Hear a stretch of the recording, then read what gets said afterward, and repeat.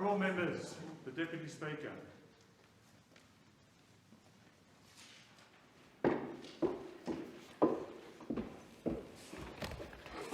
Morning. And are there any constituency statements by honourable members? And I give the call to the member for Kooyong. Well, thank you, Madam Deputy Speaker. Since becoming the member for Kooyong, I have been contacted many times by people in my electorate who are caring for someone struggling with mental ill health or suffering from mental illness themselves. These constituents and their loved ones are affected by a wide variety of illnesses: addiction, psychosis, anxiety, eating disorders, PTSD, trauma and depression. Their ages vary too, from the exhausted and fearful parents of primary school children to people in their 60s and 70s, worried for their future care and for the younger generation.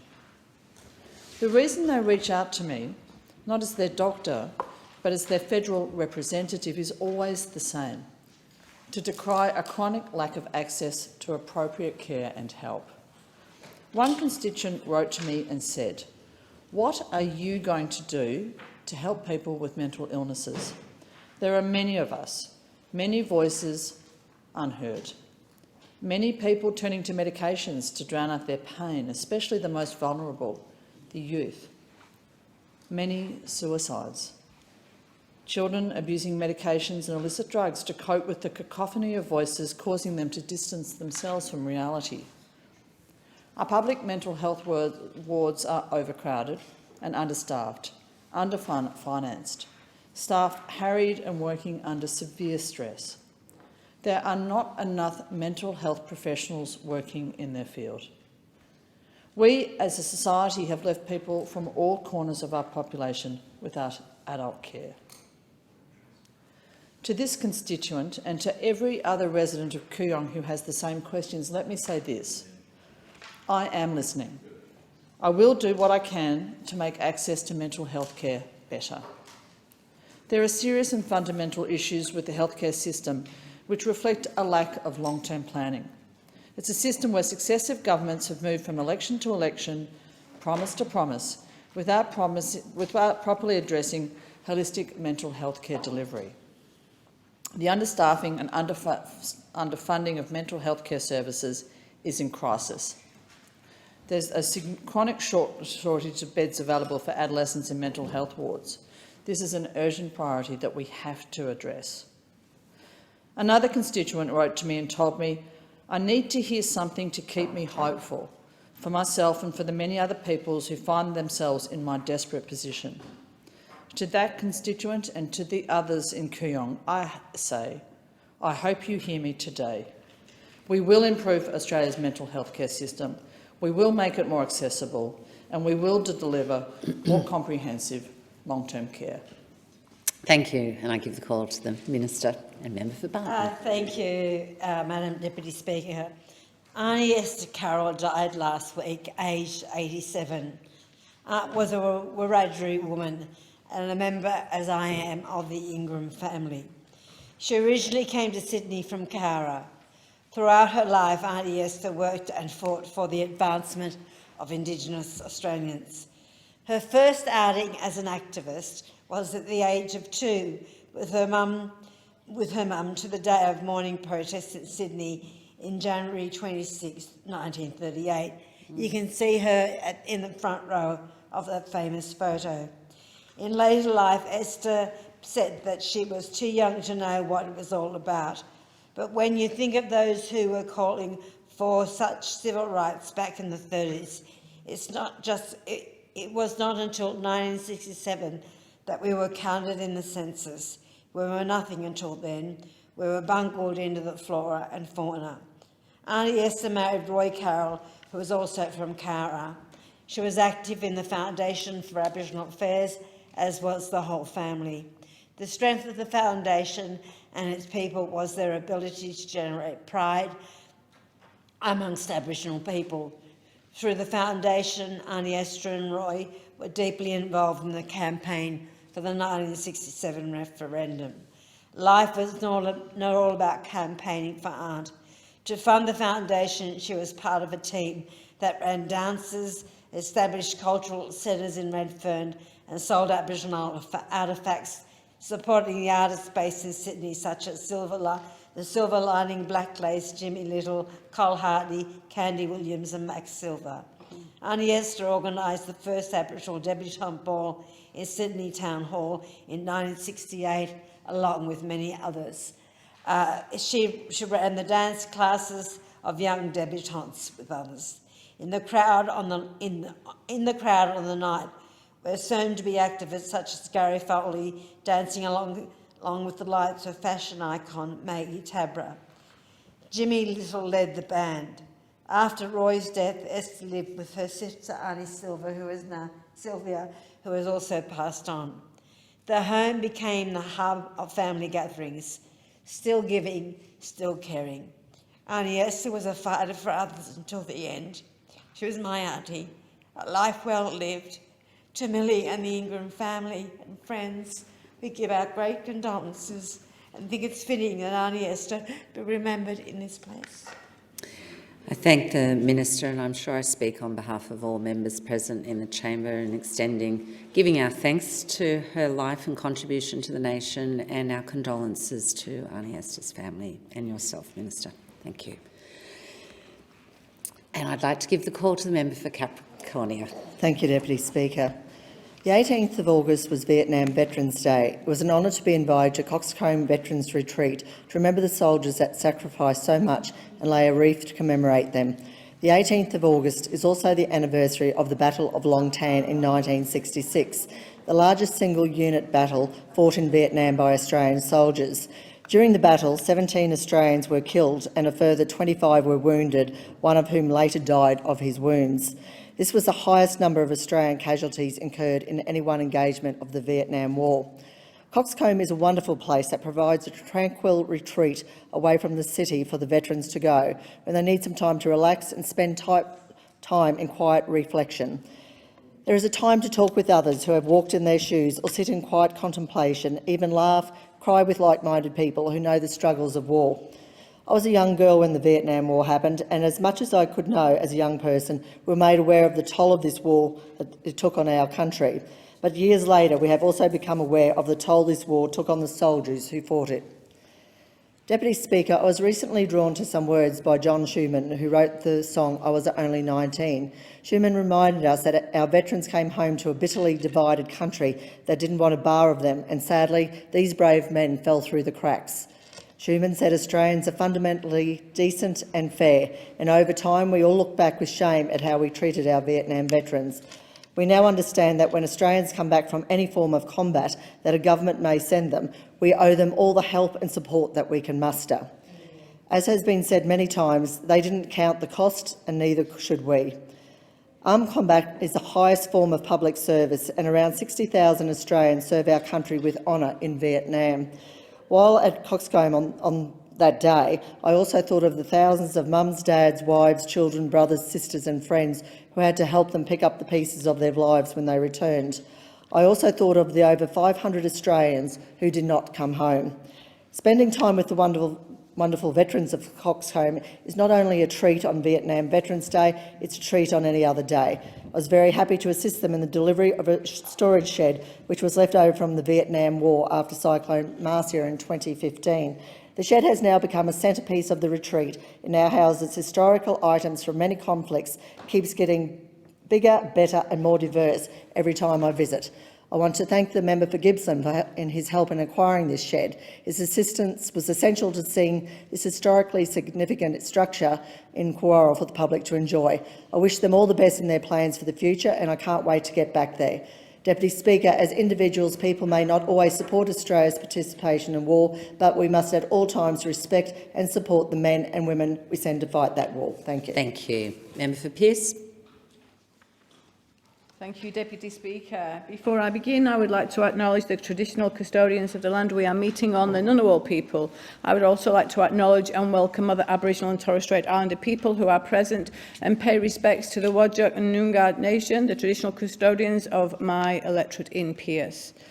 The electorate is home to a large group of First Nations people that implement strategic plans to not only further reconciliation but provide education about First Nations history and culture in Pearce and work towards supporting the youth in the area.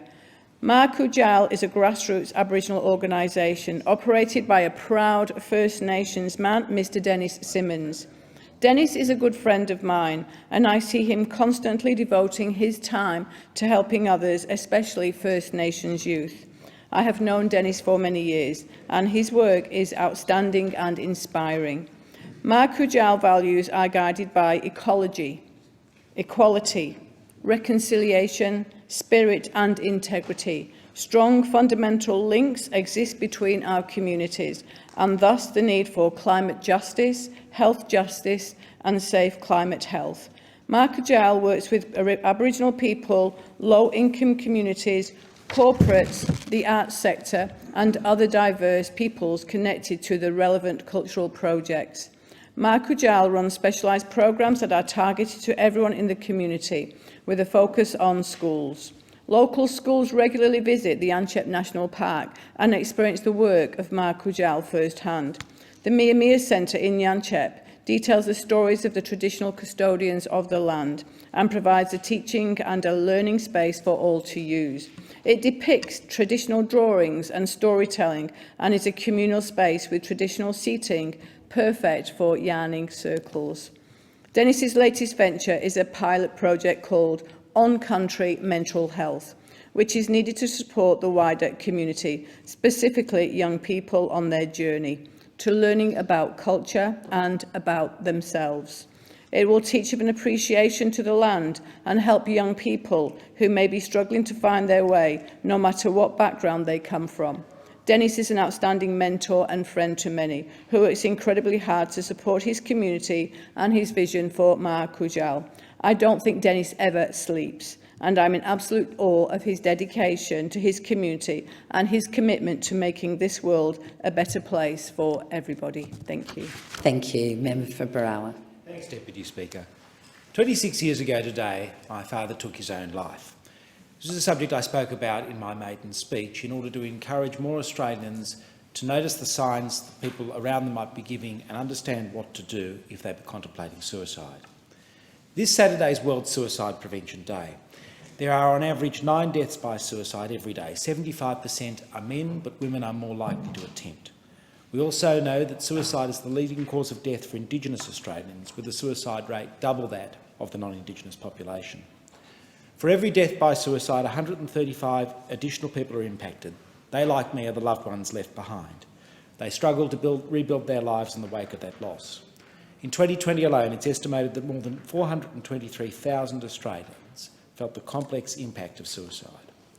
I want to acknowledge some of the organisations doing real work to prevent suicide in our community.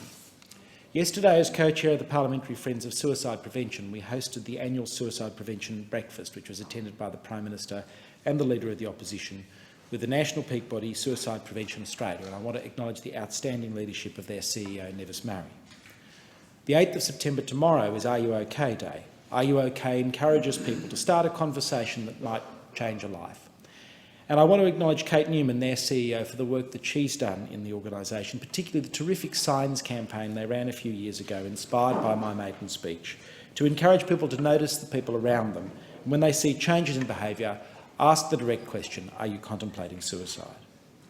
Suicide is also the leading cause of death for people aged under 44.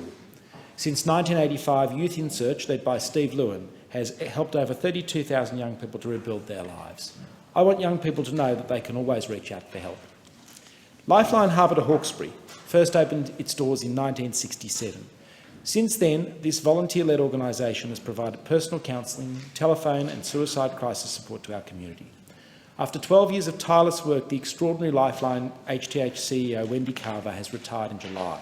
I want to thank her for her outstanding contribution to our community, delivering crisis services to our community with her unique combination of outstanding strategic leadership and great personal warmth. And I want to wish her and Malcolm and the family all the best for the future, and to welcome Elizabeth Lovell, who's stepping into the CEO role. I also want to acknowledge Parents Beyond Breakup, who supports parents going through the very difficult family law system, with its programs Dads in Distress, Mums in Distress and Grandparents in Distress, and acknowledge the work of their CEO, Jill Hunt. And finally, I want to acknowledge Mentoring Men and its founder, Ian Westmoreland, who set up his organisation in response to an event I held for leaders in our community, where I challenged them to do what they could to help prevent suicide. Mentoring Men provides free, long-term, one-on-one life mentoring for men experiencing challenges or changes in their life. Let me thank all these organisations for the outstanding life-saving work they do. I thank the member and give the call to the Minister and Member for Blaxland. One of the first text messages I received the day the Prime Minister announced me as Education Minister was from a friend, Murray Kitteringham. The text read, "Congratulations on being named Education Minister. Really proud and excited to have a Labor government in. You as our local member and in education. Let's talk."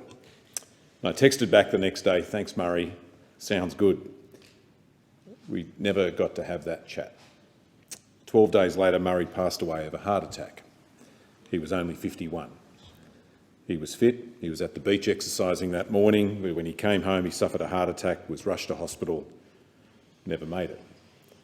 Murray was the principal of Sir Joseph Banks High School in my electorate. And he wasn't just any principal. He was the sort of guy that turned schools around, that transformed the lives of everybody fortunate enough to interact with him. When he started at the school, enrolments were low and there was a small proportion of female students, something like 29%. Now, Sir Joseph Banks is one of the highest growth high schools in New South Wales. It's in the top 1% of schools in the state for student growth between Year 9 and Year 12. And it has some of the highest rates of improvement of any public school for literacy and numeracy. And that's because of Murray. That's his legacy. He was a leader, respected by everybody around him. They loved him, they miss him, and so do I. He was a principal's principal, a staunch advocate for public education, for making sure that kids from disadvantaged backgrounds get the education they deserve. He was an innovator. He made sure that Year 7 was structured in a way so it was more like Year 6, so kids that are making that big transition from primary school to high school fit in a bit easier. For example, having a single teacher for big parts of the day. He employed youth workers at the school because he knew that giving students the support they needed was often the difference between success and failure. And like all of Murray's friends in education, I was shocked at his death. I will never forget Murray, his passion, or his purpose, and what he lived for, those kids. And I hope that in some small way I can carry on that work in the task that I do as Education Minister. Can I pass on my sincere condolences to his wife Erin and his kids Lily and Baxter? We have lost a truly great man. Rest in peace, my friend. Thank you, and I give the call to Member for Forrest. Thank you, Deputy Speaker. The South West Women's Refuge provides critical support to women and families in my electorate. It is a not-for-profit that provides safe and secure accommodation, advocacy and support to women and children escaping family and domestic violence. Alison White and her team are a very caring and compassionate group who provide a wonderful service. The Refuge provides support to over 500 women and children each year across the southwest region of WA. This support is provided through a range of services. Crisis accommodation is available to women and children escaping domestic and family violence. Many who arrive at the refuge have little in the way of personal belongings, incredibly distressing and traumatising times, with some of them very seriously physically hurt or without access to funds. The refuge not only provides them with accommodation, toiletries and food, clothing, transport, medical attentions and sometimes a new mobile device. The safety and well-being of these women and children remains paramount to the refuge. The South West Refuge Safe at Home program provides confidential support for women and children experiencing domestic and family violence to stay in their home when it's safe to do so, to modify the home and make it safe and secure, providing protection from a perpetrator who may no longer reside at the property following a court order. Their outreach service assists with court support, safety planning, advocacy and provides referrals for specialist counselling. The refuge has fully serviced units, but they also have waiting lists, and they rely on donations and funding. And we were able to support the refuge through various specialist programs and emergency relief funding grants in the previous government. And they rely on generosity from business and community donors in what they do. Equally, the escaping family domestic violence payment has been really critical to the women in the southwest, and I would suggest right around Australia, who are escaping domestic violence. This is a very important assistance to women who have no choice, and whether it's for rental bonds, for school fees or essential services, just enabling them to make that first move. So I really commend the South West Women's Refuge for their work and for their care and compassion at a time where the women and children need it most. They do a fantastic job. I commend them for every hour of work they put into what they do. Thank you, and I give the call to Member for Boothby. Opportunity and potential. These are two of the key terms raised in the discussion at the first Boothby Jobs and Skills Roundtable last week at Marion. And I was delighted to welcome leaders from all sectors of Boothby society. We had business leaders from advanced manufacturing at the Tonsley Innovation Precinct, seated with charity officials.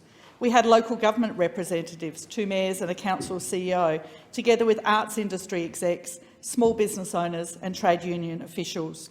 And all of these people came together to discuss the shared challenges facing the people and businesses of Boothby with regards to employment and skills.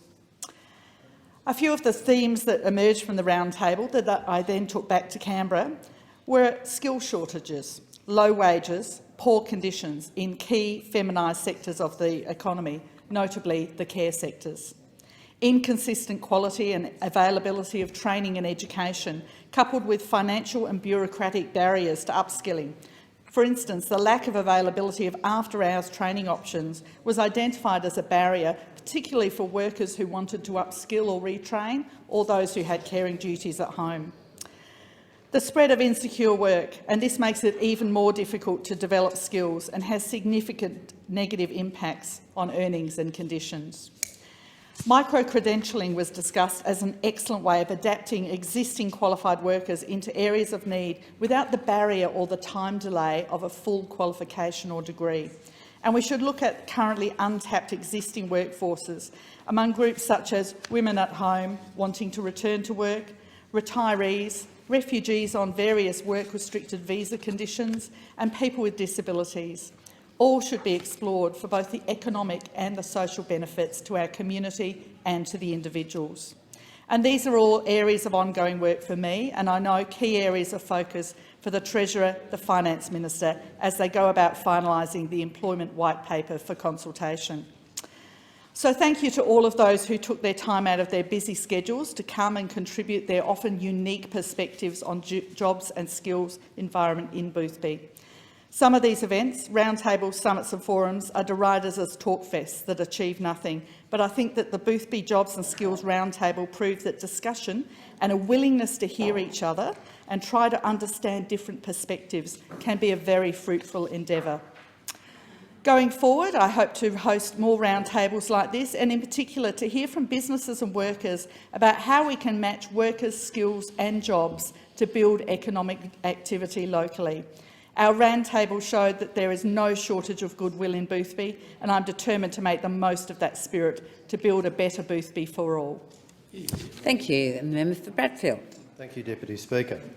I'm very pleased to rise to draw attention to several valuable organisations in my electorate of Bradfield which received grants under round 7 of the Stronger Communities program. I'm very pleased that we've seen grants awarded to a broad cross-section of organisations, from education centres to sporting clubs to emergency services. Many of these organisations are well known to me. I've had the chance to visit them and see the great work that they do, and I'm really pleased that these grants will support that work.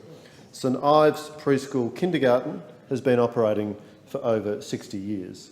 Thanks to round 7 of the Stronger Communities program, it is now able to purchase new learning support technology to provide even better services to the very small children it cares for and help them get their start in life. Another grant recipient is Ku-ring-gai Philharmonic Orchestra, and parenthetically I'll congratulate them on a wonderful performance on Sunday afternoon. Ravel's Bolero and a number of other items were on the schedule, and they've been putting on great local performances since 1972.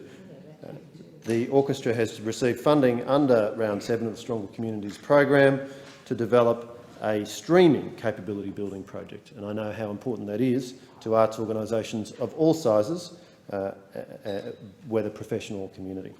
Hornsby Connect is a very meaningful volunteer-driven community organisation providing support to those in need. Hornsby Connect has received funding under Round 7 of the Stronger Communities program to develop a covered outdoor eating area, assisting them to provide hot lunches in all weather as part of their food pantry service.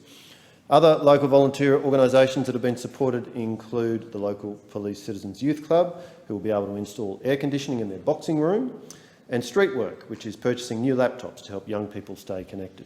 The Rotary Club of Wahroonga, St John's Asquith, Christchurch St Ives and Scout groups in Gordon and St Ives are all now able to upgrade their facilities to continue providing important services to the community.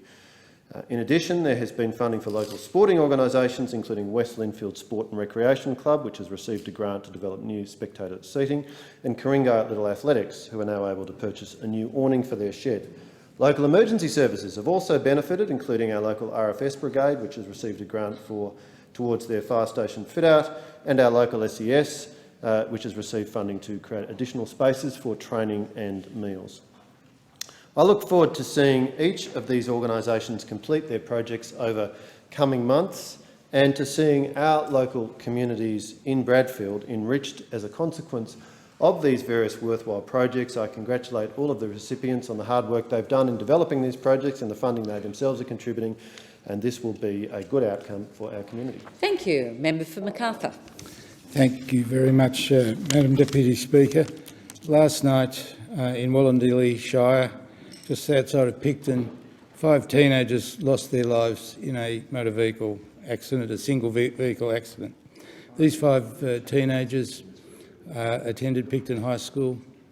We don't know all their names, but I wanted to extend my condolences to the families involved and to say to them all and to the first responders, my heart goes out to you.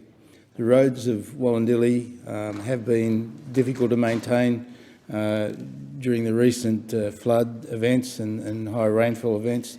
And I've met with Matt Gould, the Mayor of Wollondilly, to see what we could do to help in the repairs. We don't know the cause of the accident. It is an absolute tragedy, and I know the whole community of Wollondilly will be severely impacted by this event. The schools, the high schools, the primary schools, the first responders, the police, the ambulance drivers, the emergency service workers will all be severely impacted, as will our local health services, and I send my condolences and thoughts to all of them. Wollondilly is just outside my electorate boundaries, but my wife and I lived there for almost 40 years, raised our family there, are familiar with all the local people, the local schools, and the local teachers and first responders. I know that most of the first responders would have lived in the area of Wollondilly, and they will be traumatised, I'm sure, by this event. Superintendent Paul Fuller from the Camden Area Command described the scene as horrific, and I'm sure that was the case. And I possibly cared for some of the children involved, to their families. I cannot even begin to say how much sorrow I feel and how much I grieve for you. This was a terrible event that will affect the Wollondilly Shire and the wider Macarthur electorate and the Hume electorate as well, and I send my condolences to everyone involved. We seldom think about the first responders and the horrific scenes they are forced to witness. If you can imagine a single vehicle accident with 5 dead teenagers, it is just beyond comprehension. This is a tragedy for the whole community and for the wider community, and I wish there was something that I could do that would take time back before the accident, but we can't. We will have to grieve with the whole Wallandilly community, and I extend to Matt Gould, the Mayor of Wallandilly, my offer of support in any way that can be given to them, and I thank the first responders. Thank you. Thank you, Member for Macarthur. In accordance with Standing Order 193, the time for members' constituent statements is now concluded, and I call on the clerk for the next item on the agenda. Government business. Order of the day number 1, Fair Work Amendment, Paid Family and Domestic Violence Leave Bill 2022, resumption of debate on the second reading. Thank you. The question is that this bill be now read a second time, and I give the call to the member for Lalor. Thank you, Deputy Speaker, and if under indulgence I could just add a few words from the electorate of Lalor to the electorate of Macarthur. These tragedies are extraordinary. They take an extraordinary toll over many, many years, just not the initial response. From my electorate to yours, we send our best. Thank you. In terms of the legislation before us today, we're talking about the Paid Family and Domestic Violence Leave change to a new piece of legislation. This is a really important piece of legislation and something that this government is really proud to be introducing to Australia. It's important for many, many reasons, but I just want to put on record why I think that having the leave is critical.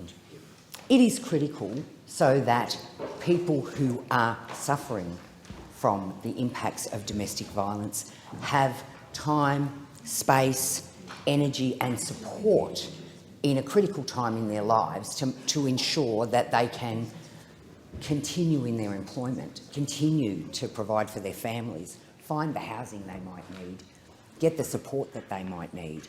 But it's critical for other reasons as well. We measure what we care about. The domestic violence leave will mean that there will be data that will be demonstrating for us the impact of domestic violence in our communities. That data will be incredibly important because it can then be used to measure and to make changes in response to what we find. There is nothing more true than that in modern Australia. Across everything in our communities, in education, in business, everywhere, we measure what's important to us. We need to be measuring this. We need to be measuring it so that we can see not just the impacts in our community of domestic violence, but the impacts on business, the impacts on industry. Because then we'll be able to measure and we'll be able to say what impact domestic violence is actually having on productivity, what it's having on our GDP. That'll change the conversation about domestic violence and take it to a place that it hasn't been before. Because not only is it a scourge emotionally and a scourge physically, but it is a life-changing experience for many that then impacts on their entire lives, which includes where they work. So it's of critical importance that this legislation be through and that people support this legislation, because millions of workers in Australia still face that impossible choice of having to choose between their safety and their income. And on a personal note, we've all had moments in our lives where something happens that impacts in similar ways. So perhaps a marriage breakdown. There may not be abuse or violence involved, but a marriage breakdown means that somebody is scrambling to ensure that the bank accounts are right, that whatever they've got to do at Centrelink is done, that they've got their child support things in place. We've all had these kinds of impacts, a death in the family. Domestic violence is no different.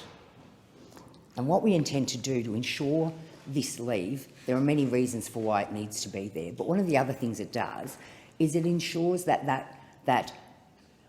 the person involved has no impact on their income, so they continue, but they've got time and space to do the things they need to do, to see a doctor if they need to see a doctor, to see a police officer if they need to see a police officer, to attend a court hearing if they need to attend a court hearing. All of these things, ultimately at the moment, without this leave, come down to the relationship you have with your employer or your line manager. Am I confident to say to the person that I work closest with and for, I need a few days off at this point? And to make a personal explanation, if you like, about why you need that time. How much easier would that be if it was an accepted practice? How much easier would that be if it was a simple email that said, I need 5 days leave, I need 10 days leave, and this is the box I'm ticking. Then there's no inquisition, you don't have to sit and expose yourself to those things and feel like you're asking a favour. It's clear, it's in law, and it'll work. People will have the time to do the things they need to do. It may ultimately mean that we lift the veil further on domestic violence. But the worst thing we can do, and I'm really sad to say this, but I heard it argued in the chamber in the last sitting fortnight, that sometimes these things are left for private conversations. That's the problem. The problem is if we pull the blinds down and say, let's not talk about this, then we're not supporting a victim of domestic violence. We're supporting a perpetrator of domestic violence. If we're walking past someone in our place of work who is there visibly with the possible impacts of domestic violence, visibly there, and we're walking past that person in the office every day or on the factory floor every day or in the workplace every day, then we're becoming part of the people who don't talk about it, rather than being the people we need to be, which are the people that do talk about it, that do say this is intolerable. And they say that by wrapping the supports around the people who need the support. And this is one way where we can do that in law. It will change lives. It will change the lives of people at one of their worst days. And that's always what comes back to me in our role as members of parliament, as representatives of our electorate. In that role, our job is to come here and tell those stories and change the laws in this country so that those things change on the ground. And in communities like mine, this is a really critical piece of legislation. A critical piece of legislation. It will change the lives. We know that the victims of domestic violence are more likely going to be women. I'm not going to say exclusively. But it changes lives if they know they will be paid. And what's most important about this legislation in an electorate like mine is that it's going to cover casual employees, which is extraordinary. So often we create legislation, we change legislation here, particularly around women's issues, and we leave out the bulk of the people who need it the most. And in my patch, that would be casual employees who happen to be male or female, who are victims of domestic violence. That is a critical element of this piece of legislation and something that should be celebrated and welcomed across the country. Because the casualisation in my electorate is really, really high. It has been growing annually across the last decade.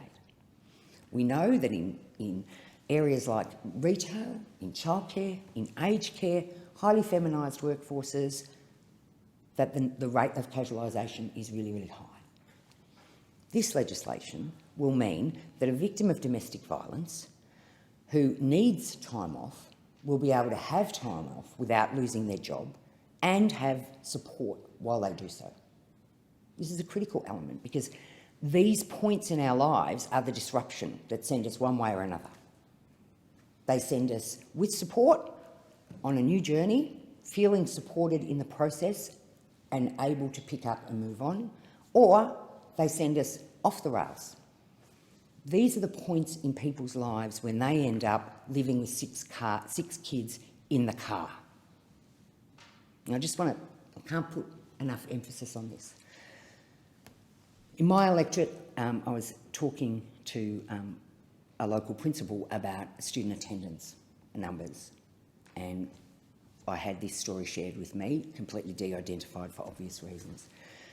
But this school had done terrific work in ensuring that families were supported, that at-risk families were contacted all the time. They're a very proactive school. They go out and find kids who've missed 2 days of school. They knock on the door to see if everything's okay. They lost a family. Overnight, they lost a family. Last 2 weeks of school, things get busy. You've got a 2-week window to see if everything's okay. When they got back after the Christmas holidays, they learned that that mum and 6 kids had slept in the car across the whole summer. Cut off from support that would have been provided by the school if it had known. Imagine the impetus of that is domestic violence. That's a life-changing experience, and a family is thrown into homelessness. This legislation could have meant that, as a casual worker, potentially, that mum would have had support and time and support and income so that she didn't not pay the rent, so that she didn't find herself without the usual supports that our local community provides. So I can't stress enough how important this piece of legislation is and how much I want to see it pass this parliament and be enacted in law, because it will change lives in the community I represent. It'll change lives around the country. I look forward to a day where we're measuring the impact of domestic violence through every corner of our society so that we've got data and we can, better informed, create legislation to support the most vulnerable in our community at their most vulnerable time and ensure that fewer families fall into poverty, fewer families fall into homelessness, because that's the reality that we're talking about here. Forget everything else. This point in time, impact of domestic violence may change lives forever. May also mean that potentially victims who may have had a history of domestic violence suddenly access this leave because it's there to get support, and because they've got the financial support and the support of the workplace and the Australian government to do so, that they will connect more to services to support themselves and potentially their children. I can't think of a better outcome. Cannot think of a better outcome. The fact that it covers casuals is inspiring, and it's a first, and we need to do more of it. We need to do more to ensure that we've got people working in more permanent jobs and paid well, but this will help those people even if we get to that place. People who choose to work in a casual environment or as casuals will see that under the law they're seen as equal to permanent employees, and I think that's absolutely critical. So for the social reasons, for the economic reasons, for the impact that potentially this could long-term have on giving us information about productivity, but more importantly, to inform us as a country, to inform us as a government, to inform us all as legislators. It potentially will create data that will see us create better and better legislation that may, sometime in a bright future, see us drive the scourge of domestic violence out of our communities, out of our homes, an end to domestic violence. This is a step towards an end to domestic violence. That's why I'm so pleased to be here today to support this legislation. I look forward to voting for it in the House, and I know that my colleagues do too. Thank you, Deputy Speaker. Before I give the call to the member for Mackellar, I just apologise to the member for Layla for the disruption caused by my folder falling off the table.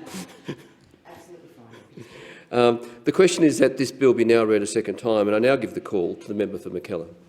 Thank you, Deputy Speaker. As a local GP, I understand how domestic violence is perpetrated and its devastating impacts on families and individuals.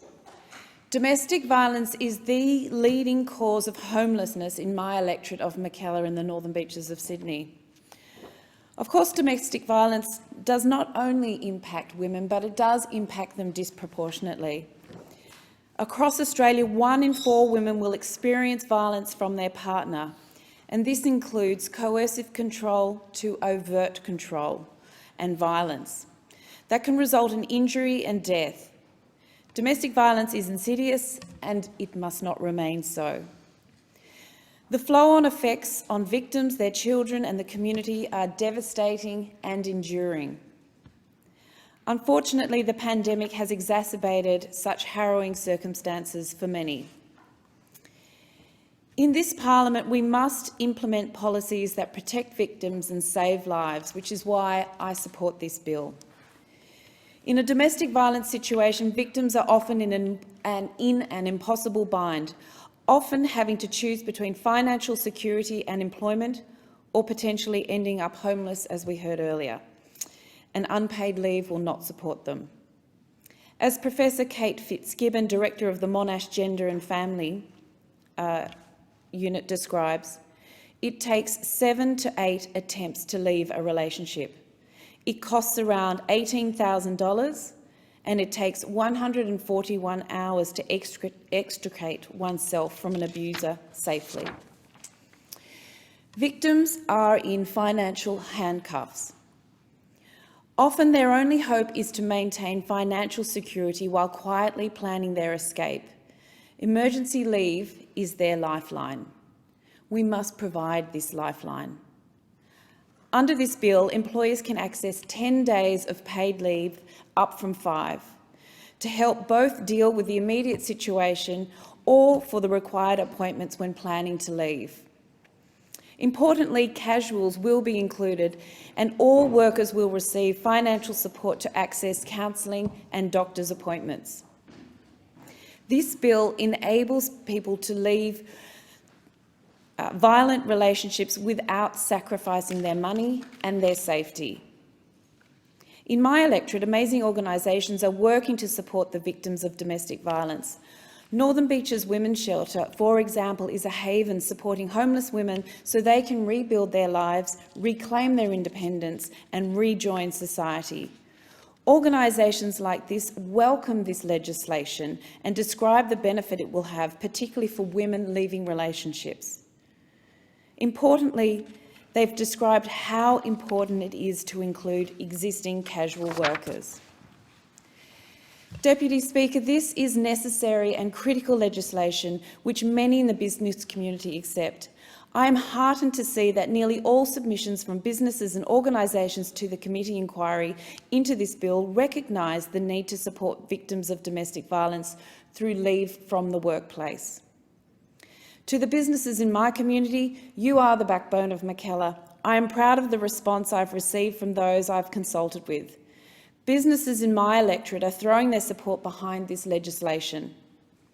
I would also point out research by the Centre for Future Work at the Australia Institute, which shows that only 1.5% of women and 0.5% of men are likely to access this leave. Therefore, the cost to the employers would be modest, and any price would be outweighed by the benefits such as improved productivity and decreased turnover. In fact, some states and businesses already offer 10 days of paid domestic leave and have found the impact on business to be very limited, which is promising. Even so, I welcome that the government will provide small businesses with an extra 6 months grace period and consult with them now.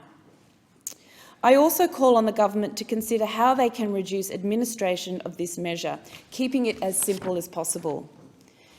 Deputy Speaker, as MPs, we must all work with our communities to educate them about this critical legislation so that those impacted by domestic violence know their entitlements and businesses have clarity and simplicity in applying it. Supporting this bill is the least we can do to help the thousands of Australians who find themselves in this awful situation. Thank you. The question is that this bill be now read a second time, and I give the call to the member for Boothby. Thank you, Deputy Speaker. On average, one woman is killed by her current or former partner every 10 days in Australia. And we hear this statistic all the time. I fear it's lost its ability to shock. But we should be shocked. On average, one woman is killed by her current or former partner every 10 days in Australia. We should be shocked, we should be appalled, we should be marching in the streets. One woman murdered every 10 days.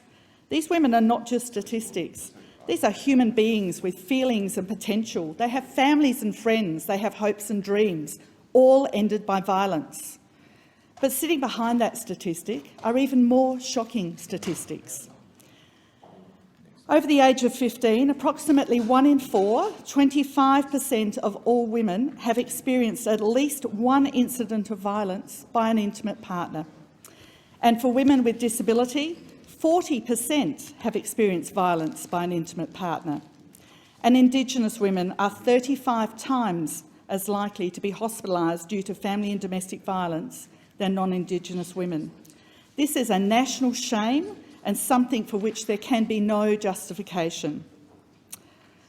As the former CEO of Women's Homelessness Service, Catherine House, I did a lot of speaking on the subject of family and domestic violence, and without fail, at the end of every speech, there would be a woman who would hang back, sometimes more.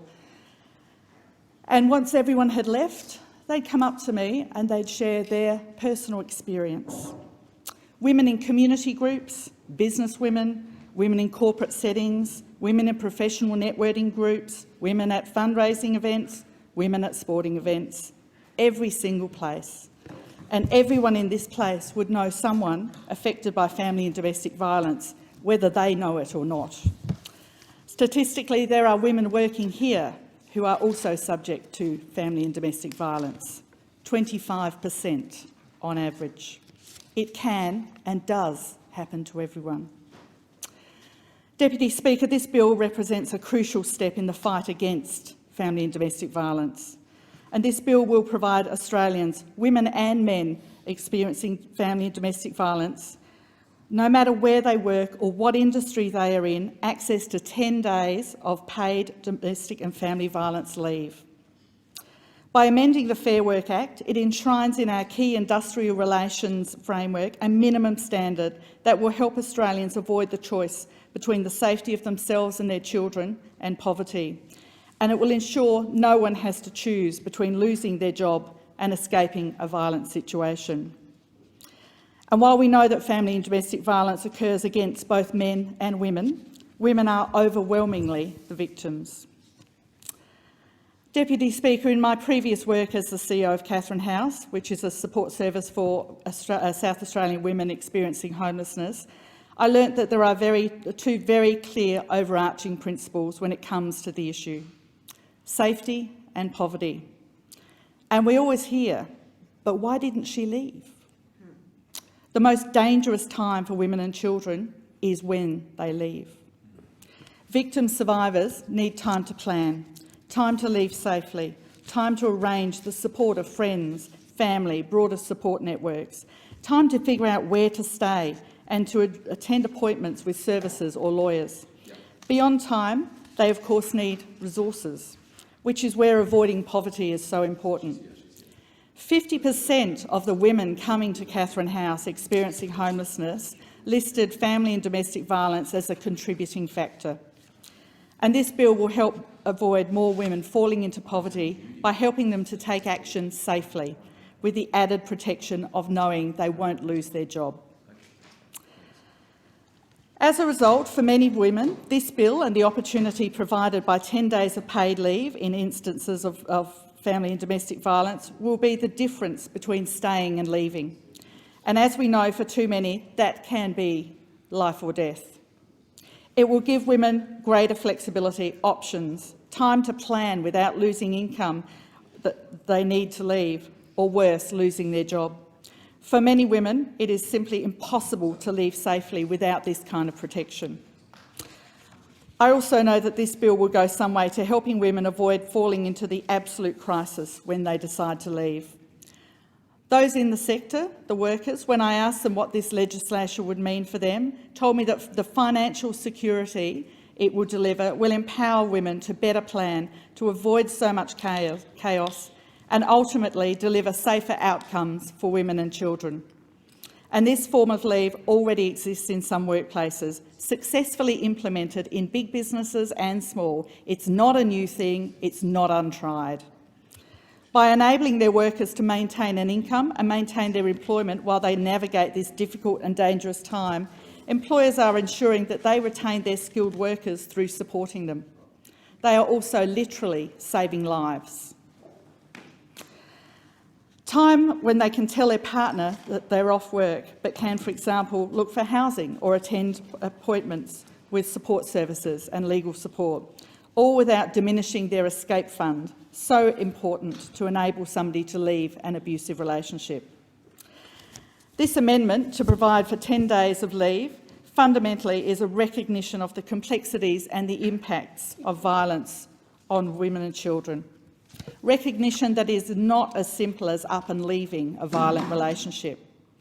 Paid domestic violence leave is a necessary precondition, a bare minimum for us to thrive as a community and as a society.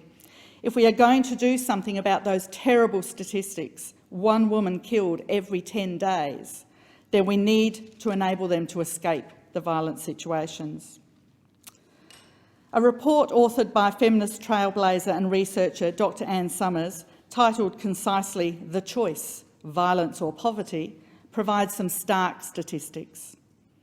Of the 275,000 women who suffered physical or sexual violence from their current partner each year, 81,700 had returned. On average, it takes a woman 7 goes before she successfully leaves. Financial insecurity is an enormous factor constraining women's choices, forcing them to remain or return to dangerous relationships. And indeed, in Dr. Summers' report, she writes that 25% of the further 90,000 women who wanted to leave but didn't stated explicitly that lack of financial support and independence was the primary reason they were unable to leave. And we know that staying in an abusive situation, not by choice in any meaningful sense of the word, but out of necessity, can have very real and horrifying consequences. Of course, violence often escalates over time. And women who do not leave also face a social stigma that can further isolate them away from family, friends and other supports. According to a 2017 survey of community attitudes towards violence against women, including in Dr. Summers' report, 32% of respondents believe that a woman who does not leave her partner is partly responsible for the abuse. That is horrifying, that a victim would be held responsible for their own abuse. And that is why legislation and policy initiatives like this are so important, to give women choices, real choices. The financial support provided through the passing of this legislation is one step in supporting people to safely leave abusive relationships while enabling them to retain some sense of financial stability. Deputy Speaker, it's an absolute core Labor value that all Australians have the right to be safe at work. And this bill is a recognition that the crucial notion does not go far enough. We must ensure that a worker never has to choose between their safety and their income. And it's truly unacceptable that millions of workers in Australia from all sorts of industries and all walks of life still face this cruel choice. And we must be absolutely clear about this. Protection of only some workers is not enough. We must protect all. Some opposite have argued that this bill should exclude casual workers. And keep in mind that casual and part-time workers are already, by definition, insecure, piecemeal or in unstable work. And they are more likely to already be in a financially precarious situation. And we know that the casualisation of the workforce affects women more than men, and women are also often working in the lower-paid caring professions. Dr. Summers' report states that 30% of those women who experienced domestic or family violence were in part-time work or casual work. So they already face enormous challenges in building up the kind of financial independence they need to leave abusive partners. Excluding casuals altogether would leave 2.6 million employees, 22.8% of all employees, without this vital protection. Those most financially vulnerable would be left without this option. Do those opposite really not think that these women deserve a require paid domestic leave? We know that they exist. Deputy Speaker, the government has consulted widely on this bill. The new entitlement for 10 days paid family and domestic violence leave will take place on 1st of February 2023 for businesses other than small businesses. And for those small businesses, those with less than 15 employees, they will have an extra 6 months until the 1st of August in recognition of the limited HR capabilities in some small businesses. I look forward to the day when that one woman murdered every 10 days is a distant memory. I look forward to the day when girls growing up in Australia don't face the possibility that they might be one of those 25% of all women assaulted by an intimate partner, when this is not the lived experience of so many of our sisters, mothers, daughters, friends, work colleagues, and indeed ourselves. This bill is a step towards ending domestic and family violence.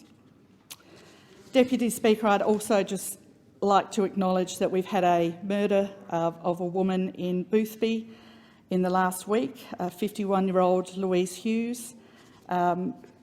She's a mother of 2 and I believe a grandmother, worked in real estate in the local area, and a neighbour has been arrested. I'd like to offer my condolences to her family, friends and work colleagues at this absolutely shocking event in their lives, and my deep sorrow about the death of this woman. Thank you. The question is that this bill be now read a second time, and I give the call to the member for Cowper. Thank you, Deputy Speaker. I'd like to start by thanking the member for Boothby for her contribution in this place, and also your work that you've done outside of this place before coming here. So, thank you. Deputy Speaker, I was born lucky. I was born into a stable, loving family, but I recognise that most are not, or many are not, should I say. And that's why I support the principle and the intention of this bill. Family and domestic violence are an unacceptable scourge on our society, and I spoke about it during my maiden speech.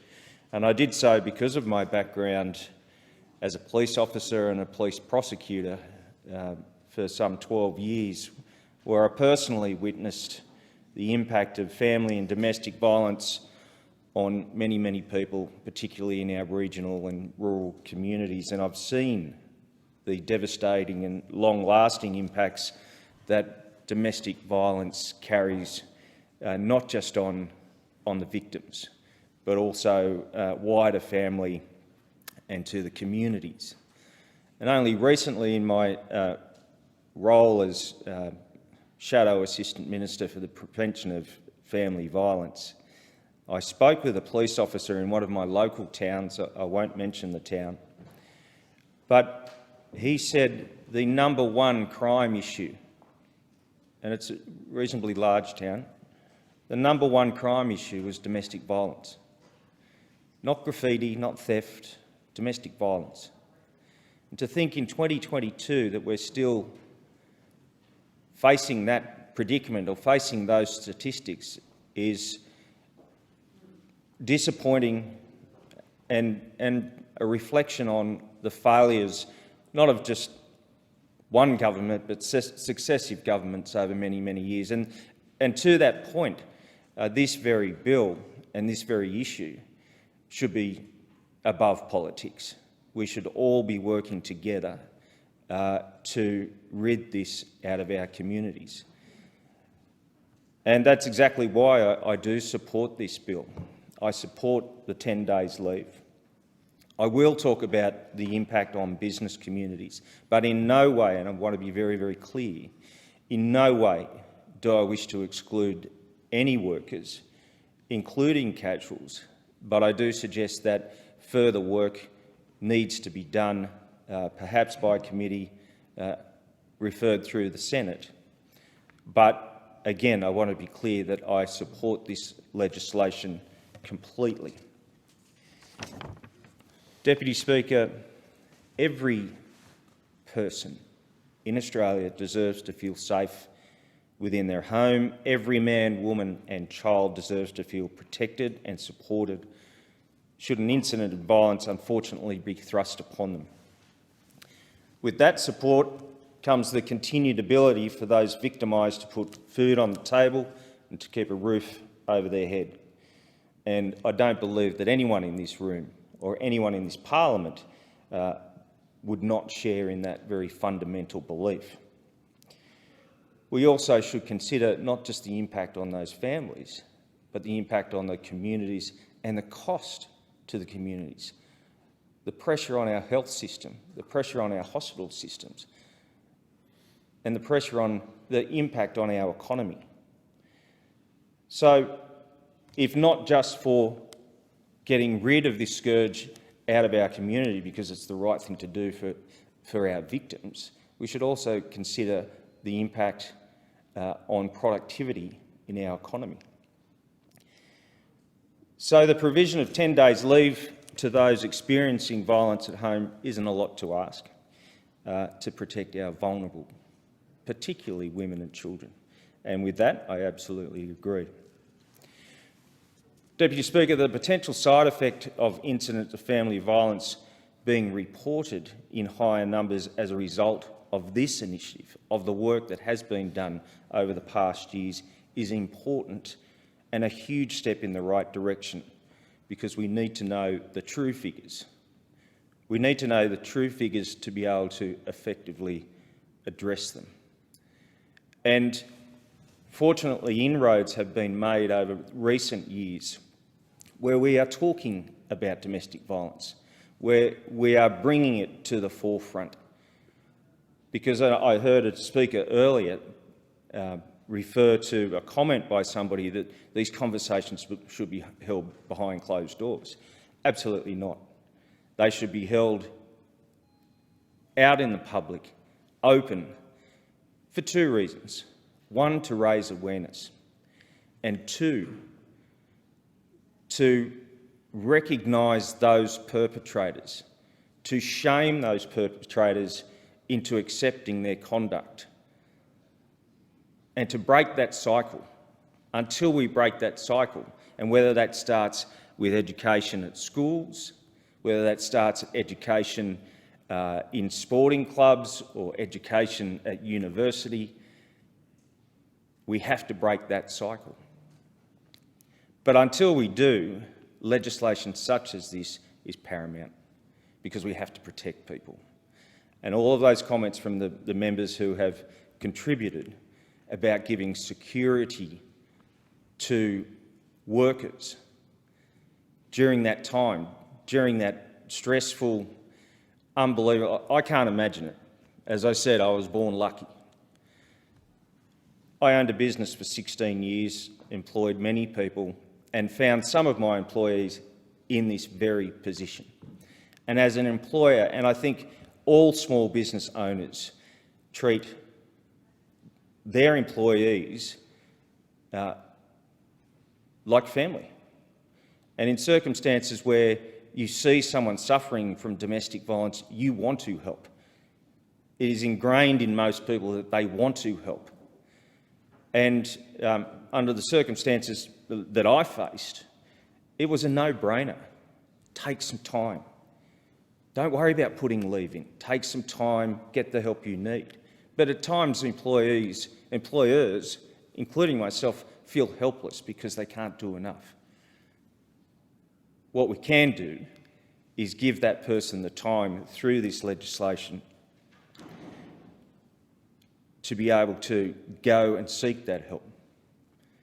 We're not experts. Employers are not experts in support services, but providing that financial support through this is a step in the right direction. I did raise the concerns of some small business. I'm not talking about big business. Big business can afford to pay for these. Some small business have raised with me the cost and the impact to them. And I note that the Fair Work Commission made certain recommendations. This bill has taken it further. in particular to casual employers. Now, as I've said, I'm not saying don't give this leave to casual employees, but I have no answers. I'm not pretending that I have the answer for this, but I think further consideration should be given to casual employees. That's the first issue. The second is the rate of pay. The original set of Fair Work Commission recommendations had taken these concerns into account. In terms of the rate of pay, the Fair Work Commission originally recommended that the base rate of pay, in order to remain consistent with the NES paid leave entitlements as they currently stand, in order to remove a layer of complexities for the employer. Essentially, the recommendation was to be the same rate as what personal or carers leave is currently paid out at. Now, I haven't had one small business owner or employer say, I'm not happy to pay this out. They're all there to support. This is coming at a time where the cost of living and the pressures of business are at a peak for many reasons. Employers are just concerned about their financial circumstances as they are that of the person facing these very serious domestic violence situations. Again, Deputy Speaker, I fully support this. I want to see it passed. What I don't want to see is small business, mums, dads, young people trying to get ahead in business fail because of a cost implication because of the legislation. So, Deputy Speaker, I go back to my maiden speech where I talked about the ugliness of domestic violence. This is a step in the right direction, and I will work with my colleagues, and I say colleagues, Labor and the crossbench, and anyone else who is willing to work towards eradicating this from our society. And it starts with leadership, both on a government level and in the community. And I think once the community once the community sees that leadership, that government are making that real concerted effort, then they will join us. They will not say, well, you know, it's just lip service from government. We haven't seen anything over the years. I think once they see that, once they see the honesty behind it and the bipartisanship, then we are on the road to recovery. Thank you, Deputy Speaker. The question is that this bill be now read a second time, and I give the call to the member for Dunkley. Thank you, Deputy Speaker. I'm very pleased to follow that incredibly thoughtful and honest contribution from the member for Cowper. He and I share some similarities with some of our pre-parliamentary careers, with a long history of working in the criminal justice system. As a solicitor and a barrister, and particularly as a legal aid barrister, I've represented victims, perpetrators, men, women and children. And it is impossible to have had that job and to have been involved with the people who have suffered domestic violence, or perhaps have committed it because they were brought up in a family or a community where that was the attitude and the behaviours that they were taught, and to have met children who have been exposed to domestic violence and not understand that this is a complex, difficult but fundamentally crucial issue that we all have to work together to solve. So thank you for that contribution. This legislation, as many people have said, is an important step forward in trying to deal with the consequences for particularly women of domestic violence. and it is the culmination of a 10-year campaign. The first time 10 days paid domestic violence leave was included in an enterprise agreement was in my state in Victoria on the Surf Coast with the Council and the Australian Services Union, when the now member for Corangamite was the mayor of that council. 10 years ago. This is an important reform, and it should be a proud moment for the government and for those that support this legislation in this chamber and the upper house who aren't in the government. But it should also be a time for all of us to reflect on the fact that it's taken 10 years, and in those 10 years the need for paid domestic violence leave has grown, not diminished. You know, despite genuine efforts from state and federal governments, Labor and Liberal, over many years, we have not been able to address violence in relationships, violence in the community, violence predominantly perpetrated by men against the women and the children that they purport to, and in many cases do, love. It's just a fact that this is an issue that continues to cause devastation across communities, and we haven't been able to address it despite genuine efforts. And I agree with the member for Cowper. The community want to know that more is happening than words. And I don't think that any of the words that any of us in this place, no matter what our political party or independent status is, are simply platitudes.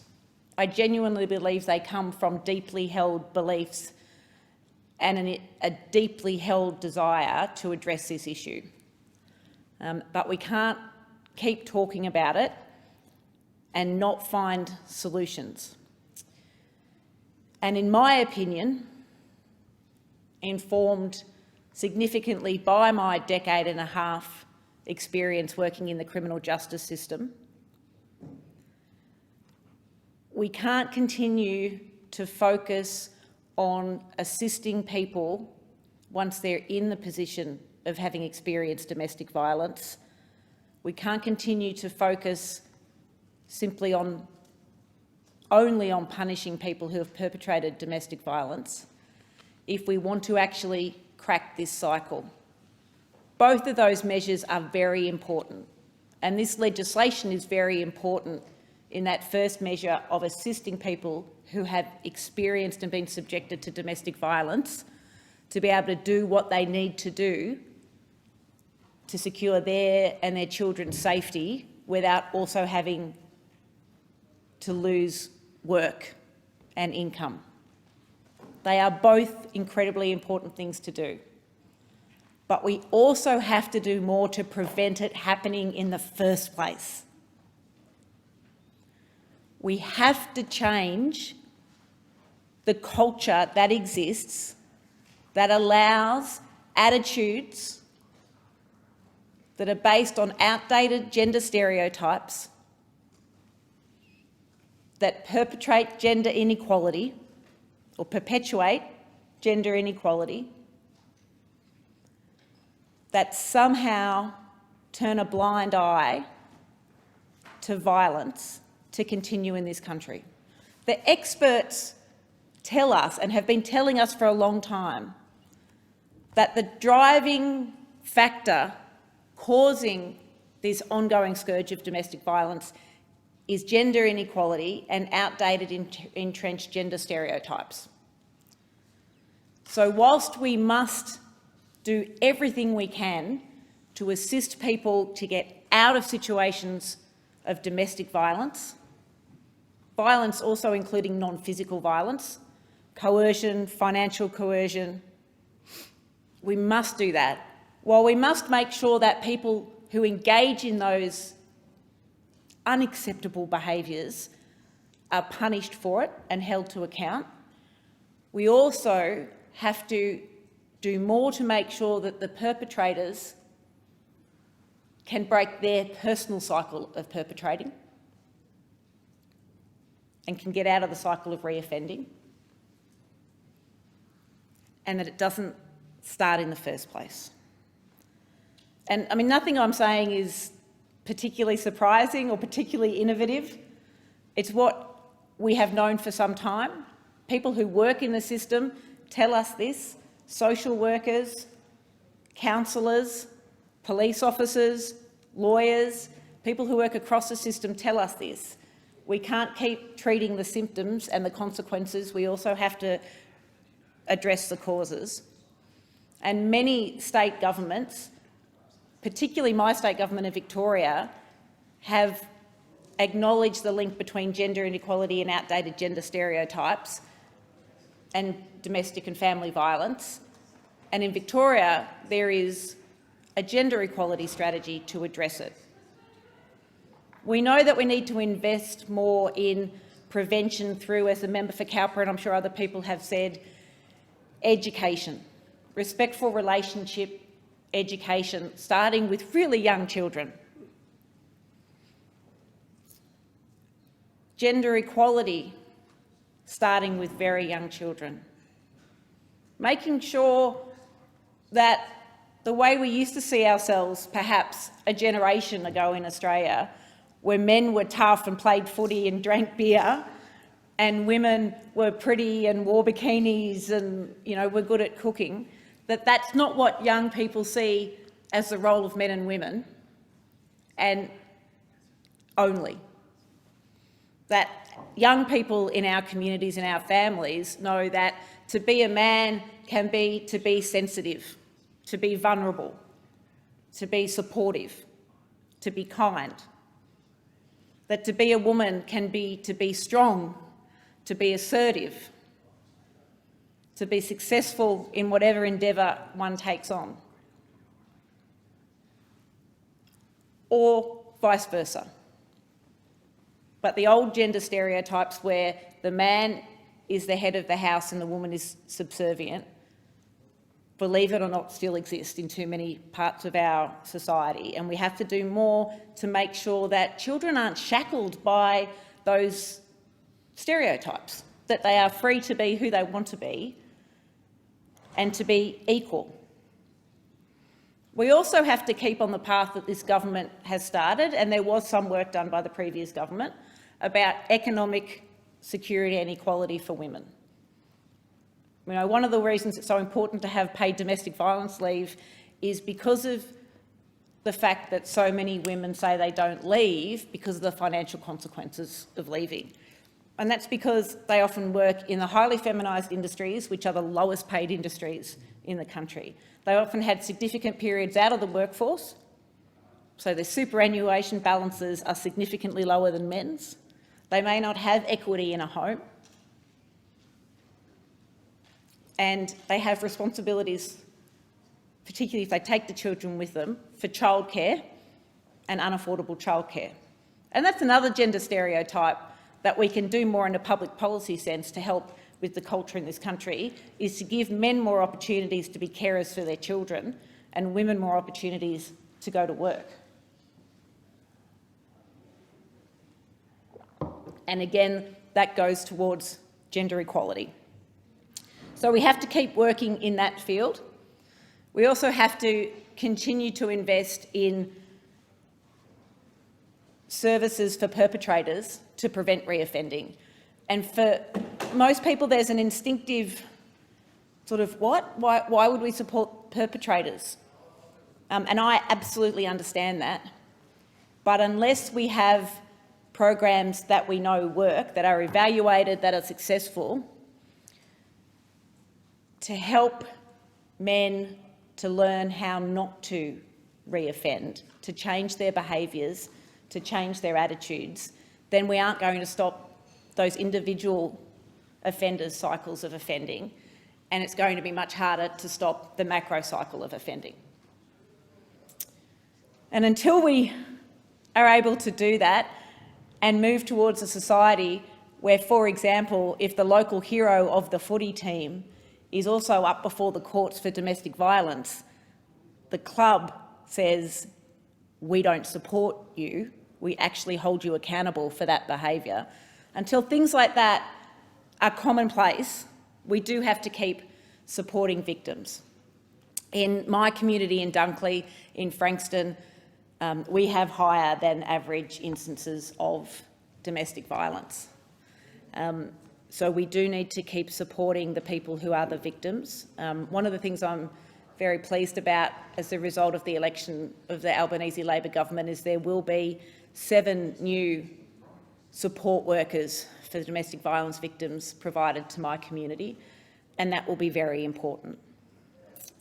I'm also keen to make sure that children who have experienced or witnessed domestic violence are given the supports that they need and, quite frankly, the counselling that they need to ensure that that experience doesn't predispose them to falling into the cycle of either being a victim when they're an adult or being a perpetrator, because we know that there is that cycle. So support for children is incredibly important alongside that education. So I'm very much looking forward to the next 3 years as in government to be part of working on gender equality in sport, in work, at home, both because it's the right thing to do.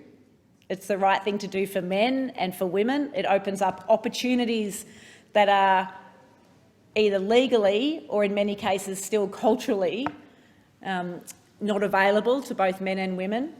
It's good for productivity, it's good for the economy, and it's also a really important plank in dealing with things like domestic violence, which so many people have said for so long is intolerable and we must address. And I look forward to the day that we don't have to say that anymore, because we have been successful in changing culture, behaviour and attitudes in this country, and I commend this bill as a very important step in that direction. Thank you, Deputy Speaker. The question is that this bill be now read a second time, and I give the call to the Leader of the Australian Greens, the member for Melbourne. Thank you, Deputy Speaker. This bill, the Fair Work Amendment Paid Family and Domestic Violence Leave Bill 2022, is an important bill from the government, and the Greens support it.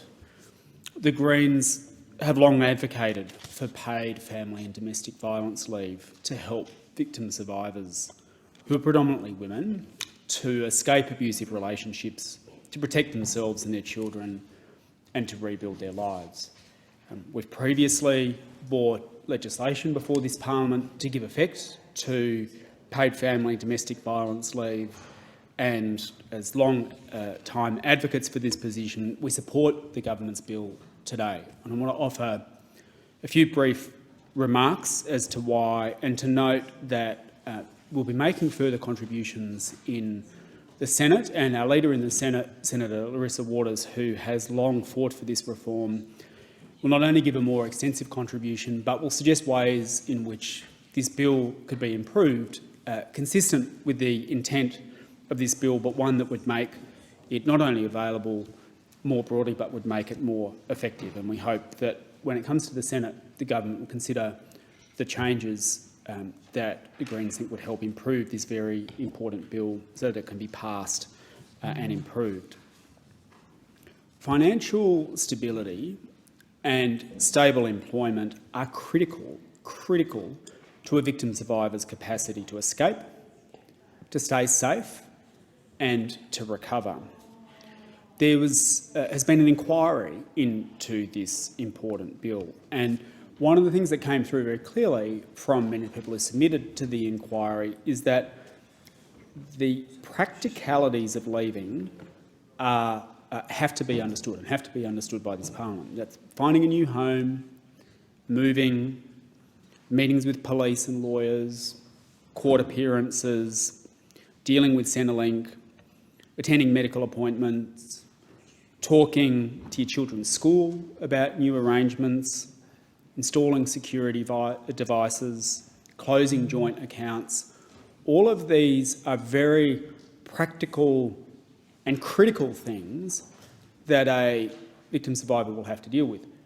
they not only take time, they need a secure income.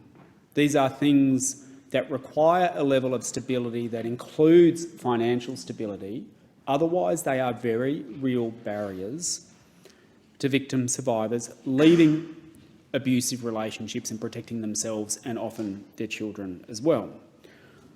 And as previous speakers have pointed out, the previous speaker, the member for Dunkley, made the point very eloquently, because we have a gender pay gap in our society, and because we have industries that are the industries that tend to be the lower paid ones are the ones that also tend to be women-dominated industries where many women are working.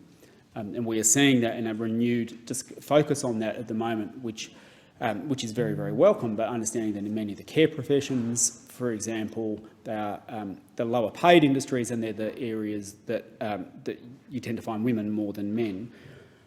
Women are often starting from a lower base anyway, with lower incomes, lower savings, and certainly, as we know, often lower retirement savings as well.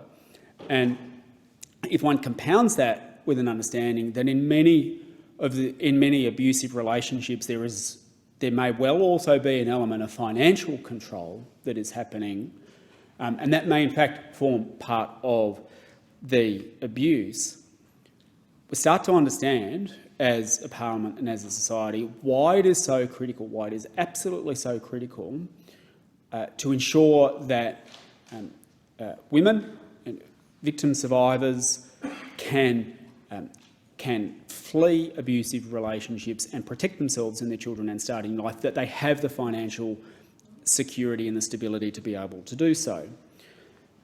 And of course, no one should have to choose between their safety and their job. And during the hearing, into the inquiry into this bill, during one of those hearings, Professor Kate Fitzgibbon quoted from a participant in Monash's 2021 research into paid domestic violence leave, where one participant said, "If I didn't have access to paid leave, I would have lost my job. I would have lost everything. I don't know if I would have survived. It was my lifeline."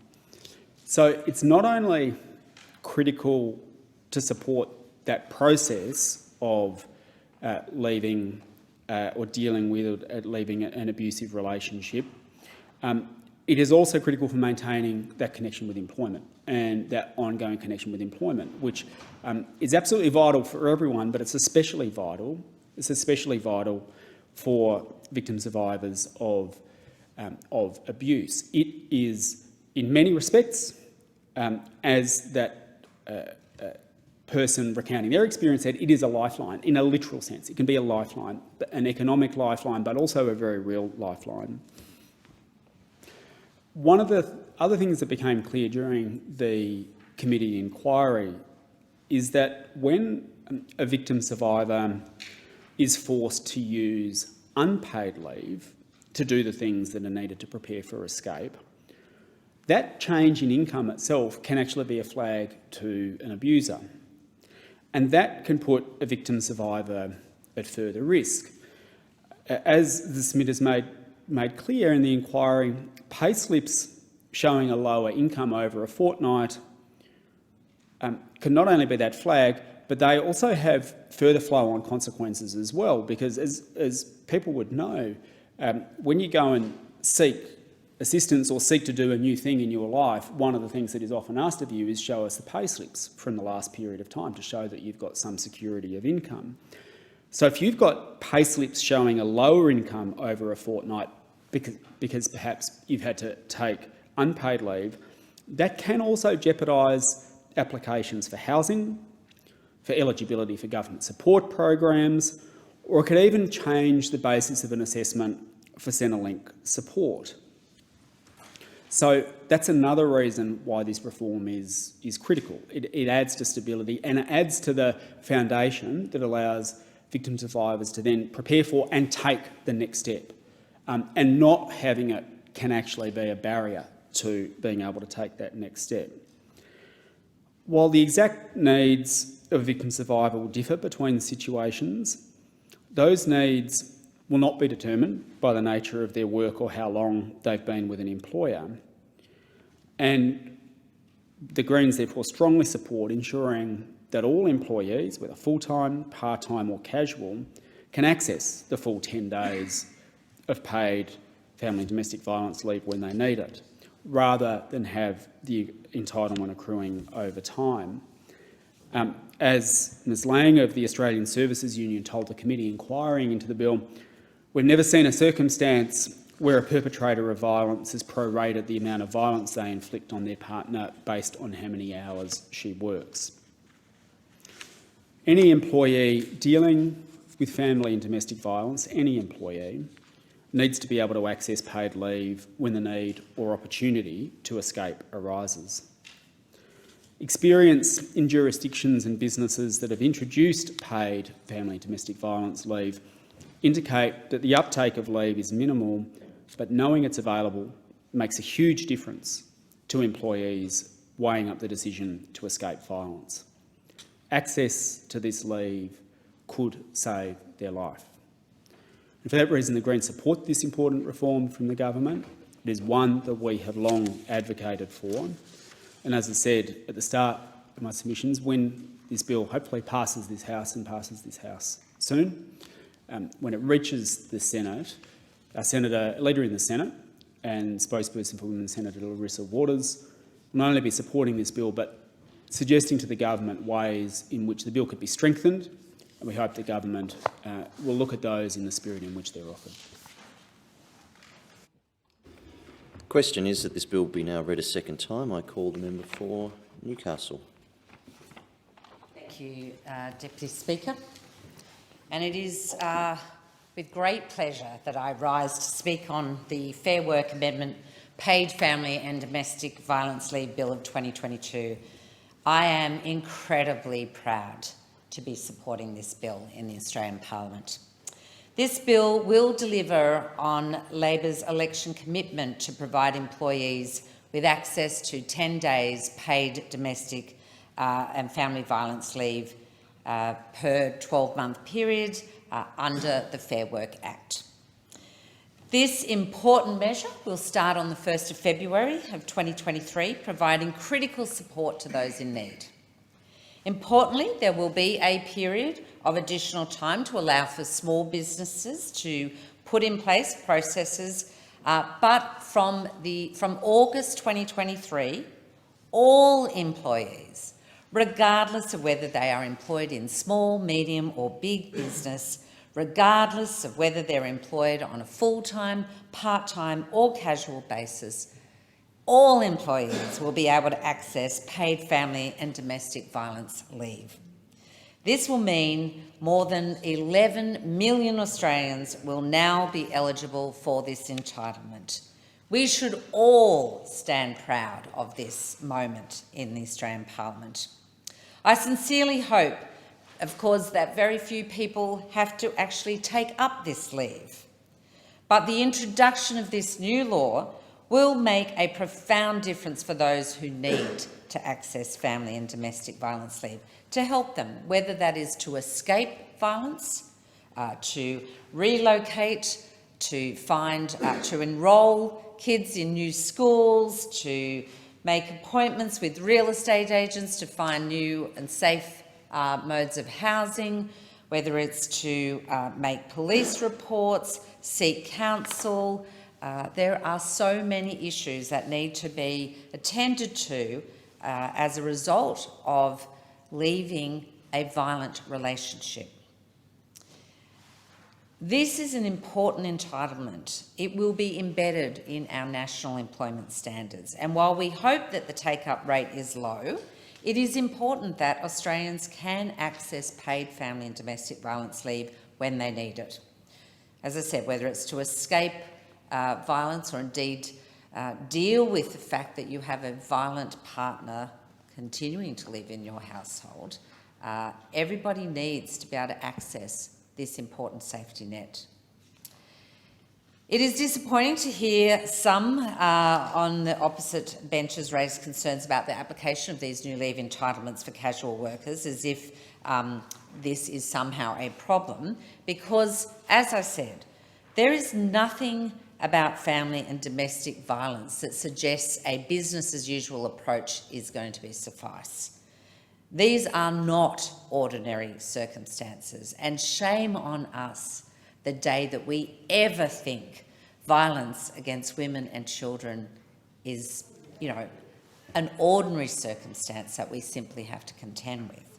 Nobody on this side of the House, in fact, I suspect nobody in this parliament would agree with such a statement. Domestic and family violence doesn't discriminate who it affects. Whether you are a casual worker, a part-time worker, a full-time worker, escaping family and domestic violence shouldn't leave you having to choose between paid employment and safety for you and your children. According to the results of the 2016 ABS Personal Safety Survey, women are more likely to take time off after experiencing violence by their current or previous partner. The cumulative impact on those experiencing family and domestic violence mean that they often quickly exhaust their leave entitlements, such as their annual or personal leave. And this is especially so for casual employees who already experience insecure work and typically do not have other leave entitlements to draw on. The community, of course, has been calling for paid family and domestic violence leave for many years. The Business Council of Australia supports this work, as do Women's Legal Services and other family and domestic violence support services. Those working on the front line know the difference it can make. The Australian Council of Trade Unions have been campaigning for this measure for more than a decade. And last July, I joined a rally of incredible women's safety advocates on the front lawns of Parliament House to remember those women who have been killed by acts of violence, and those who are still trapped in violent homes, as well as those we have lost. And we joined together to not just commemorate and pay tribute to those women, but also to mark the introduction of this historic piece of legislation. As Michelle O'Neill, the President of the ACTU, said at that rally, it isn't something that began yesterday. This is a decade of struggle, a decade of campaigning, workplace by workplace. And as I walked back to this House from that rally with my dear friend and colleague, the member for Sydney, we reminisced about those first meetings that we took with union delegates and officials, survivors, the researchers, all of who knew the impact this policy would have. And whilst we met with constant opposition from the former coalition government on these laws, I am so very heartened that it was during the very first week of the Albanese Labor government taking office in this parliament, when Parliament sat, that this bill was introduced. Report after report revealed the devastating and endemic nature of domestic violence in our nation. Just last month, a report from Paul Ramsay Foundation, authored by Anne Summers, revealed that 60% of single mothers have experienced domestic violence. The same report also set out the immense financial challenges that women face when leaving violent homes. And this reflects what I hear in my electorate of Newcastle from our women's groups, from the women who have survived violent relationships, those that were brave and courageous to take the step to leave and have gone on to lead safe lives for themselves and their children now. A few years ago, I met with a single mum who really highlighted this fact to me as her local federal member. She shared with me her experience as a mother of young kids escaping a horrific violent relationship. She wanted a new and safe life for her and her children. She shared her story to demonstrate to me just how incredibly difficult it is to navigate all of the processes that are required to follow if you want to secure a safe life for your children. And what became most apparent in doing that is that she, throughout that process, needed to maintain economic security in her life. She needed to know that she had a steady income coming in to support herself and her children, making this brave move. And I say brave because we know that when you make that choice to leave a violent relationship, you are at your most dangerous time. That is when you are most at risk. So she took that courageous step, shared that story with me, not only the challenges of navigating through multiple agencies and bureaucracies and to establish a new life, but also the fact that she needed to maintain a steady job whilst doing so. She had used all of her personal and annual leave and found it almost impossible to get to all of the appointments, as I said, that are necessary to try and find new housing, to get your kids into a new school, to make your appointments with the police to do those reports, to get access to good legal counsel, all of which you need to do without risking her job and her economic security. And she is not alone. And that is why it is crucial that Labor introduces this bill to cover all workers. Women and children escaping violence should not be disadvantaged even further simply because they are a casual worker. That would be an appalling situation to leave our nation in. And we know that women are far more likely to be in casual work than men. And so this bill gives all workers the time, support and job security they will need to escape and rebuild their lives after leaving an abusive relationship. The mood, I must say, at the family and domestic violence rally I referred to last July differed vastly from when I was on those same lawns in front of Parliament House last March, alongside thousands of Australian women calling for an end to violence against women and children, demanding safety, demanding justice and equality from the previous government. Unfortunately, that message fell on deaf ears.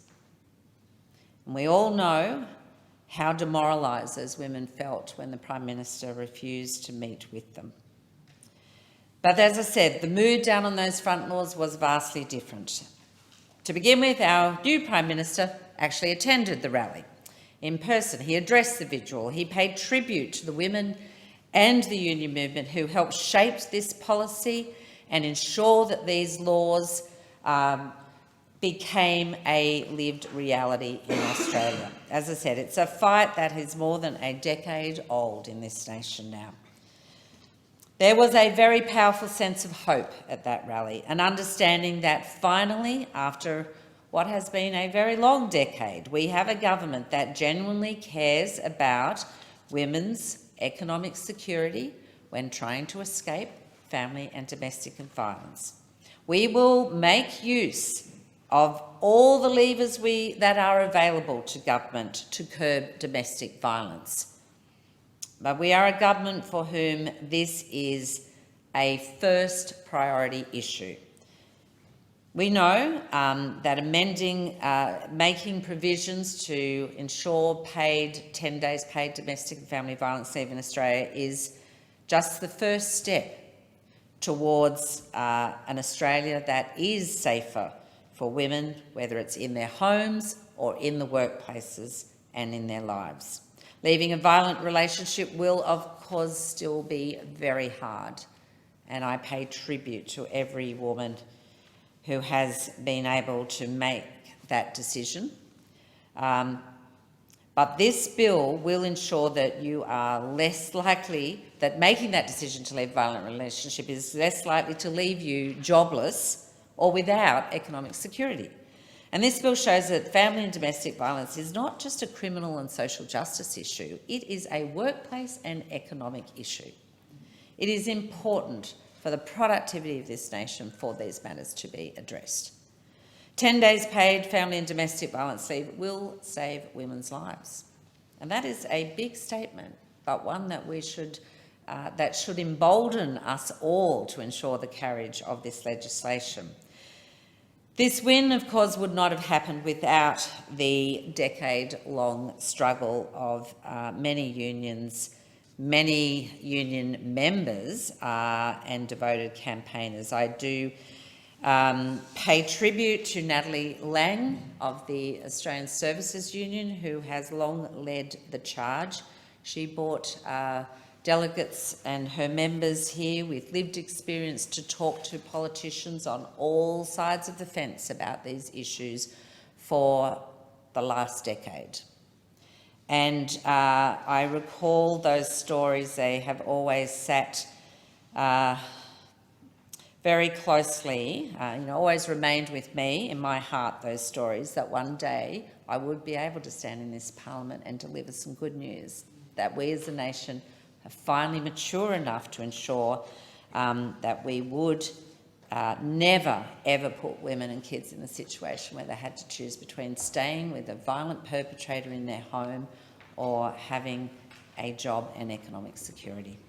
This bill will not in itself solve the problem of family and domestic violence, but it does mean that no one will ever again be forced to make that decision between earning a wage and protecting the safety of themselves and their children. This is a proud moment for the Australian Parliament, and I ask all members to support this bill. Question is that the bill be now read a second time. I call the member for Lyne.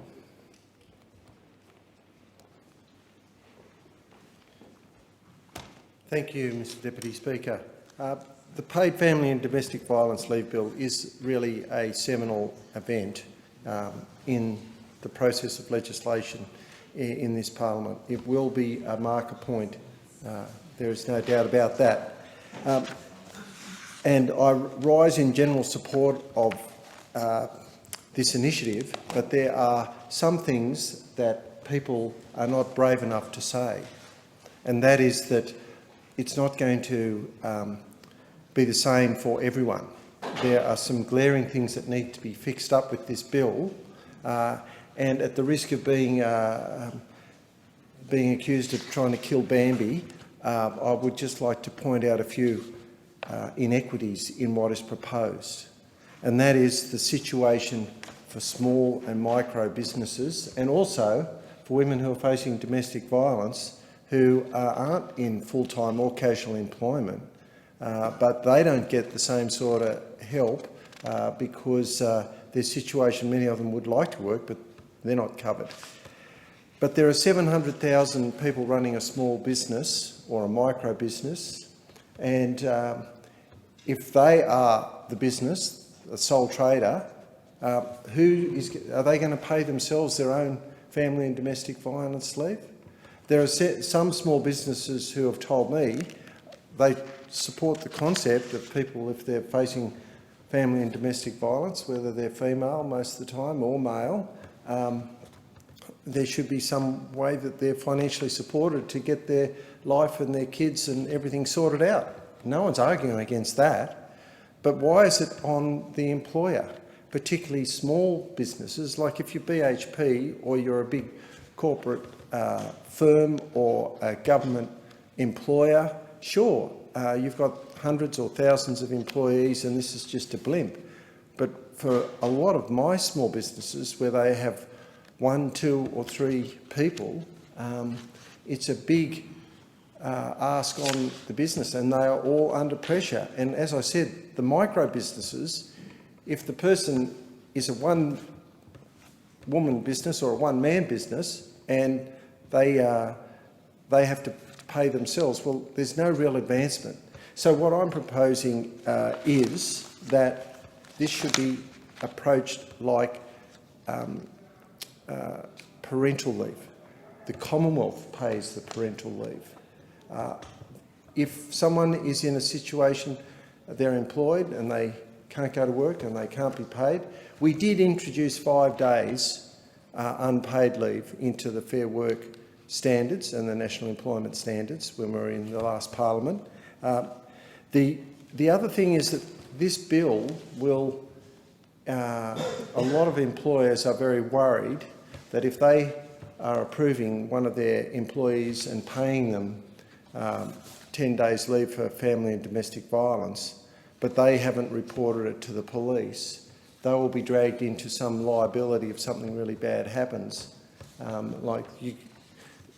There are processes where if you have concern for the well-being and welfare of individuals you don't know, or say your neighbour's having domestic violence, you can ring the police and let them know that you have concern for safety and welfare of your neighbour.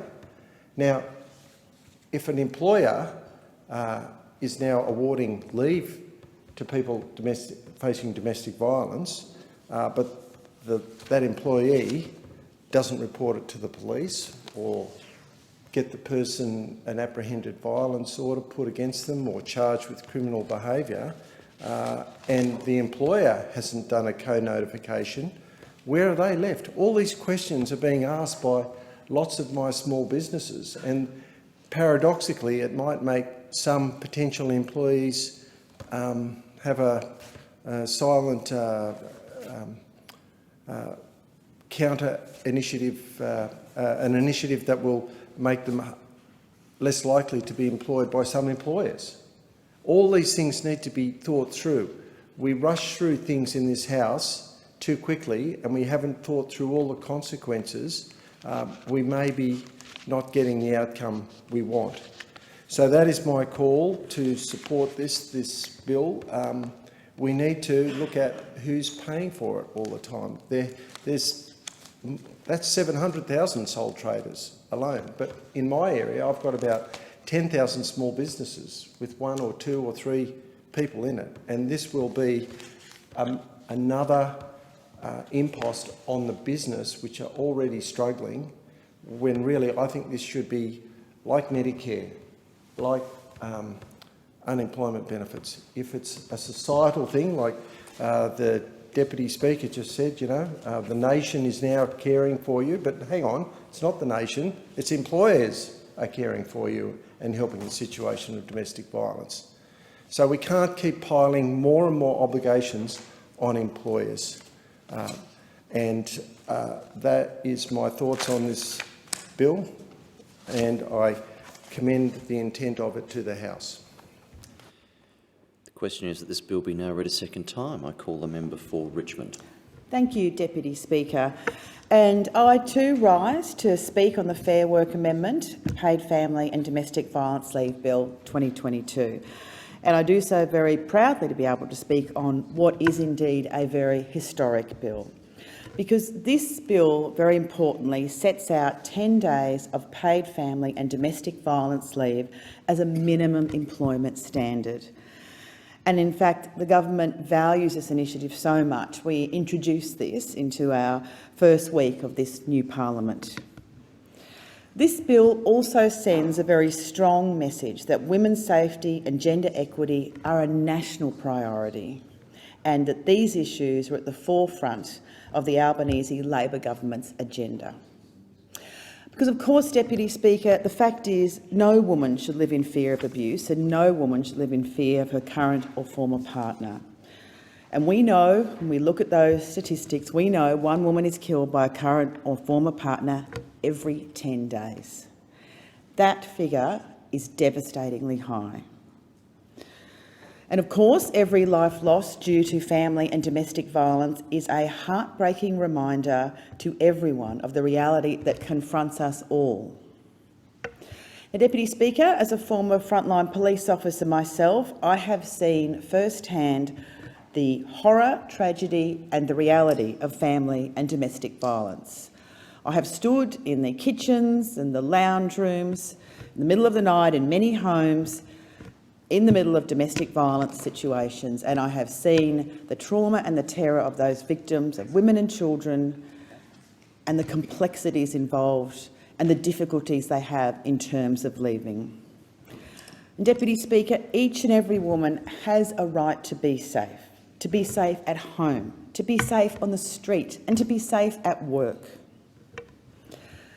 And the fact is, we cannot fail to act. That's why our government's commitment to enshrine in the National Employment Standards the 10 days of paid family and domestic violence leave is so incredibly important, because we know this entitlement will save lives. And Deputy Speaker, as I said, this bill sets out the 10 days of paid family and domestic violence leave as a minimum employment standard for all. And the reason that it's for all is because when we look at the situation with many casual employees, they typically do not have access to paid leave. The fact is, women who have experienced family and domestic violence often have a more disrupted work history and are therefore more likely also to be employed in casual work. And that's why this bill, vitally, will cover the 2.6 million casual workers throughout the nation. And also, this bill captures the evolving living styles of Australian households by covering abuse in intimate relationships, whether or not those partners may cohabitate. In addition, these 10 days will be provided upfront, meaning that regardless of where you are in your employment, you will be given full access to the entitlement should you need it. Safety should not depend on someone's employer or the place that they work in. And what this bill ensures, it ensures that no one is forced to choose between staying safe and getting by and being employed. Now, we know that access to reliable income has been proven to be one of the most significant determining factors in the decision to leave a violent relationship. And financial stress is a significant barrier to the safety of women experiencing family and domestic violence. And employment is an important pathway because, of course, these women cannot risk joblessness, homelessness and poverty, which we all know are one of the many barriers in terms of getting out of these violent relationships. We also know that when it comes to systems of abuse, such as coercive control, that the abuser may restrict a person's economic and financial resources. So a measure such as the 10 days of paid family and domestic violence leave will help to break down those barriers to get out. Because the fact is also that women, when looking to leave an abusive situation, incur a huge amount of costs. And they do need access to those funds. And there's so much they do have to arrange in order for that to actually occur, such as seeking safe emergency housing, securing a long-term place to live for themselves and their children, being able to travel to safe locations, being able to attend medical appointments, of course accessing legal advice, accessing the police, and of course attending court hearings as well. And indeed providing for their dependents as well. And a lot of time is spent too organising alternative childcare or alternative education arrangements. And also for them re-engaging with those very important support networks that they may not have been able to do before. So that is a vast array of such a whole collection of issues that women do have to pursue in terms of being able to leave those relationships. In addition, the 10 days is an important tool to enable those victim survivors to access those key services that are primarily open during business hours. And without an ability to take the appropriate leave, we can have a situation where women may be faced with a choice between accessing the support services and in fact trying to actually maintain her employment. And by having the certainty of the pay, we're able to lessen the disruption, particularly on the lives of the dependents, to income and also to that woman's employment status. Now, Deputy Speaker, family and domestic violence is an issue on a number of fronts, of course, criminal, social and economic, and it is an industrial issue in the workplace. And this is for a number of reasons. Family and domestic violence is a workplace issue because it is brought into the workplace and impacts significantly on a woman's ability to attend or participate at work. The economic impact of family and domestic violence in the workplace is significant, with workplace productivity substantially reduced due to absenteeism, the need for subsequent retraining, and the cost of recruitment to replace departed staff. In fact, family and domestic violence is estimated to cost the economy between $12.6 billion and $22 billion per year. And family and domestic violence is a workplace issue because financial stability and employment are absolutely crucial to both enabling a woman to actually leave the violent relationship and, importantly, to be able to recover and rebuild. Now, the Fair Work Commission's 2021 review into family and domestic violence leave revealed just how much family and domestic violence leave affects a woman's access to work, her prospects of career progression, and the ability to maintain or gain financial independence. This bill means that victim survivors are better placed to continue their employment and not have those major gaps. Family and domestic violence is also a workplace issue because of the role the workplace has in shaping society's response to gendered violence. If businesses have an obligation to provide the 10 days, what also comes with that are enabling and supporting policies as well. These policies start conversations in the workplace, conversations that help to change behaviour. Conversations make employees more cognisant of the issue and our community more cognisant, and also more cognisant of the telltale signs that somebody might actually need help. I also do want to assure the business community that we're introducing this with consideration of the system changes that businesses will have to administer. Now, most businesses will have around 6 months to implement the new entitlements, and small businesses will be afforded a further 6 months. And the phasing in ensures that the entitlements are understood by everyone in the workplace, and that's vitally important. I do want to thank and acknowledge the businesses and employers who are already providing the support and have worked hard to support their employees who are experiencing family and domestic violence. Speaker, this bill to amend the Fair Work Act in terms of the 10 days paid family and domestic violence leave is another really clear commitment by our government. As I said, it sends that very strong message that this is a national priority, and proper industrial relations laws like this bill help to reduce the overall gender pay gap, increase women's economic security and their safety. But we know that this bill must work in conjunction with other reforms to bring about real structural change. We have a mandate to ensure that supports are in place for those who need help to flee those situations and to bring about long-term transformation. That's why we're making a record $3 billion investment to end violence against women and children. And in order to reduce that violence, we need to have more national conversations around respect. And we also need to make sure that those conversations are started early with young people. So our government's investing $77 million into consent and respectful relationships education for school students. We know that early intervention and primary prevention will help to change some entrenched attitudes and behaviours. All of this then leads to breaking that cycle of violence, and it's so important we engage with young people. The Albanese Labor government will also deliver $1.3 billion to implement the National Plan to End Violence Against Women and Children. And this plan will deliver a strong and evidence-based approach to meet the needs of anyone who is experiencing gender-based violence.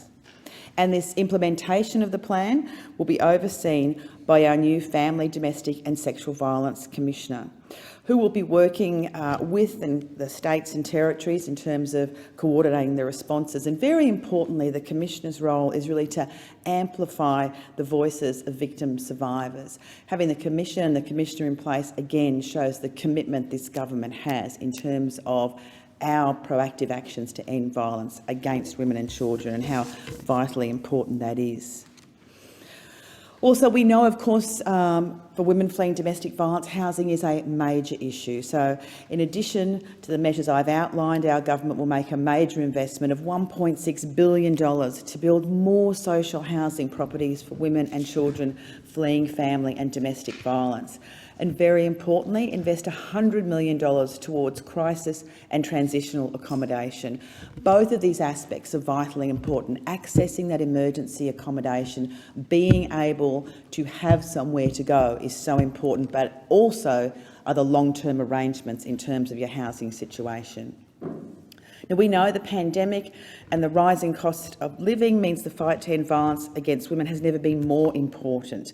That's why we're also investing $157 million to fund 500 additional community sector workers to support women in crisis. This is a commitment we made prior to the election, and we will be delivering and are delivering upon that. And I would like to acknowledge and thank all of those community sector workers who do an outstanding job dealing with the complexities and challenges of those women who are fleeing domestic violence. And that's why we're committing to 500 more, because we know these services are needed right across the country in so many areas. And of course, a large proportion of that commitment is in rural and regional areas where it often is a lot more difficult to access those services. And what it actually means is more case managers, more financial counsellors, and more children's support workers nationwide. We're making sure that full suite of support is there for both women and children. So, Deputy Speaker, we know that family and domestic violence continues to present a huge challenge right across the nation. And it means, sadly, that home has often become one of the most dangerous places for women. And these concerns, women's safety, women's economic security, gender equity, these are issues that concern everyone, as individuals, as communities, as governments. And we need to keep building on the work that we're doing. And this bill really does that, enshrining those 10 days of paid and family domestic violence leave. It is a response to over the decade of action we've heard from so many people, from the victim survivors, the frontline workers, particularly the union movement who've been advocating for so long, the various other community advocates as well, and of course many, many of my parliamentary colleagues who have been fighting hard for this issue. And as the member for Newcastle in her contribution referred to the rally in July that we had on the front lawns of Parliament when we made it clear we had introduced that legislation, and really acknowledge people who had fought so hard for this. Deputy Speaker, Labor listens and Labor acts. That's why we're delivering on this.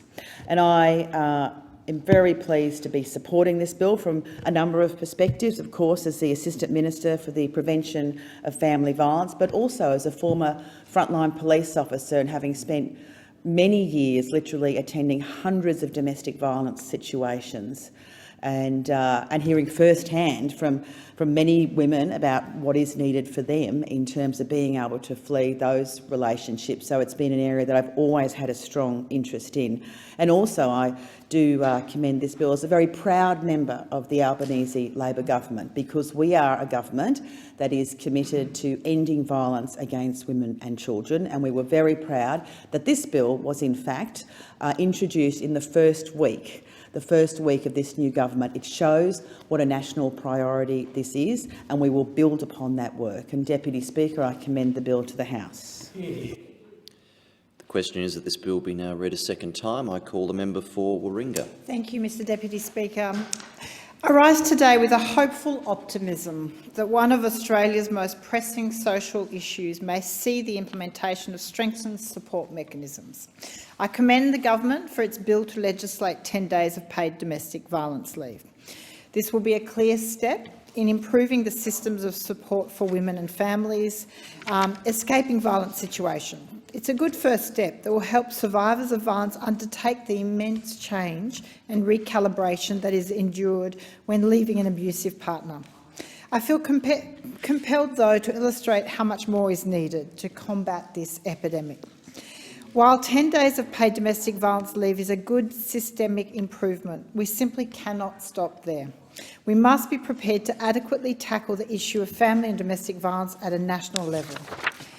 It means taking steps that we have not yet taken. This means adequately investing in prevention and solutions. This means we must keep working until we see meaningful change. This issue is too important. It is an absolute scourge on our society. In consultation with survivors and stakeholders in my community, the consensus is clear. The bill is good, but is ultimately a drop in the ocean for what we need to do to eradicate domestic violence. Leaving a violent situation at home is a mammoth endeavour that extends so much further than merely walking out the door. Those I have spoken to with detail horrific experiences of continued adaptable abuse that often takes many years and extensive legal proceedings to separate from. And having spent many years in the family law courts as a family law barrister, I can attest to those experiences. Relationships that are physically abusive can continue after a survivor has left in the forms of coercive control, character assassination, financial and legal abuse. We need stronger national definitions of these forms of violence. We need to ensure that the Australian public is educated and aware of the many forms that violence and abuse can take. We need to ensure existing support systems are better resourced, and we need to improve ease of access to these frontline support services. Leaving a violent relationship can be a terrifying and dangerous time for survivors. As elected representatives, the onus is on us to implement change to improve holistic safety and to bring our communities with us. The economic impacts is often overlooked when it comes to domestic and family violence. But according to the National Plan to Reduce Violence Against Women and Their Children, domestic and family violence will cost the Australian economy an estimated $13.6 billion this year alone. This cost has increased from previous years. It needs to be reversed, and the cost of inaction is far too great to ignore. The report finds that vulnerable groups are likely to be disproportionately financially impacted due to circumstantial challenges. And without intervention, violence against immigrant and refugee women is estimated to cost the economy just over $4 billion. Against women with disabilities, $3.9 billion. Against Aboriginal and Torres Strait Islander women, some $2.2 billion. And in relation to children who witness violence, it is some $1.5 billion. These figures are astronomical, and to see how severely these impacts are felt by some of the most vulnerable in our community is truly gut-wrenching. So I implore the government to maintain a high standard of transparency with regards to the economic impacts of domestic violence. We need to ensure these figures are subject to profound change and improvement. The Education and Employment Legislation Committee's report on this bill clearly outlines that a whole-of-community response to family and domestic violence is needed. This should be led by our Parliament with an acknowledgement of existing needs and swift implementation of thoughtful improvements. When reviewing this legislation, I've been pleased to see a thoughtful, considered approach to ensuring this leave is available to all employees, no matter their full-time, part-time or casual employment status. I'm also pleased to see the full rate of pay entitlement of 10 days will be available up front when needed, when this option extended to workers upon the commencement of new employment. Further extensions also are good to see. With the passing of the bill, the definition of family and domestic violence leave will be extended to include conduct of a current or former intimate partner of an employee or a member of an employee's household. This widened definition considers the diverse context and the unique circumstances that deserve our acknowledgement. The emotional impacts of leaving a violent situation are severe. People fleeing domestic violence must undertake profound recalibration of personal safety, e-safety, accommodation, financial security, property, custody of children and the mental health implications. 10 days is not a lot of time to investigate and come to terms with all of those intense changes.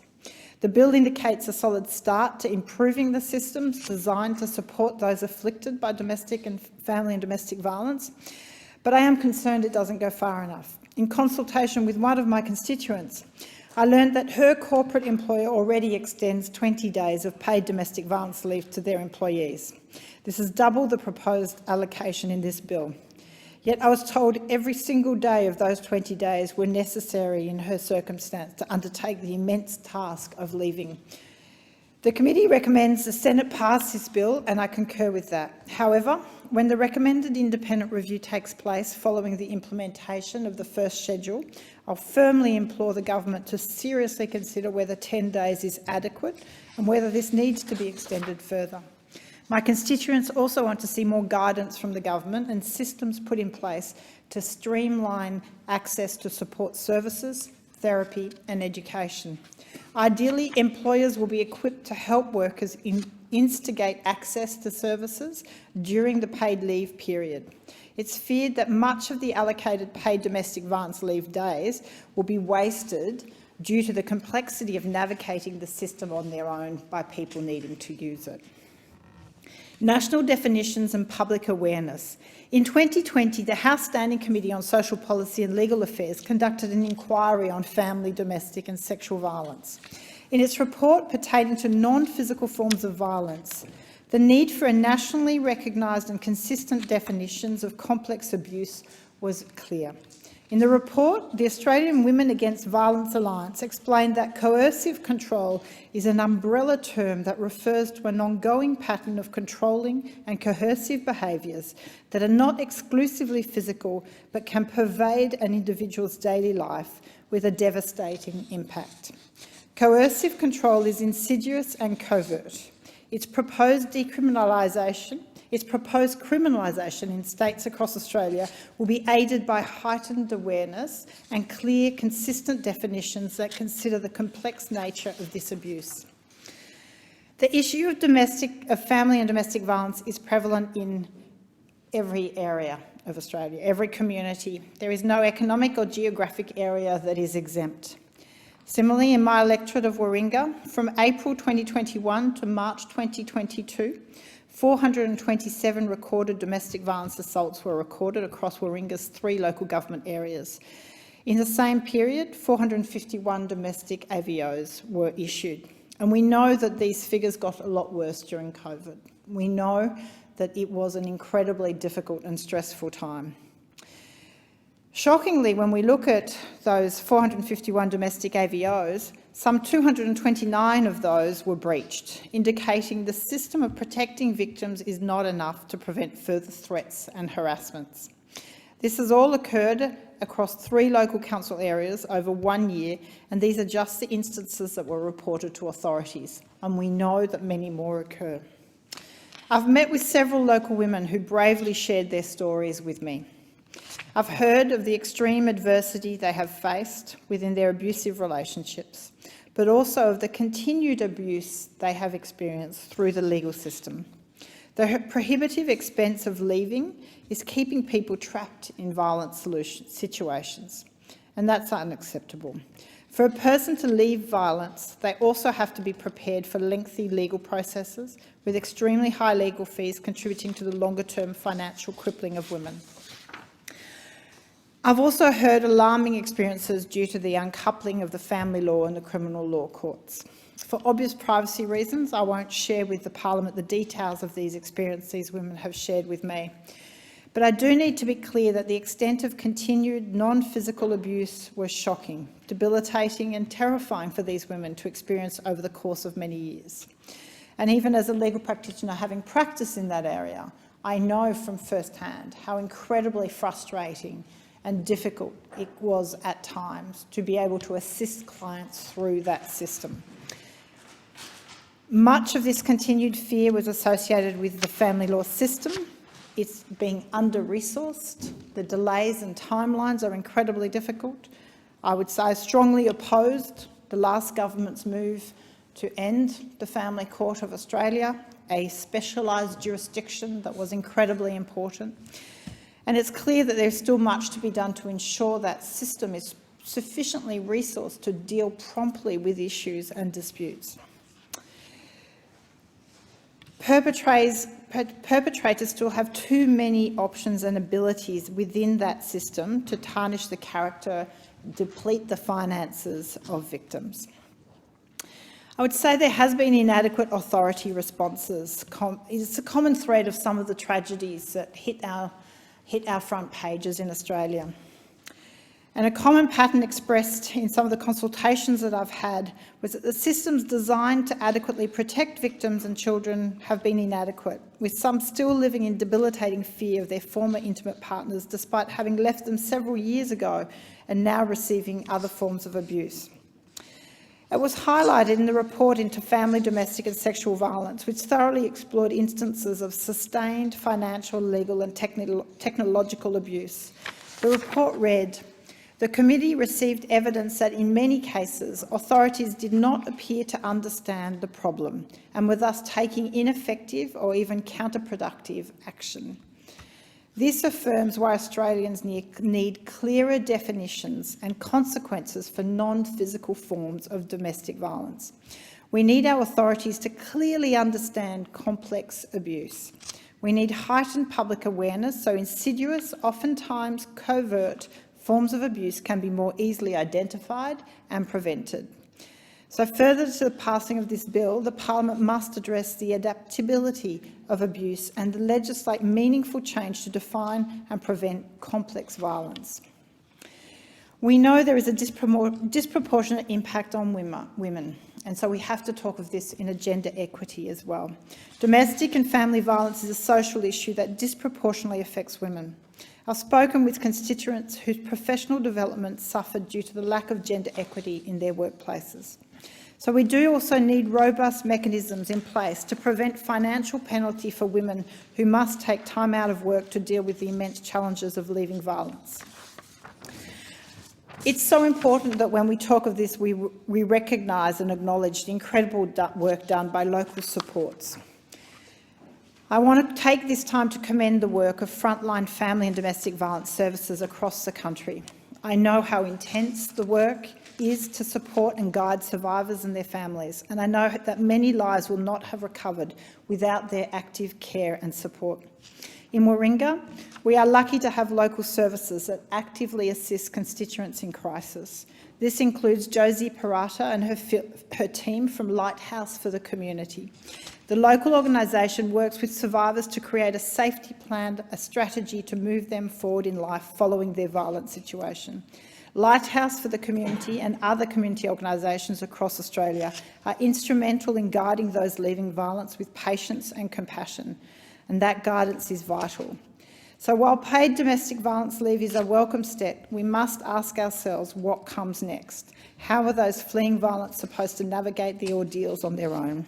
So I ask the government to urgently explore the expanded resourcing of services. Survivors need an ease of access to services that can reliably guide them through the emotional and legal journey to independence and safety. So this bill is a good first step. It's considered and practical, and I welcome it. But I would ultimately urge that we need to consider how much more is needed and how much further it needs to go to provide adequate respite to those undertaking the immense task of leaving violence. We must monitor the adequacy and success of this support and be willing to revisit it should an expansion be needed. The government must continue to legislate meaningful change, including nationally consistent definitions and public awareness of complex abuse. It is a complex and urgent issue, domestic and family violence. We need full community approach to implement meaningful change, and as federal representatives, we must all take a leading role in this. So this is a good start, but this is very much an issue that must stay at the forefront of our endeavours. Thank you. The question is that this bill be now read a second time. I call the member for Canberra. Thank you, Deputy Speaker. I have risen to speak in this chamber many times about the need for more action on family and domestic violence in Australia. So I'm very proud to speak today as a member of an Albanese Labor government that is committed to providing the leadership and the investment needed to help end family, domestic and sexual violence. Paid family and domestic violence leave is a big part of that commitment and is a long overdue change that will help to save countless lives. Mr. Deputy Speaker, all Australians have the right to be safe at work and at home. No one should ever have to choose between their safety and their income. Unfortunately, this is a choice that many Australians are forced to make every day. In 2022, it is unacceptable that millions of Australians workers have to face this impossible choice. Domestic and family violence comes in many forms. It is not just physical abuse. Verbal, emotional, financial, sexual and psychological abuse are all types of domestic and family violence, as are threats, manipulation and controlling behaviour. I've been very pleased to see our Attorney-General Mark Dreyfus working with his state and territory counterparts on a national approach to coercive control. Family and domestic violence affects people from all walks of life in every community across Australia. It is a fact that family and domestic violence disproportionately affects women who are also more likely to be casual or part-time workers. Increased awareness of family and domestic violence in recent years has helped to confront this issue, but the appalling facts set out by the Fair Work Commission in its recent review show that we still have a very long way to go. The review found that from age 15, about 1 in 4 women has experienced at least one instance of violence by an intimate partner. First Nations women are 35 times as likely to be hospitalised due to family and domestic violence than non-Indigenous women. Police receive a call on average every 2 minutes in Australia relating to family and domestic violence. And on average, 1 woman is killed by her current or former partner every 10 days in Australia. 1 woman every 10 days. Mothers, sisters, aunties, cousins, friends and co-workers. For far too many women, the most dangerous place in Australia is their own home. This is a national disgrace and it has to change. And that's why this bill is so important, because it will save lives. Shockingly, over the past decade, 488 women in Australia were killed by an intimate partner. And it's getting worse. Family and domestic violence has increased during the COVID-19 pandemic. A Queensland study showed that 67% of family and domestic violence workers reported new clients seeking help for the first time during the pandemic. I recently met with Homelessness Australia, who told me how domestic and family violence is the leading cause of homelessness for women and children in Australia. The Nowhere to Go report found that more than 9,000 women a year become homeless after fleeing the violence at home. More than 39% of all people seeking homelessness services cite family and domestic violence as a reason for seeking assistance.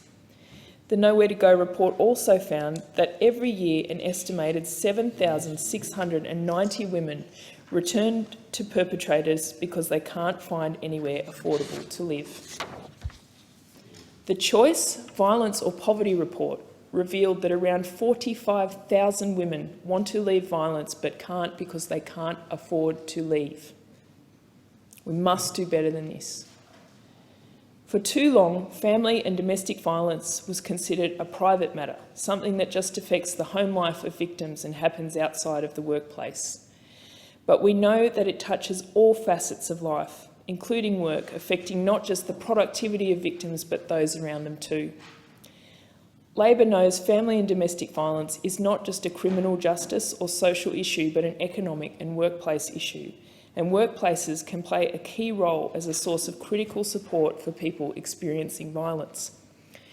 More than 68% of people experiencing family and domestic violence are in paid work, but many can't leave without risking joblessness, financial stress, homelessness and poverty. The choice is often between their own safety and their livelihood. Leaving violent relationships costs time and it costs money.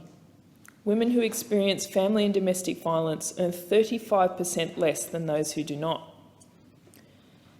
Paid leave provides the financial support and economic security so urgently needed to help those fleeing dangerous situations safely and to rebuild their lives. Employers play an increasingly important role and already bear significant costs of family and domestic violence. It costs employers through reduced productivity, absenteeism, recruitment and retraining costs. It costs employers about $2 billion per year and costs the national economy between $12.6 billion and $22 billion each year. And this is another reason why the Labor government has introduced this legislation. The connection with work and the payment of wages is so important to keep some stability in a woman's life as they seek to flee domestic violence, as they seek to start a new life. The Fair Work Commission's review of family and domestic violence leave recognised that family and domestic violence erodes women's access to work, career progression and financial independence. Paid family and domestic violence leave will negate some of these negative impacts, help to reduce the gender pay gap, support gender equality and increase women's economic security. Our legislation extends the Fair Work Commission's recent preliminary review by introducing a right to 10 days paid leave for all eligible employees covered by the National Employment Standards. This will give workers, overwhelmingly women, the means to escape violent situations without risking their jobs or their financial security and that of their families. More than 11 million Australian workers, including casuals, will be able to access this leave. This is important because women who are experiencing family and domestic violence are more likely to be employed in casual work. Leave is particularly necessary for casual employees who are already dealing with the consequences of being in insecure work and unable to access other paid leave. There are currently 2.6 million casual employees in Australia, almost 23% of all employees.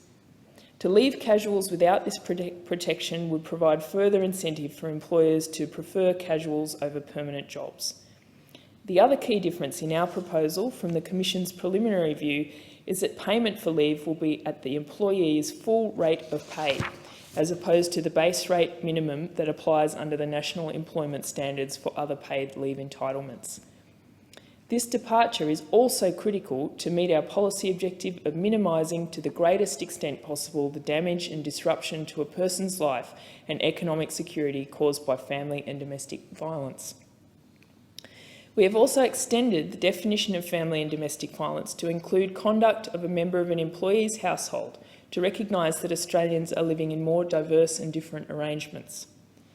We understand that small business, the engine room of the Australian economy, needs support to implement this.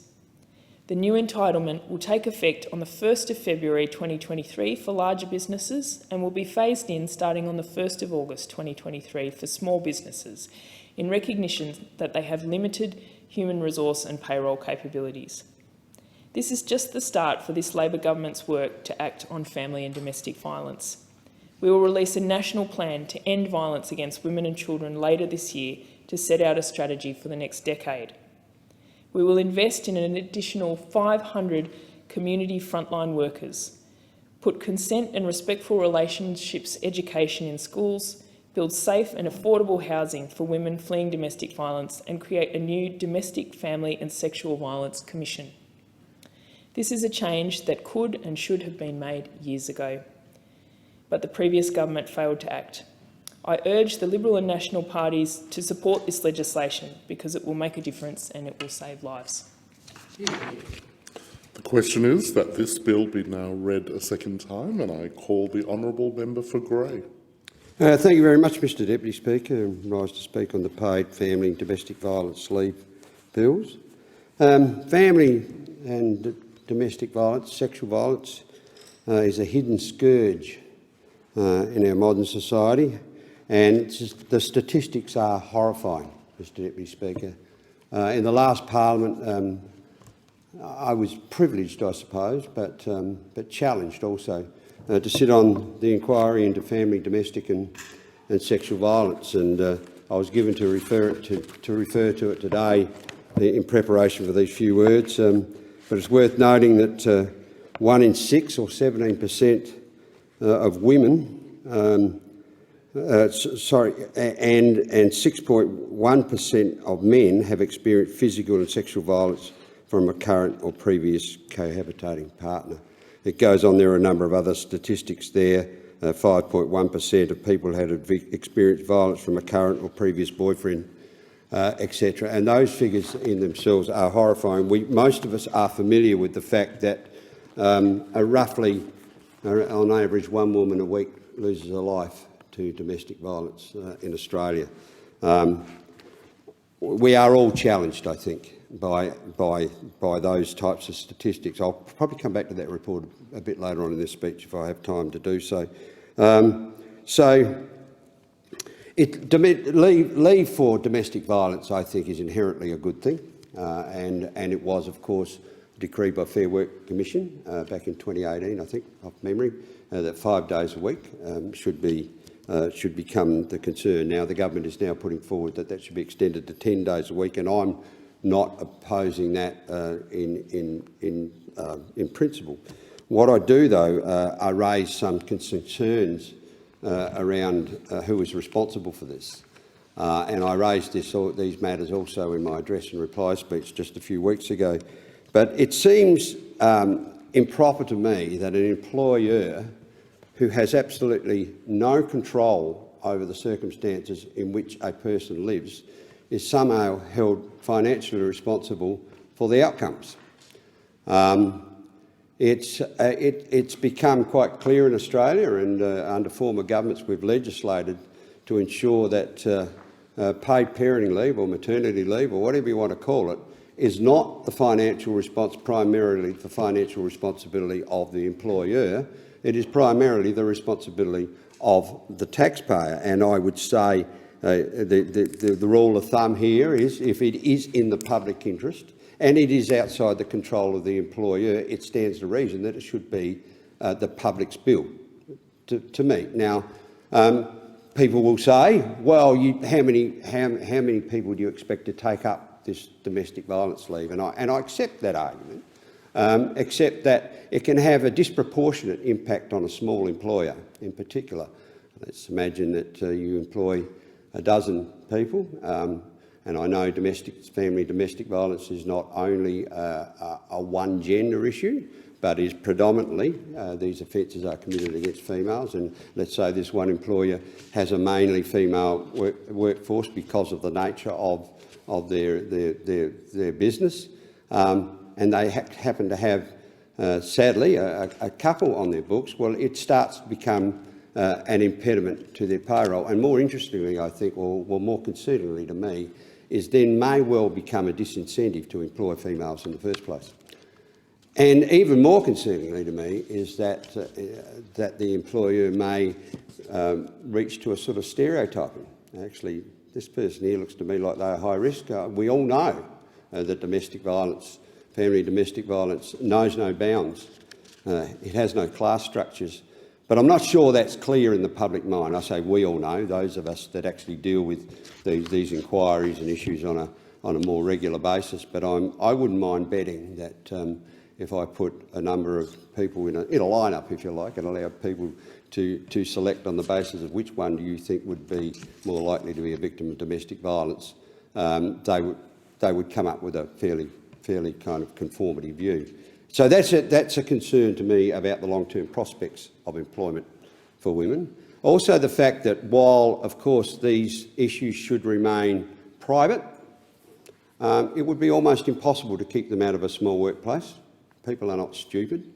And that it may well then also become something that that employee carts around with them in future when they're looking for other forms of employment. I think the possibility of keeping that separate would be enhanced by having a government system, as in the paid parenting system, that it's the responsibility of the government and not the responsibility of the employer. So I think on two levels, the practicalities that I've just discussed and the possible outcomes, and just on the system of fairness and sensibilities, I think this should be the responsibility of the taxpayer. One of the other questions that this brings up to me, of course, is the government's move now to include casual employees. It was not the recommendation. This recommendation is not supported by Fair Work Australia, and I think it's an adventurous step for many of the reasons that I've just been coasting over. Is what impact this has on employers' decisions to employ. Now, even more concerningly, standing alongside their intention to include casual employees is their intention to load up the full 10 days leave from 1 day of employment. So, as an employer, I employ an individual, they work 1 day and they have a domestic violence situation, and now I'm responsible for 10 days. They may take their 10 days, they may work another 2 days for me over the next 12 months, or they may never come back. But as the employer, I was responsible for those 10 days. Once again, this is something that should be clearly, if it's going to be responsible anyway, it should be the responsibility of the taxpayer. And secondly, I think this is a dangerous precedent, that it does not accrue. The suggestion from Fair Work Australia, from the inquiry, was that it accrue through to a maximum of 10 days. So we know the government and their allies, the unions, are very keen to get rid of casual employment or decrease it in the workplace. And I just sort of ask the question, is that part of this push to get rid of casual employees? But I just don't think it's right. It just doesn't stack up. It does not make sense that somebody, after employing somebody for one day. Now, maybe when the legislation is passed, as I'm sure it will be in this Parliament and the Senate, but when the legislation is passed and the sit-down and the regulations and details of these schemes are figured out, if you like, maybe that will be covered off on. I don't know what the government's intention. And I think that's in itself is a concern, that legislation is brought into this place and we are asked to vote on it without actually knowing what it means in practical terms. So it would be helpful to me if the minister made a statement and say, well, if you're a casual employee, you actually have to have worked 15 days or something or other like that before you would qualify, because it is a corruption. It just, I don't mean in terms of corrupt, but it's a corruption of what is a system that should be there to support people, and I think really unfairly targets the employer, and then of course leads to these outcomes where the employer may have a great reluctance to employ. So that is my main concerns with the legislation as it stands. And I did say I would like to come back to this report if I have time, and I do. So this was the inquiry into family, domestic and sexual violence. Just in 2020, so in the same Parliament, I also sat on the committee that looked into inquiry into age verification for online wagering and online pornography. It's called the Protected Age of Innocence. I tell you, neither of these inquiries were anything comfortable or fun to sit on. A lot of times in Parliament, one of the equalising factors, if you like, is that you get to meet great people. We did get to meet great people, but you get to encounter great experience. And in that inquiry, both of those inquiries, we got to encounter perhaps the worst of mankind in many ways. And it was this inquiry in the Protecting Age of Innocence when we had people come before us. It was looking at gambling, but also access to online pornography, and were graphically telling us at what age children, 10 and 8, were accessing graphic, violent online pornography, live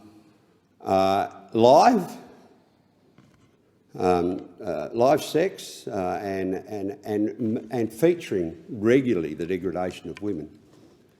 And if we could stop it with a stroke of a pen, we should. Quite simply as that. I don't think we often enough ask what the underlying drivers are in our society, why people actually are what they are. The question is, family and domestic and sexual violence, it's getting reported more often. Is it getting reported more often because people are feeling more at ease with reporting these situations, or is it becoming more prevalent?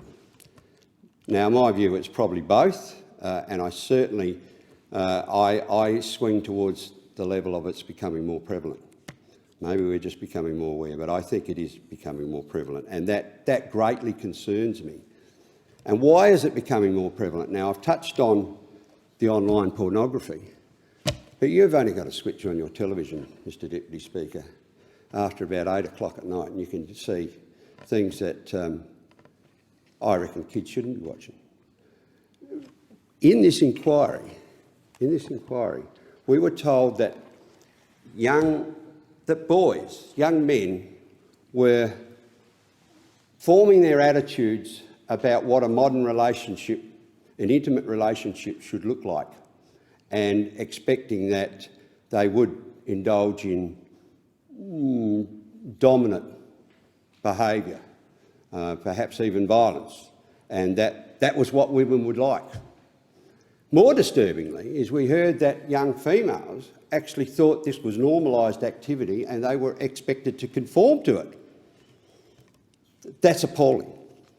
Now, we could say we could switch off the pornography, but I'm pretty bloody confident, excuse me, I'm very confident that that would not fix the problem. I think at every level, if you look at the level of violence and depiction of relationships just in modern movies, in modern television programs, as compared to what we saw when I was growing up in the 60s, when we could get television, it's worlds apart. It is absolutely worlds.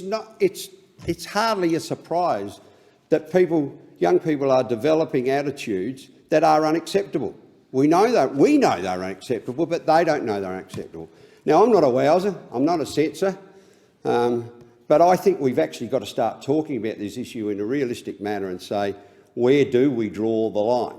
Where do we draw the line? We've drawn the line at 18 for certain types of material, but of course the bar is set pretty high for that material. And then secondly, while I know most parents try to do the right thing, gee, there's a lot out there that wouldn't know how to read those, the PG and M and MA and all those things and actually adhere to it. And often when the oldest child qualifies, well, they can all watch it now. Look, that's not really good enough, I don't think. It doesn't make me feel particularly happy to have to stand up and speak about this, but given the bill we're talking about, and given the recommendations that are made in the bill, and given that we are now moving towards greater leave from work for people that are victims of family sexual and domestic violence, I think these are the issues we should be talking about. I don't know the answers, but I'm pretty confident I know what some of the problems are, and I reckon we need to get serious about it. The question is that this bill be now read a second time. And I call the honourable member for Macquarie. Thank you, Deputy Speaker. This is a bill that's going to save lives. It's going to save women's lives. It's going to save children's lives. And I want to talk about some of the parts of it. The really key thing here is that every employer can be part of saving someone's life, potentially, when this bill comes in, whether that person is a permanent full-time worker, a part-time worker or a casual. And we see people dismayed at the loss of life that occurs. Well, here is something tangible that every employer can be part of and will be required to be part of so that lives can be saved. This bill is about 10 days domestic violence leave, and that means leave that allows you to do some of the endless list of things that are required as you are either preparing or are leaving an abusive partner. What we hear from frontline workers, and let's be very clear, they have been key to the success in raising awareness about what's needed here, because they have had the fortitude not just to work with women and children who are fleeing violent situations and to support them through their journey, but they've also advocated exceptionally hard over a very long time to ensure that people like me are aware of what's involved.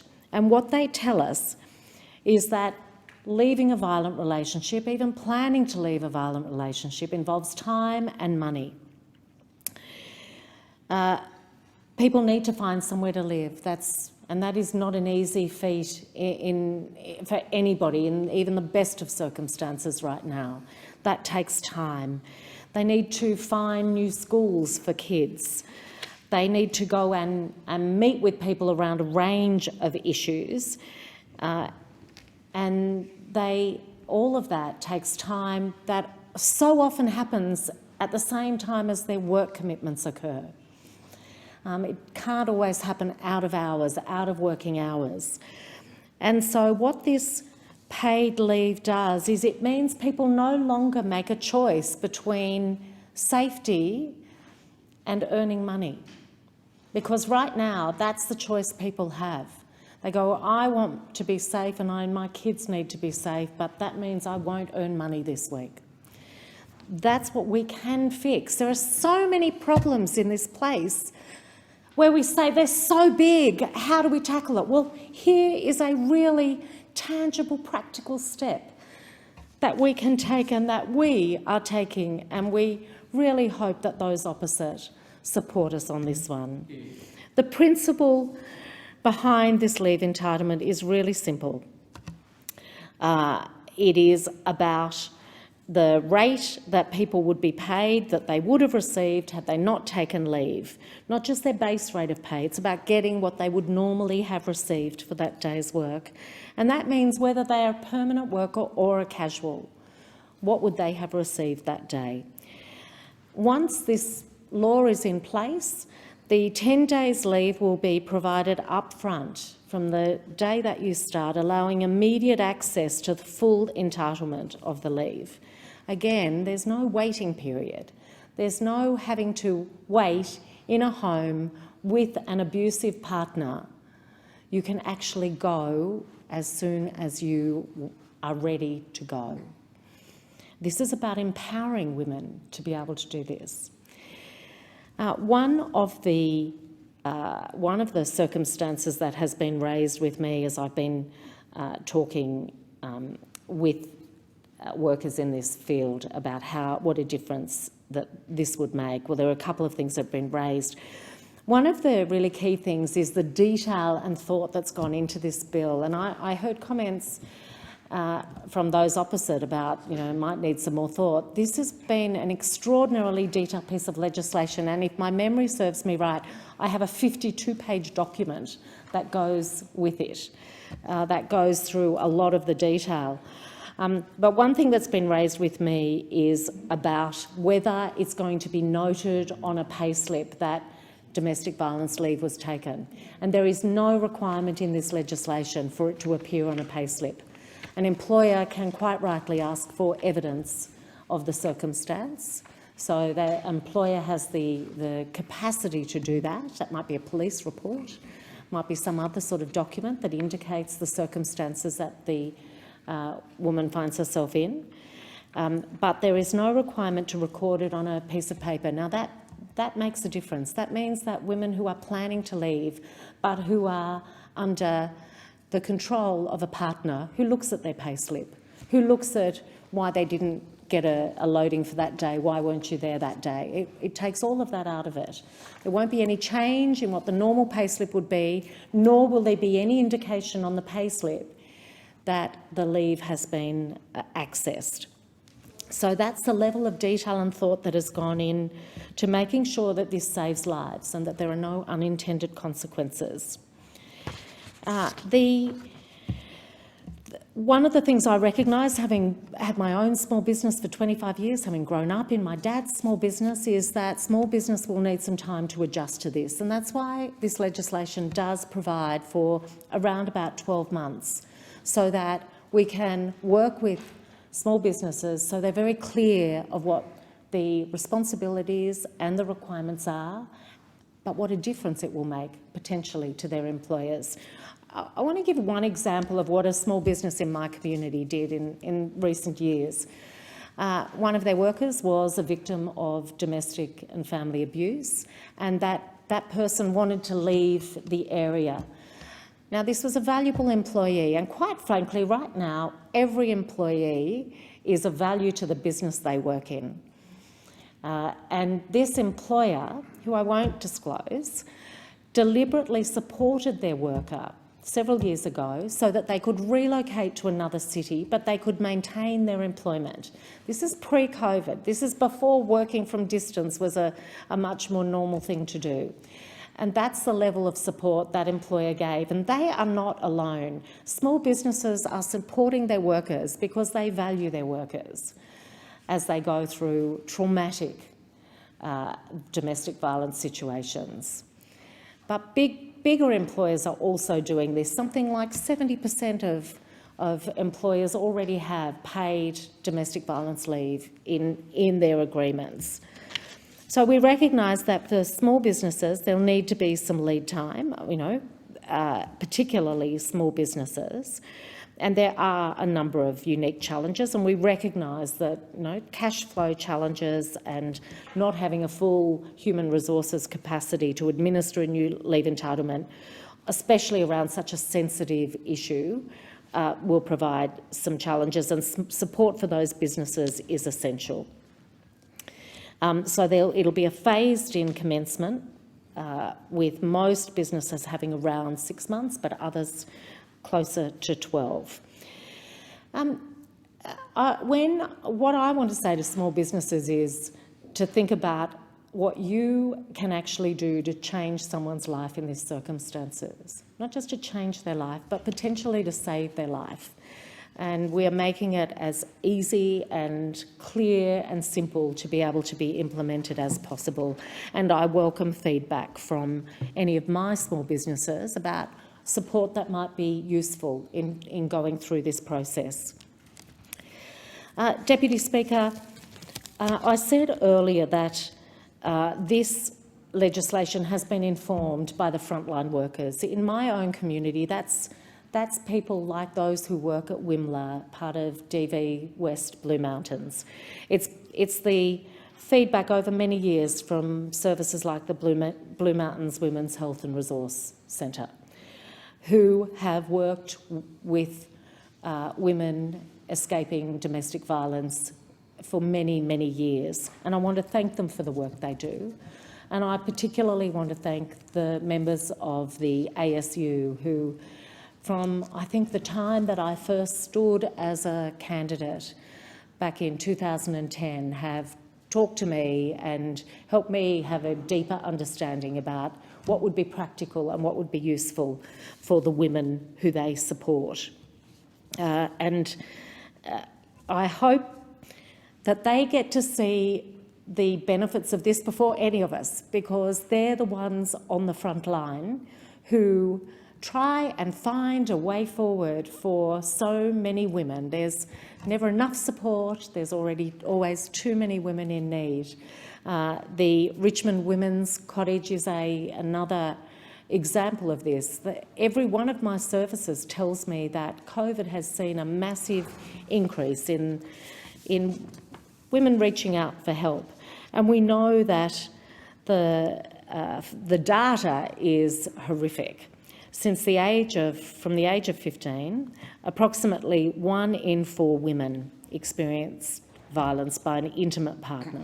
That's what the data tells us, 1 in 4. First Nations women are 32 times as likely to be hospitalised due to family and domestic violence than non-Indigenous women. So we see yet another level of trauma there. And everyone in this place should already know that on average, 1 woman is killed by her current or former partner every 10 days in Australia. That's something this Parliament had brought to our attention multiple times, and it's the sort of fact that we should know and not need to have repeated. But they're the facts that inform this piece of legislation, but it wouldn't be happening without those frontline workers. So I want to finish by thanking them for what they do year in, year out. I recognise that there's a lot of work we have to do in that area. I know from recent discussions with the Blue Mountains Women's Health and Resource Centre that the need for a trauma-informed approach is absolutely vital, and unfortunately our current Medicare system doesn't support that. It doesn't make it easy to do the holistic approach that is needed to bring together all the different pieces that help someone move from a place of danger to a place of safety and then build a new life. So they're the sorts of issues. It's great to have this piece of legislation moving through the House, and I look forward to it being passed.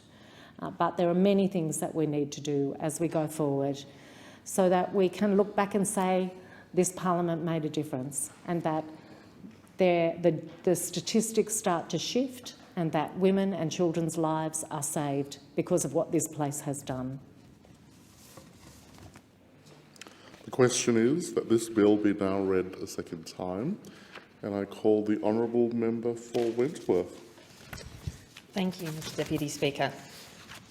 Australia is a wonderful, extraordinary country in so many respects, but the prevalence of family and domestic violence is not one. It is true that this violence is more common on average in other countries, particularly in comparable places like Britain or the US.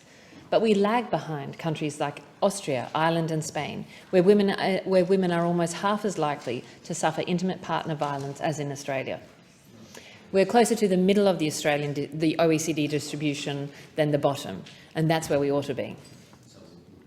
According to the Institute of Health and Welfare, around 2.2 million Australian adults have been the victim of physical violence from a partner.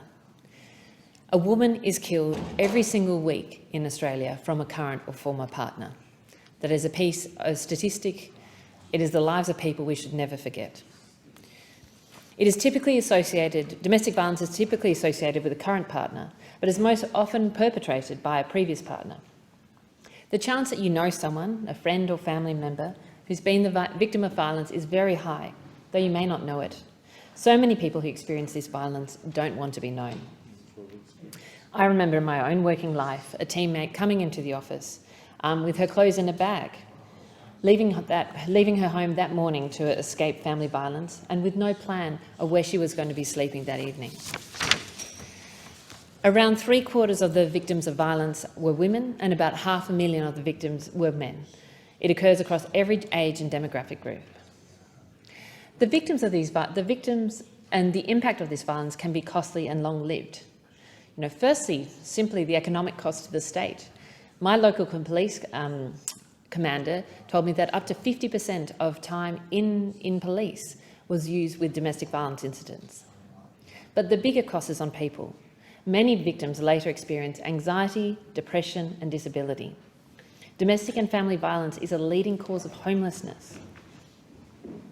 And I want to, as I speak of this, draw attention to the wonderful grassroots organisations that do so much work to support victims of domestic violence. It was only the other day that I visited the Bondi Cottage, an organisation in my local electorate in Wentworth, which provides counselling for women suffering domestic violence, as well as occasional emergency childcare, so those women can actually access that counselling.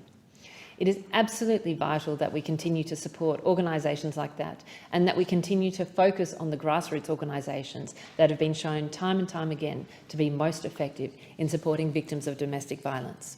And I take my hat off and pay homage to all those people who work in this space, as well as those people who have supported other family members, friends and colleagues through what is one of the most difficult times in people's lives.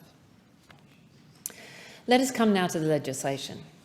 It is absolutely true that when people experience domestic violence, many of them need to take time off work to restart their lives or to get the counselling or support they need to even leave. Around 20% of women and 17% of men who've experienced violence from a de facto partner have had to take leave. And under the National Employment Standards, as they currently stand, Australian employees have the right of 5 days unpaid domestic violence leave each year. This leave is available to someone who is experiencing violent, threatening or abusive behaviour by a current or former partner or family member or someone related by kinship. Let's be honest, employers can and often do provide more than this, but this is currently the minimum standard by law. Employers can also ask for evidence such as police or court documents, support service documents or statutory declaration. They have the right, but they're not obliged to do so, and my understanding is that most employers would not normally insist on employing an employee providing such documentation. Under the new standard proposed in this bill, employees would have the right of 10 days of paid leave rather than 5 unpaid leave each year. This would be available to full-time, part-time and casual employees at the full rate of pay that they would normally receive.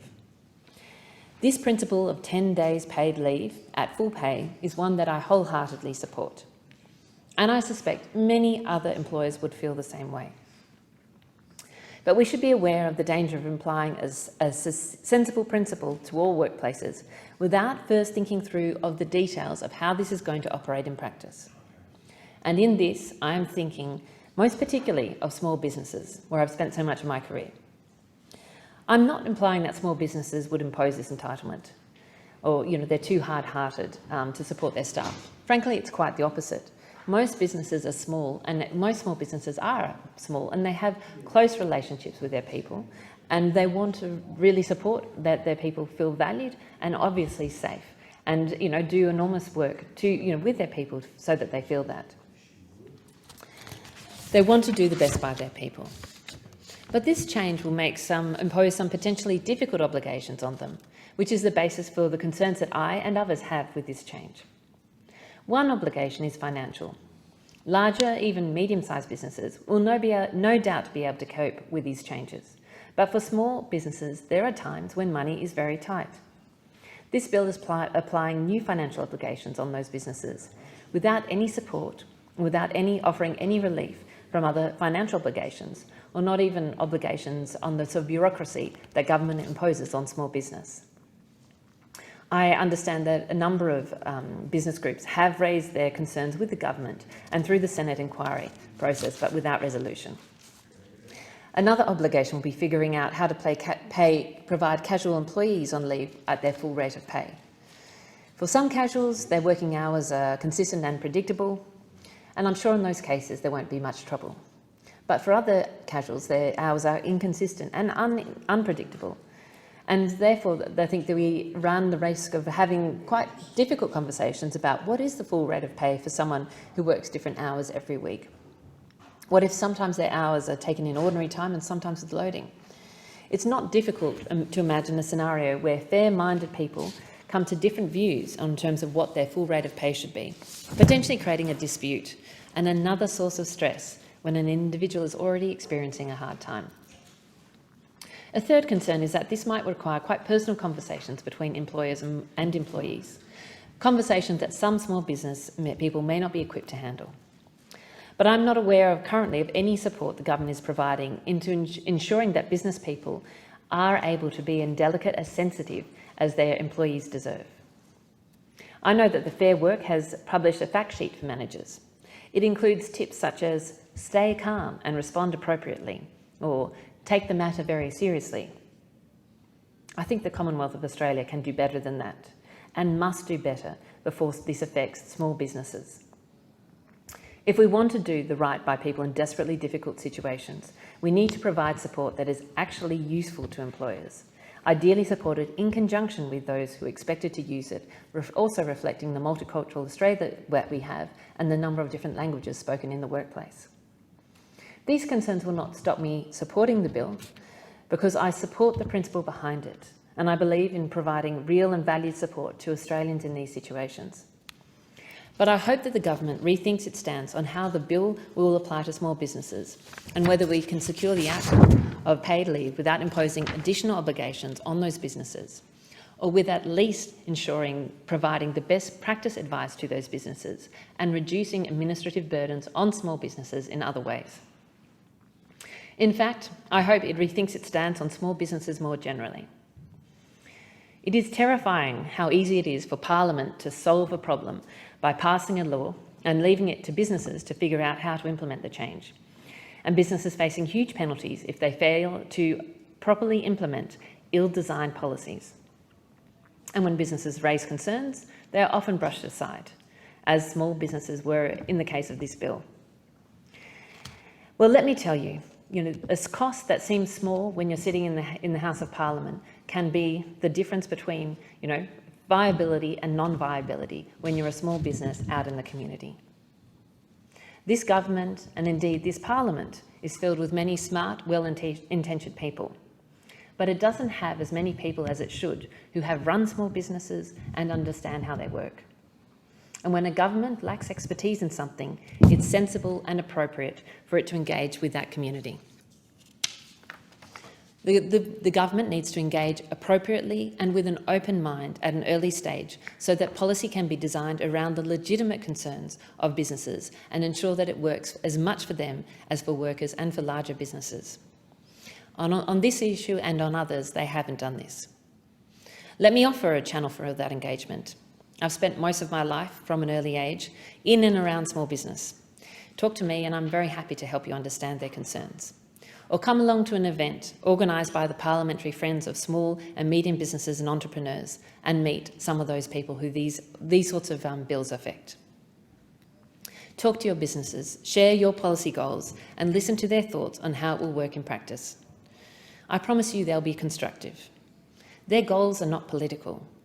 They are retailers, they are cafe owners, they are small fashion companies, they're small technology companies. These are people trying to create jobs and prosperity in the Australian community, and they deserve our wholehearted support.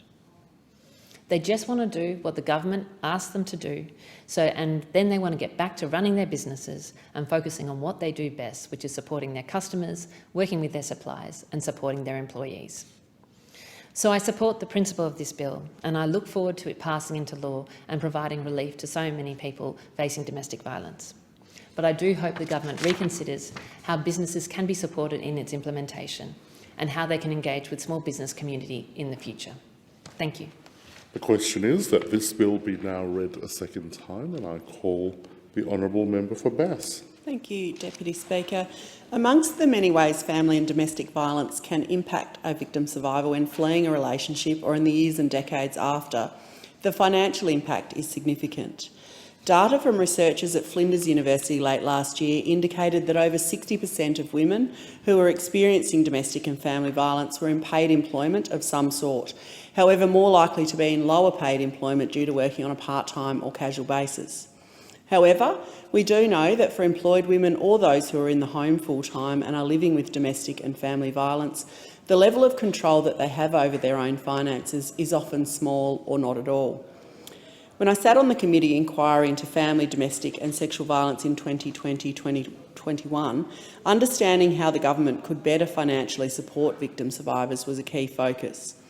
As part of their submission, Australia's National Research Organisation for Women's Safety, or ANROS as they're commonly known, cited research findings that around 1 in 5 women returned to violent partners because they had no financial support or nowhere else to go. The organisation noted that financial stress is a significant but under-addressed barrier to safety for women experiencing domestic and family violence, and that critically, employment is an important pathway for women leaving violent relationships. The inquiry also noted that leaving an abusive situation can be expensive, with costs including deposits on new dwellings, rental bonds, travel costs, furnishing costs, and the costs of providing for any dependents the victim survivor might have, estimating that on average it costs $18,000 for a victim survivor to leave a violent relationship and establish safety. In response to this report, the then government implemented a range of significant measures to help with the financial cost of leaving a relationship impacted by family and domestic violence. These measures included $5,000 in government assistance, including $1,500 to assist with some of the immediate needs when fleeing the family home, including putting down a bond for a rental, paying school fees or the purchase of essential goods and services. I do understand that accessing these payments has not been as easy as intended due to a range of challenges, but the former government was working to rectify these challenges prior to the election, and it's my hope that the current government will be doing all they can to ensure the path to accessing the payments is much smoother. The legislation before us today, the Paid Family and Domestic Violence Leave Bill, is another step towards financially supporting members of our community experiencing domestic and family violence by providing the following: 10 days of paid family and domestic violence leave within a 12-month period for full-time, part-time and casual employees, leave provided at an employee's full rate of pay for hours they would have worked had they not taken leave. And importantly, the legislation extends the definition of family and domestic violence to include conduct of a current or former intimate partner of an employee or a member of the employee's household. For someone experiencing violence at home, going to work can be a place of respite and refuge from the distressing incidents occurring in the home. Depending on the type of employment, a workplace can also provide an opportunity for those impacted by family and domestic violence quietly and securely to set themselves up to leave. A constituent in my own community with whom I met with and assisted 2 years ago dealing with a telecommunication matter resulting from leaving a violent relationship told me of the critical role her workplace provided at the time she was looking to leave that relationship. It was at work, on the phone and on her work computer that she could begin to make the necessary calls and arrangements to leave her long-term relationship as safely as possible. With a trusted employer, a victim survivor of family and domestic violence can be supported as they deal with their situation. It's important to note that not all places of employment are safe for victim survivors, who can still be harassed through repeated phone calls while at work or by people turning up to their place of employment. This is where effective training for workplaces can provide staff with the tools on how to recognise incidents of family and domestic violence and what they can do to support an employee or colleague. According to a 2019 survey conducted by Domestic Violence Service Management, a mainland charity providing support for people escaping or experiencing domestic and family violence and homelessness, it found that victim survivors wanted organisations to improve across 3 key areas. 1, that people in the workplace should be compassionate and non-judgmental, that workplaces should provide more or improved tangible support, and that the workplace should improve its understanding and awareness of family and domestic violence. When these 3 main improvements are realised, victims are more likely to share their experiences and therefore have a better chance of receiving the help that they need. Unsurprisingly, ensuring the confidentiality when seeking to take paid domestic and family violence leave is a significant concern to both victim survivors and to employers. Though challenges do exist in larger workplaces, it's in smaller regional communities like mine, where it seems that everybody does know each other or of each other, that we must make sure that when a victim survivor wants and needs confidentiality, that both employers and employees are set up with the appropriate measures in place. This concern is reflected in recent comments by Hayley Foster, Acting Chief Executive of Full Stop Australia, a sexual, domestic and family violence counselling and advocacy organisation, who highlighted the importance of maintaining confidentiality when an employee approaches their employer with the need to access family or domestic violence leave, saying, "It's something that employers are already obligated to do, but in practice we see confidentiality breaches all the time, and that's why we see a very low uptake. People are genuinely worried about the responses that they're going to get." Ms Foster's comments reflect some of my own concerns that I have with this bill. Again, I want to reiterate that I do support the legislation. However, I wanted on the record some of the concerns I have as to whether further improvements could be made on how the leave is administered. Some victim survivors do not feel comfortable coming forward to an employer with an incident of family or domestic violence for a number of reasons, including fear, shame and stigma, that still unfortunately surrounds incidents of family and domestic violence. I also agree with Ms Foster's comments that such a universal entitlement would need to be rolled out with resources and education to ensure that it was taken up effectively. I'm concerned about the level of unconscious bias which exists, which may affect how an employee is treated either immediately or going forward should they come forward seeking family or domestic violence leave. I also believe that there needs to be more funding into workplace programs that support both employer and employees on what responsibilities they may have should they become aware that an employee or colleague is experiencing family or domestic violence, and how they can best support someone going through it. In my own electorate, Women's Legal Service Tasmania has joined with the Hobart Women's Shelter, Women's Health Tasmania and Engender Equality to run their Mentors in Violence Prevention program, which has been rolling out across workplaces and community organisations since 2020.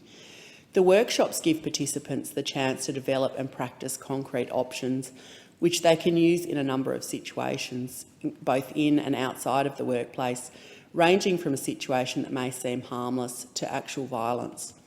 Margie Law from Women's Health told me some participants return to do the workshop more than once to deepen their skills. Many participants attend with work colleagues so they can take the skills back into their workplace.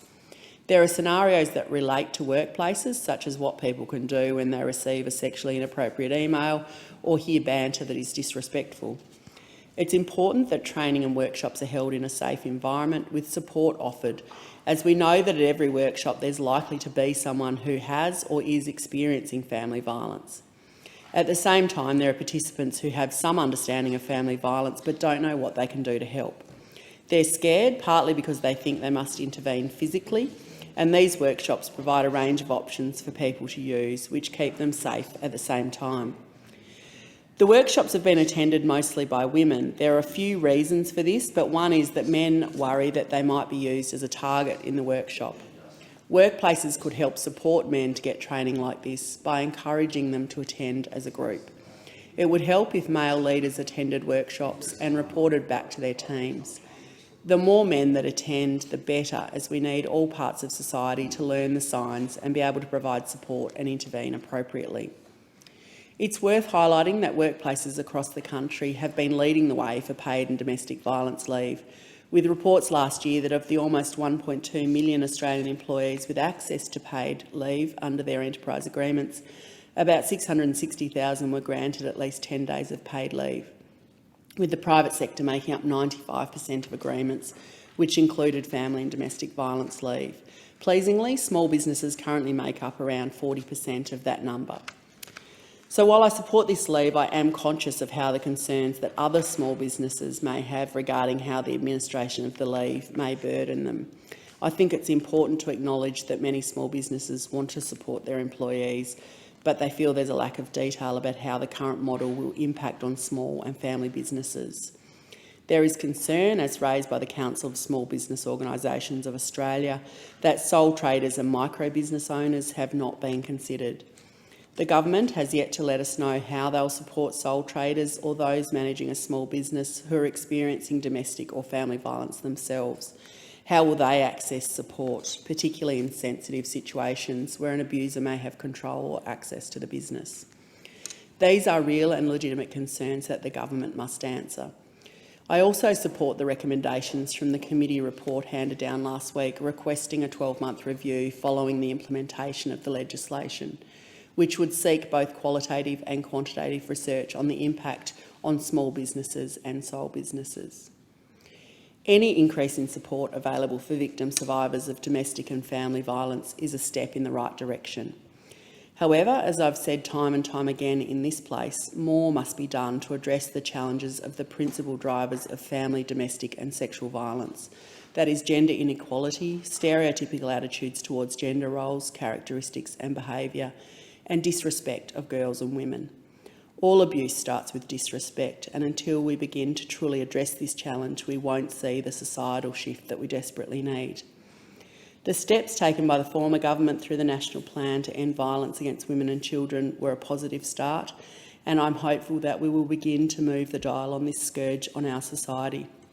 I look forward to continue to advance a bipartisan approach to this issue and look forward to working with Senator Larissa Waters and also the Labor member as co-conveners of the Parliamentary Friendship Group on ending violence against women and children. Thank you. The question is that this bill be now read a second time, and I call the Honourable Minister. Thanks, Deputy Speaker. I'm mindful that the Federation Chamber adjourns very shortly, so I'll keep my remarks very brief. Can I first of all thank all members for the different perspectives that have been put.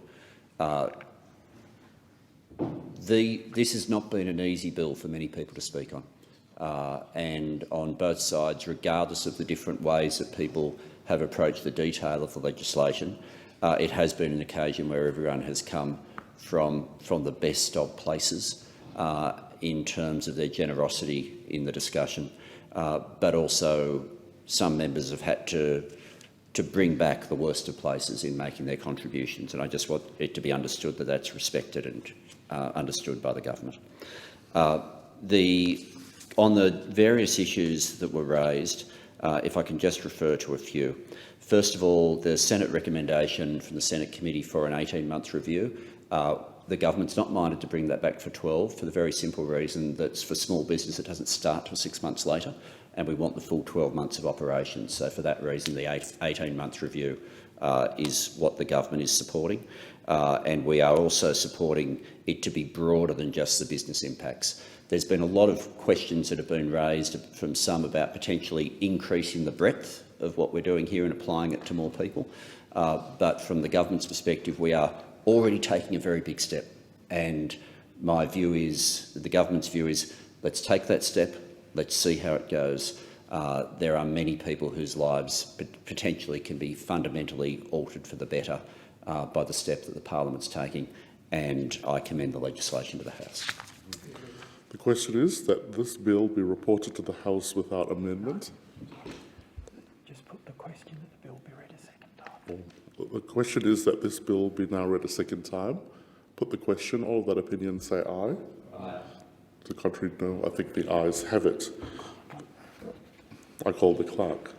Second reading, a bill for an act to amend the Fair Work Act 2009 to provide for paid family and domestic violence leave and for related purposes. The question is that this bill be reported to the House without amendment. I put the question. All of that opinion say aye. Aye. To the contrary, no. I think the ayes have it.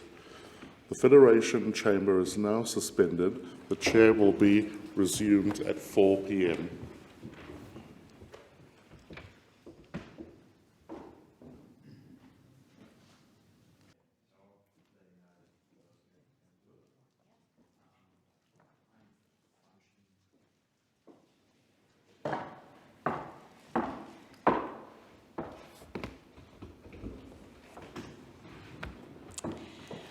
Honourable members, call the clerk.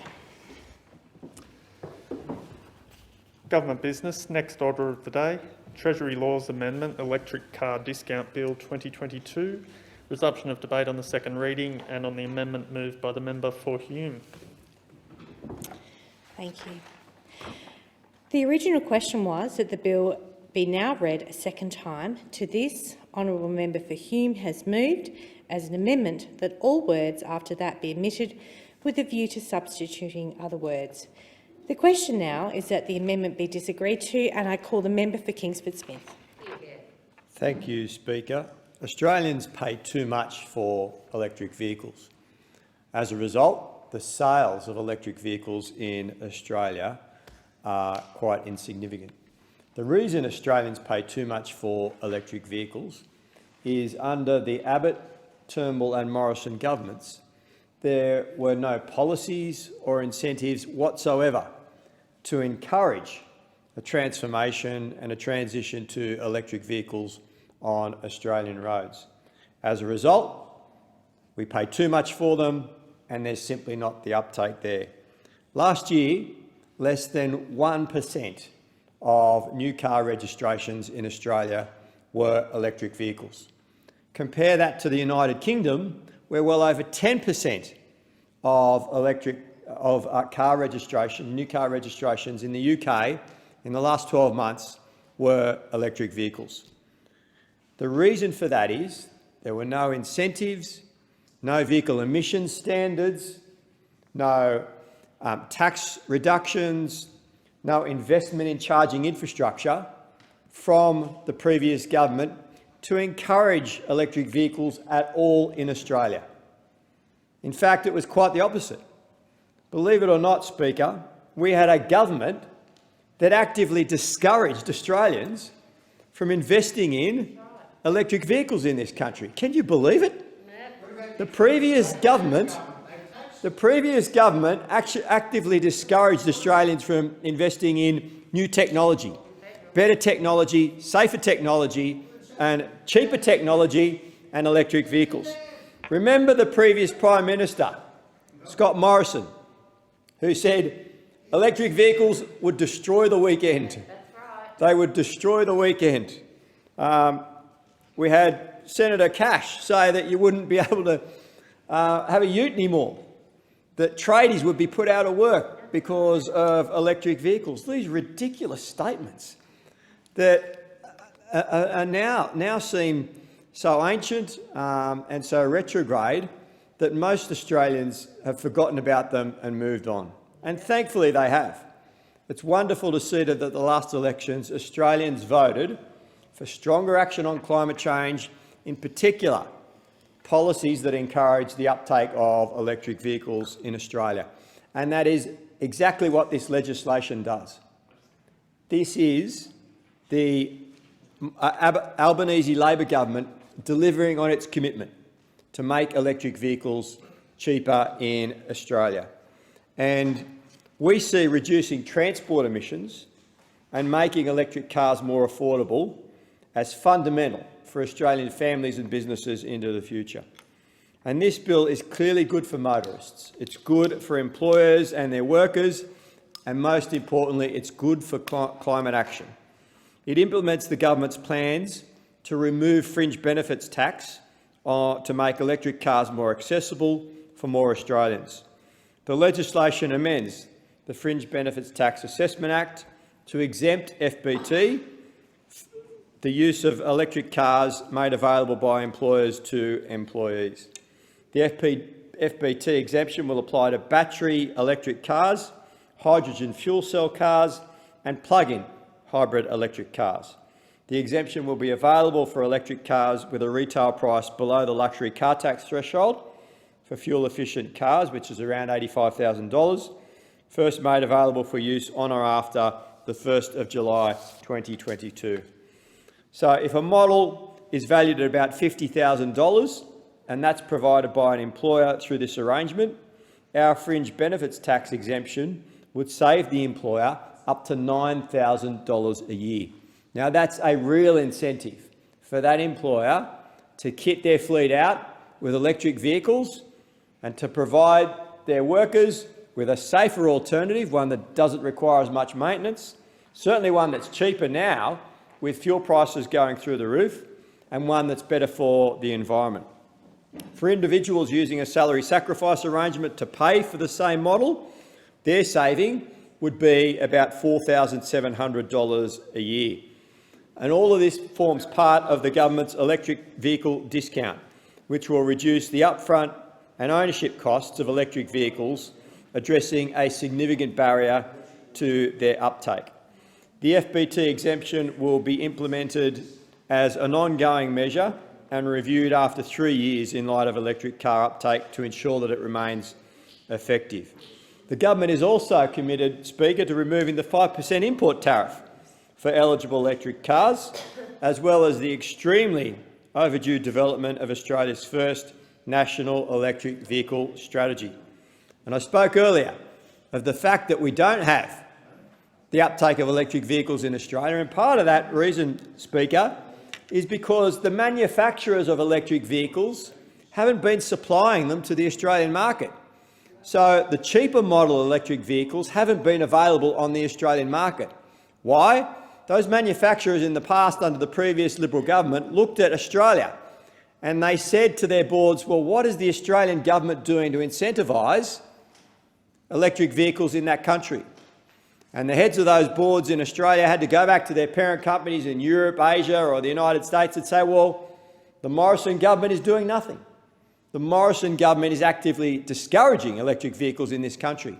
And so those manufacturers simply would not supply to the Australian market, and they didn't. And that's why Australians have been paying too much for electric vehicles. Well, these measures finally provide that strategy and that incentive for those manufacturers to start to say, hey, we've got a government in Australia now that means business, that is committed to transmissioning its fleet of vehicles from internal combustion engines, petrol-based cars, to electric vehicles over time in a steady, orderly manner, with incentives and ensuring that there's charging infrastructure to support that change as we go. And that is a good thing. And that is a good thing. And I still can't understand why the opposition would oppose something like that. The measures are also part of our Powering Australia plan, which will help deliver emissions reductions of 43% by 2030 and net zero by 2050. The transport sector is one of Australia's fastest growing sources of emissions in Australia, and a stronger uptake of electric vehicles can and will make a substantial impact on our efforts to tackle climate change. And we know that in the absence of climate policy, the Liberals and Nationals relied on COVID and drought to bank emissions reductions. But as normal economic activity is resuming, we've started to see increases in emissions again towards the end of that government's older years. And now we have a government that is serious about tackling climate change, a government with a set of policies aimed at reducing emissions in the electricity sector, aimed at reducing emissions in Australia more generally, aimed at boosting investment in solar, in batteries, in renewables, and now importantly, aimed at reducing emissions in the vehicle sector. And this policy will help deliver that. Now, the failure of the previous government for over a decade to come up with any sort of policy on electric vehicles, any sort of incentives, any taxation reductions, has been a great shame for our nation, because it's meant that we're starting from behind the rest of the world and an important technological advancement. And generally, Australia has been a nation that has been quick with the uptake of technology, particularly when it comes to road safety and the introduction of new vehicles into our country. But we haven't seen under the previous Liberal government any changes when it came to vehicle emission standards or the uptake of electric vehicles that provided those incentives. But this bill, importantly, changes that. This bill provides a tax cut for Australian businesses and Australian drivers to ensure that electric vehicles will be cheaper into the future. And that will spur many more suppliers, many more manufacturers of vehicles to start supplying into the Australian market. And we all know that it's about supply of vehicles and ensuring that we have an adequate supply of electric vehicles into this country to ensure that we can reduce prices over time. Because, as I've said, Australians are paying way too much for electric vehicles at the moment. And this policy will ensure that there are reductions in the cost of those electric vehicles into the future. It also supports the 43% reduction in emissions over the medium term to 2030. So our aspiration, Speaker, with this bill is that the cost of electric vehicles will reduce, the supply of electric vehicles in Australia will increase, more Australians will have incentives to buy electric vehicles into the future, more Australians will buy electric vehicles into the future. That will reduce their motoring bills in the future, because we know that the cost of fuel has gone through the roof, but it will also be better for our environment, and in particular better for our kids' future, because it will improve the air that we breathe, it will improve the overall Australian environment, it will reduce emissions, and finally it will represent Australia doing its bit internationally to tackle the existential threat that climate change is.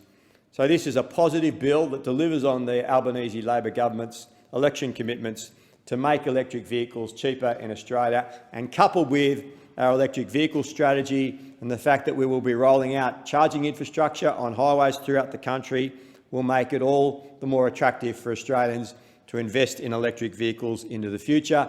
And that is a good thing for households, it's a good thing for businesses, and it's a good thing for the Australian environment and our kids' future. I thank the member. The question now is that the amendment be agreed to, and I call the member for Warringah. Thank you, Madam Deputy Speaker. This bill is an inoffensive bill.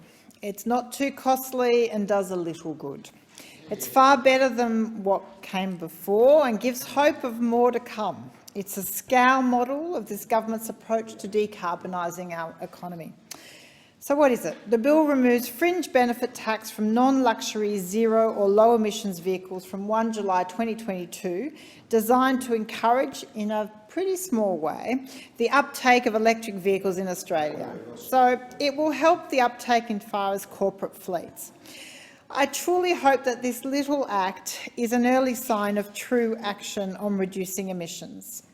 For example, in next budget, perhaps the government will include some sensible suggestions to expand the bill to cover the fuel, electricity and home charger-related costs.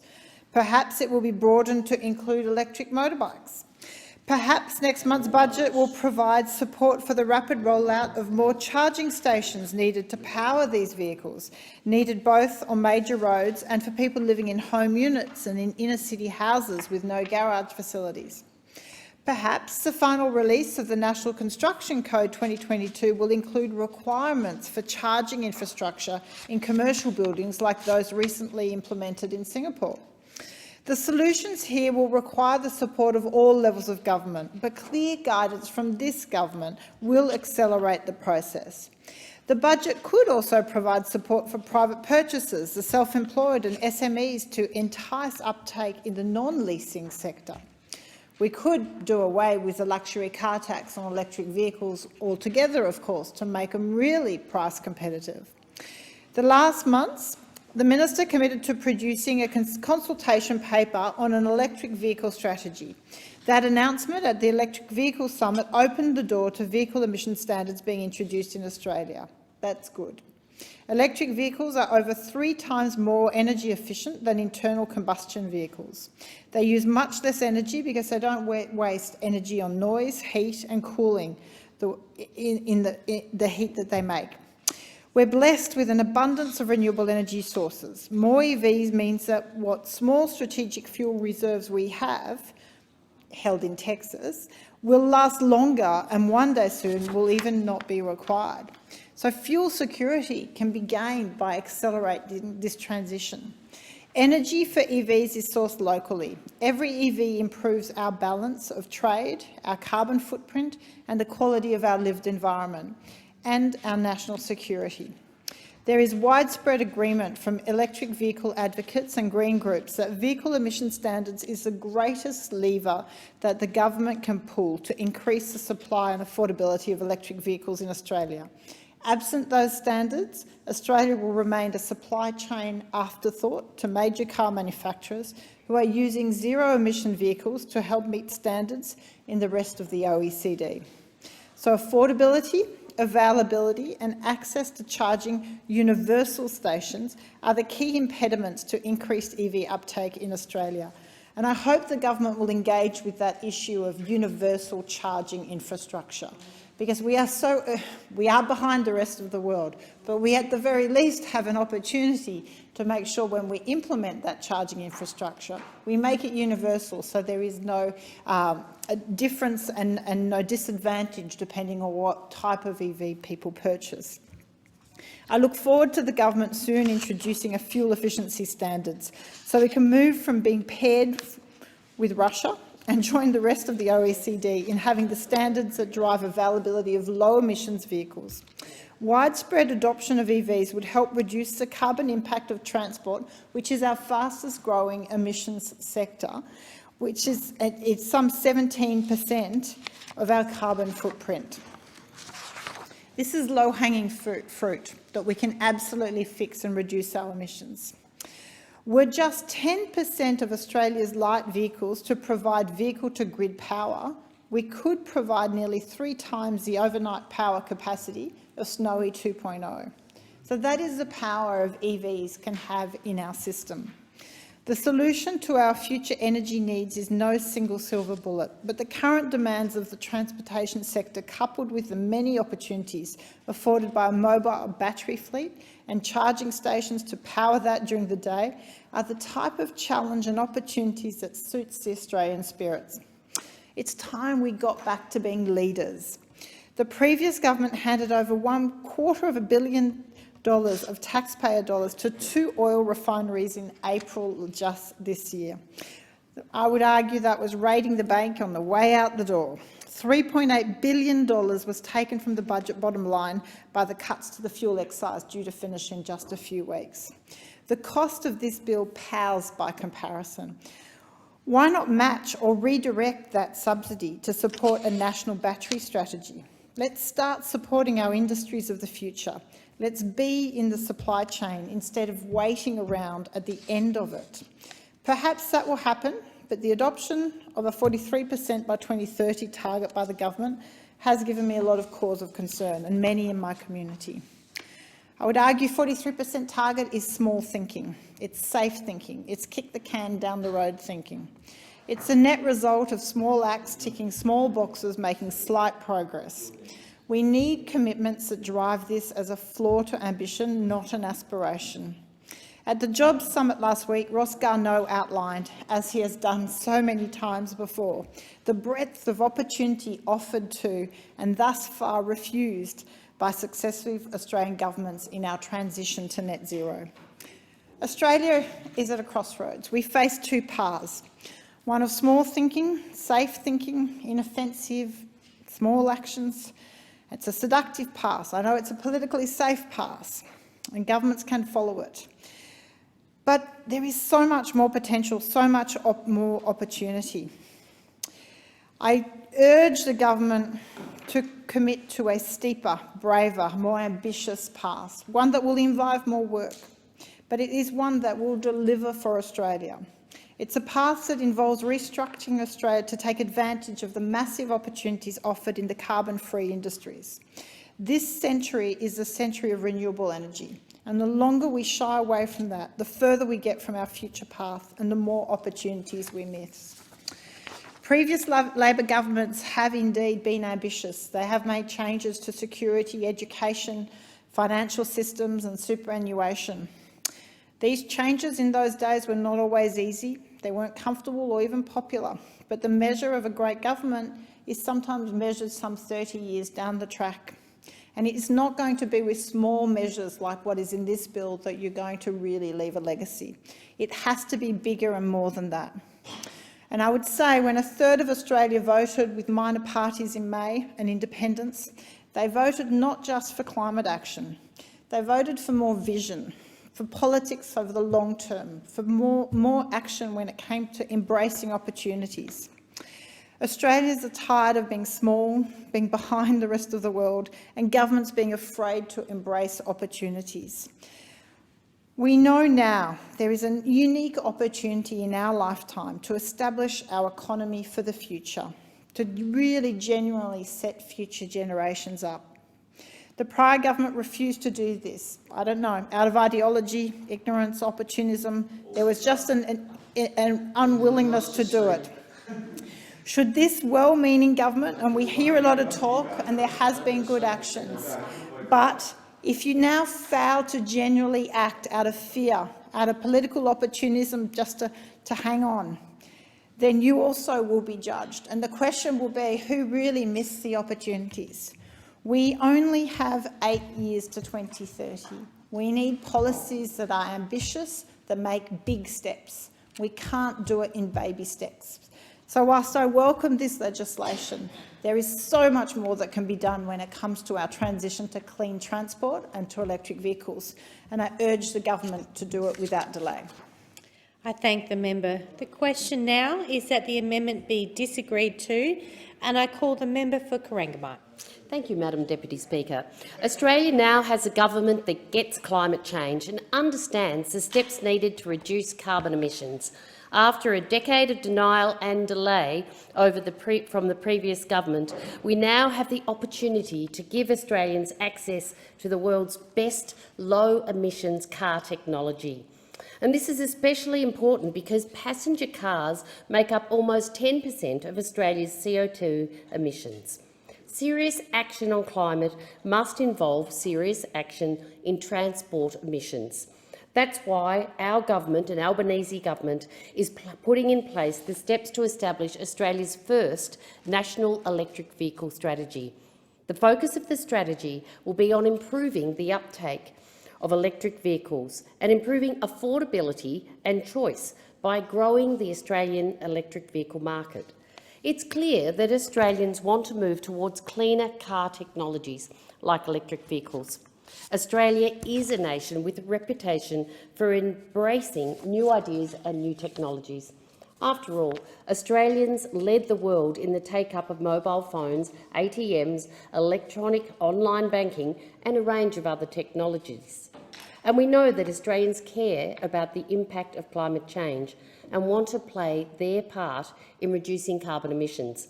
As I drive around my electorate of Corangamite, I see an increasing number of people making the change to electric or plug-in hybrid vehicles. It's no longer an oddity to see an electric car sitting in the driveway or pulling up beside you at the traffic lights.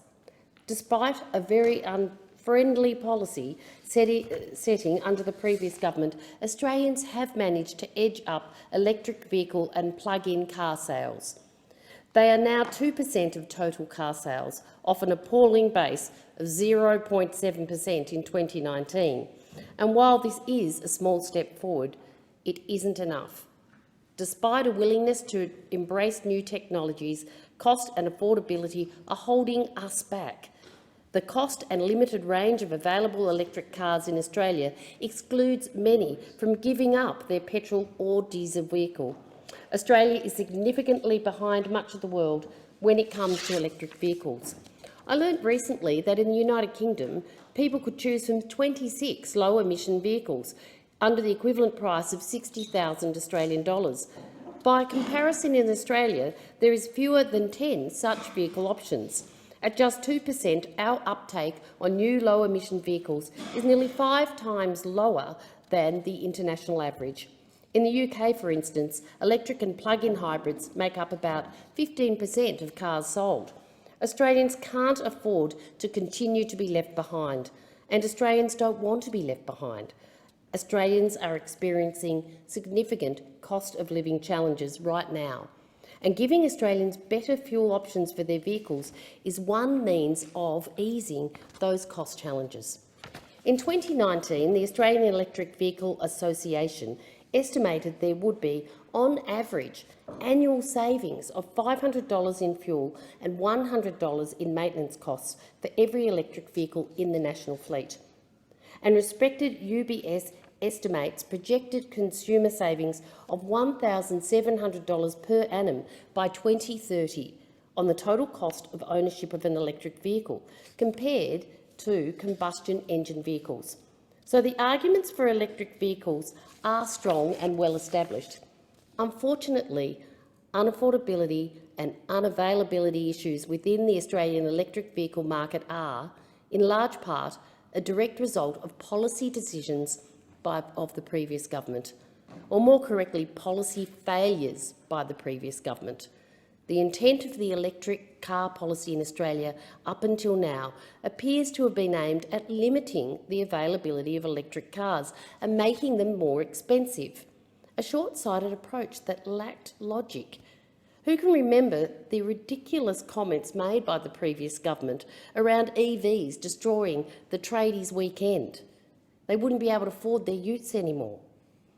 To me, this should be ultimately a matter of choice. Freedom of choice. Policy settings under the previous government were denying Australians real choice of good, affordable, no-emissions cars.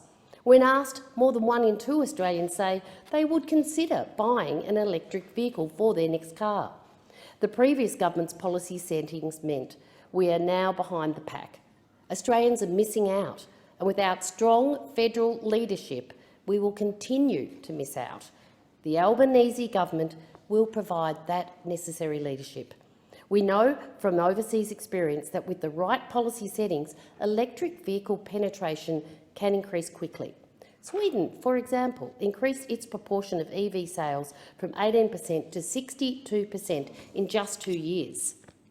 We know from overseas that once you get to 5% sales, EV penetration in the market can increase rapidly as a critical mass is reached.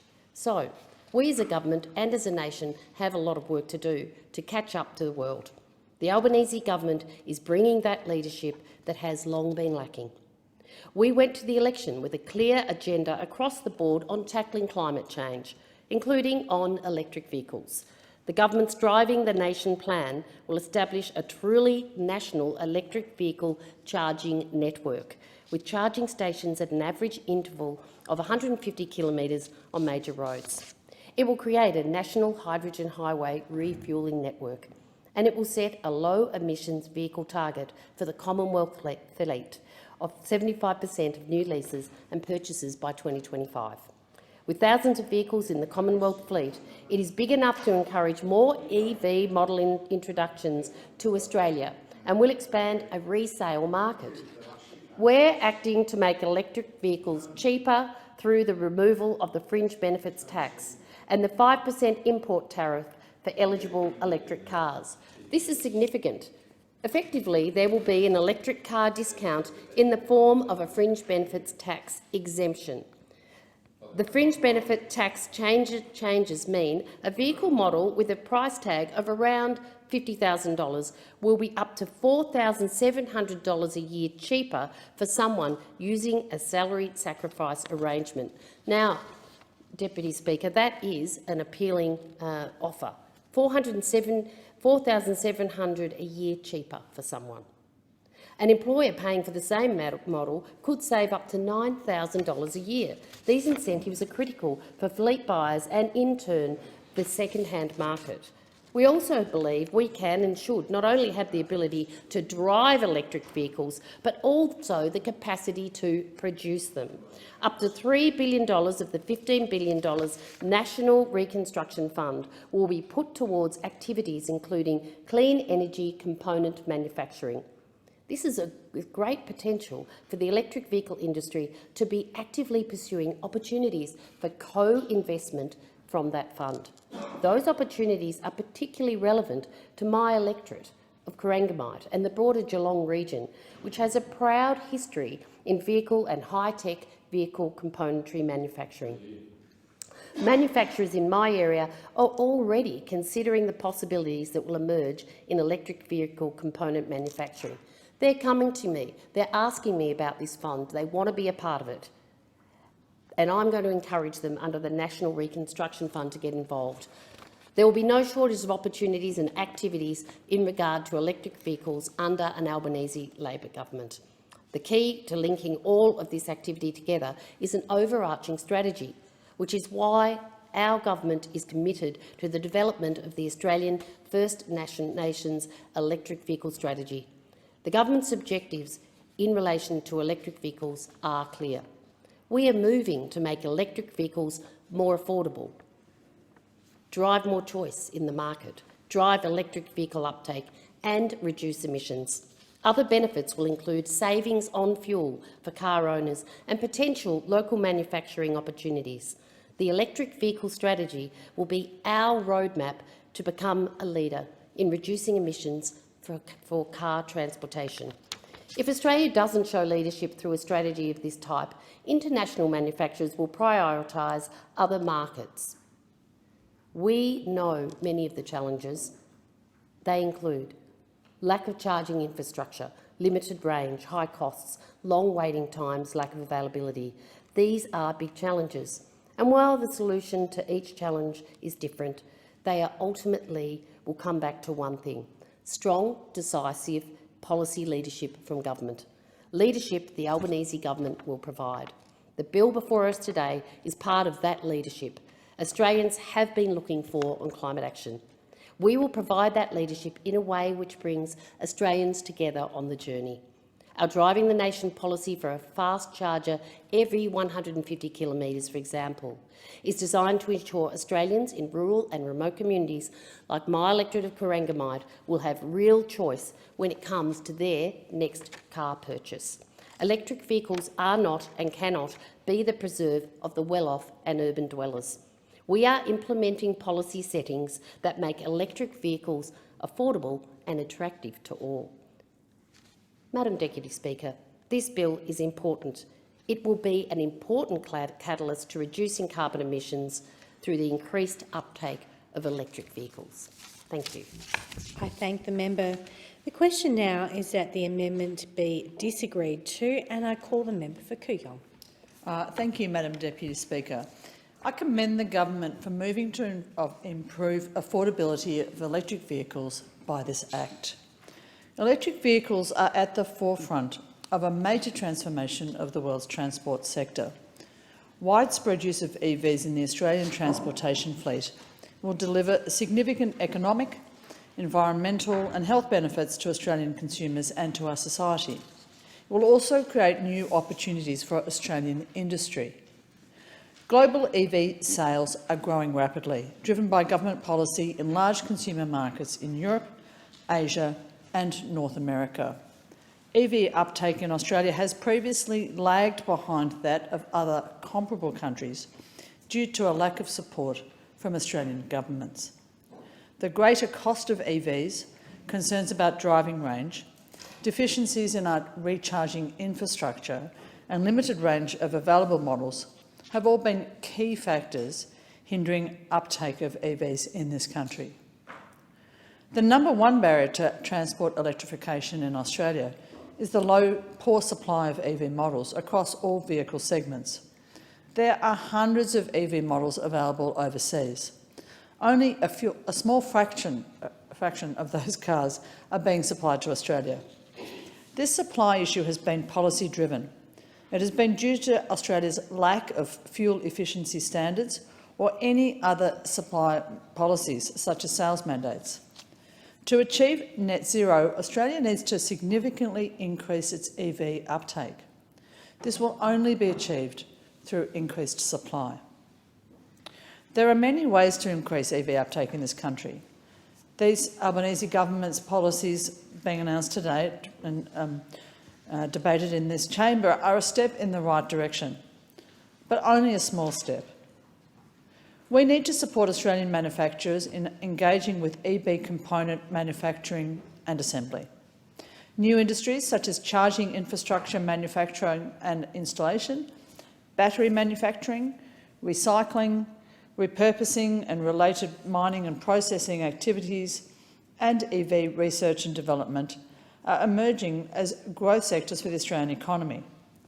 We would benefit from clarity regarding EV sales targets, which would deliver certainty to businesses and to consumers. This government should set EV targets for the Australian government fleet. It should work with state and local governments to coordinate fleet procurement.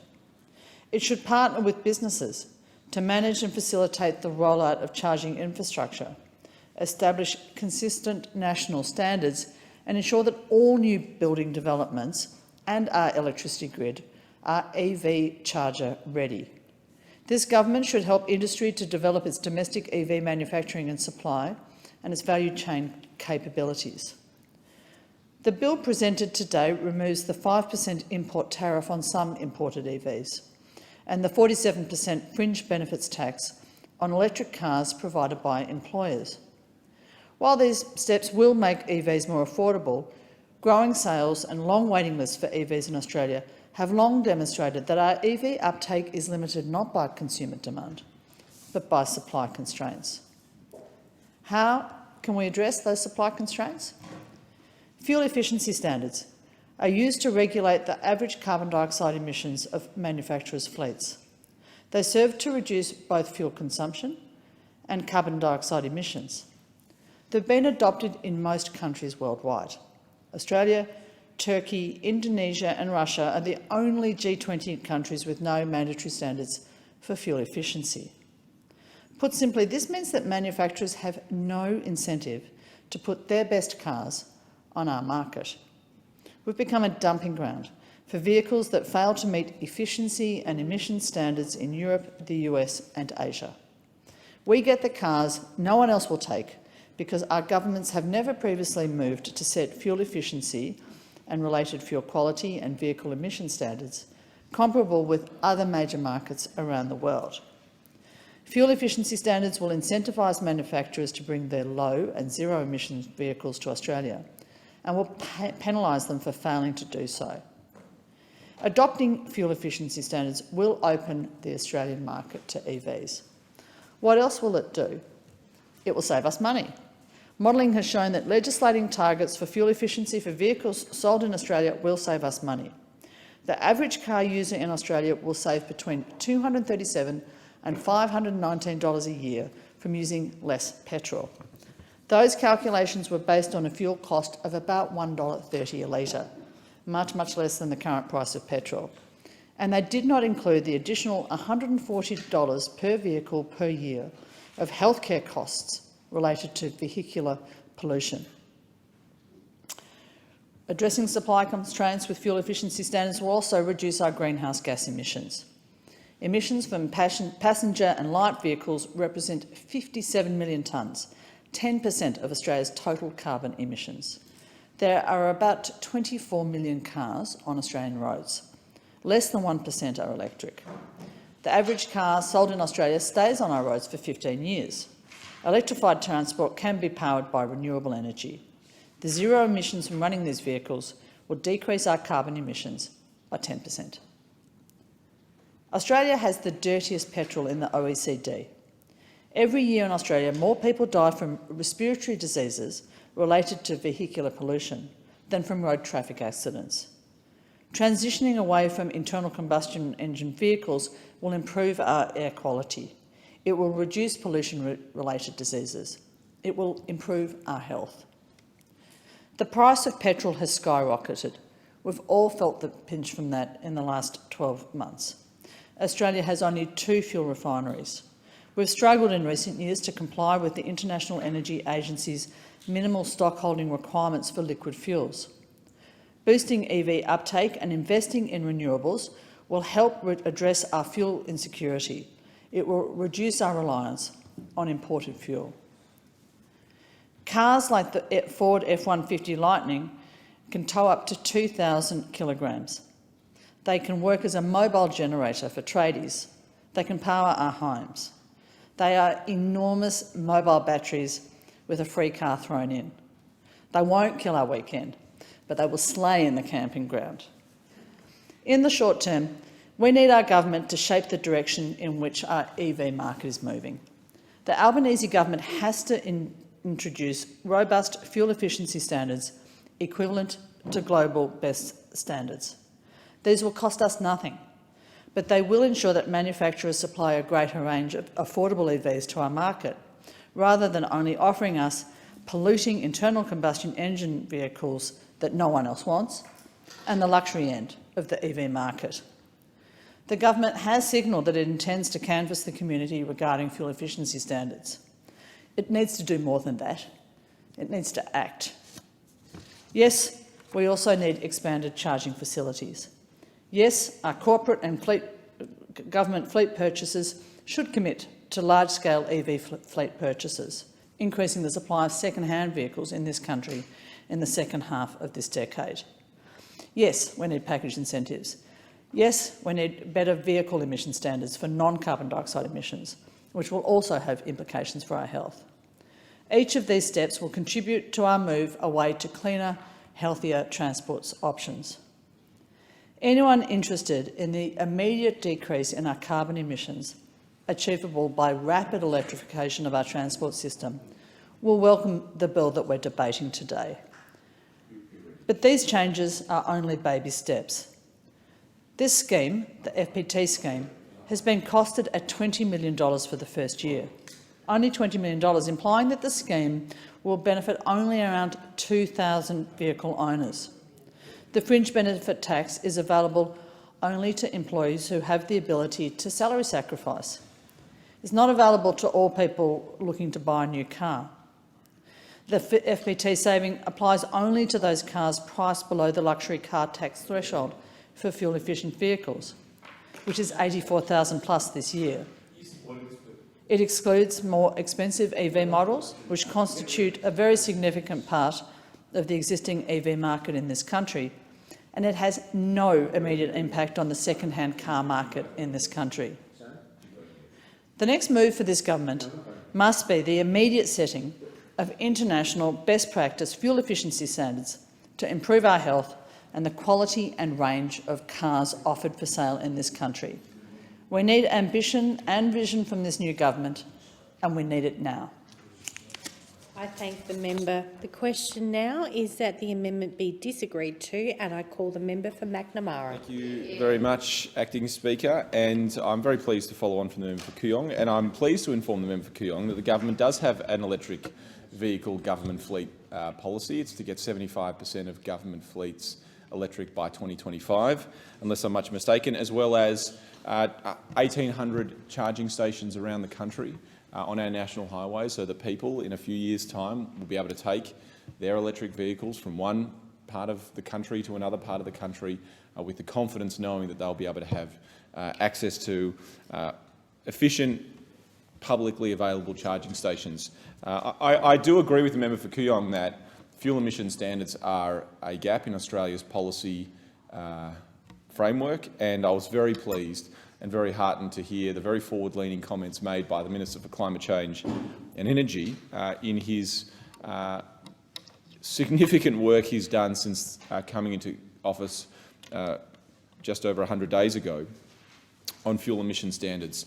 And I look forward to the government doing more work and the constructive engagement with members like the member for Kooyong to help achieve this for our country.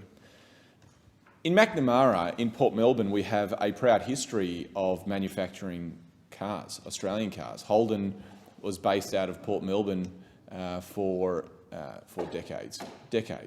And I was actually in this building working as a staff member in 2014 on the very famous day that the then Treasurer, Joe Hockey, famously goaded the Australian car industry to leave our shores. At the time, Australia was having quite a high Australian dollar, and the price of exports of Australian vehicles, the price of vehicles was high, but we knew that that was going to pass and that the Australian products were going to become competitive again, as they had been in fluctuations throughout history. And instead of backing in Australian manufacturing, instead of backing in Australian jobs and Australia's research and development industries, the then government goaded the car industry to leave. And that's exactly what happened. And in McNamara,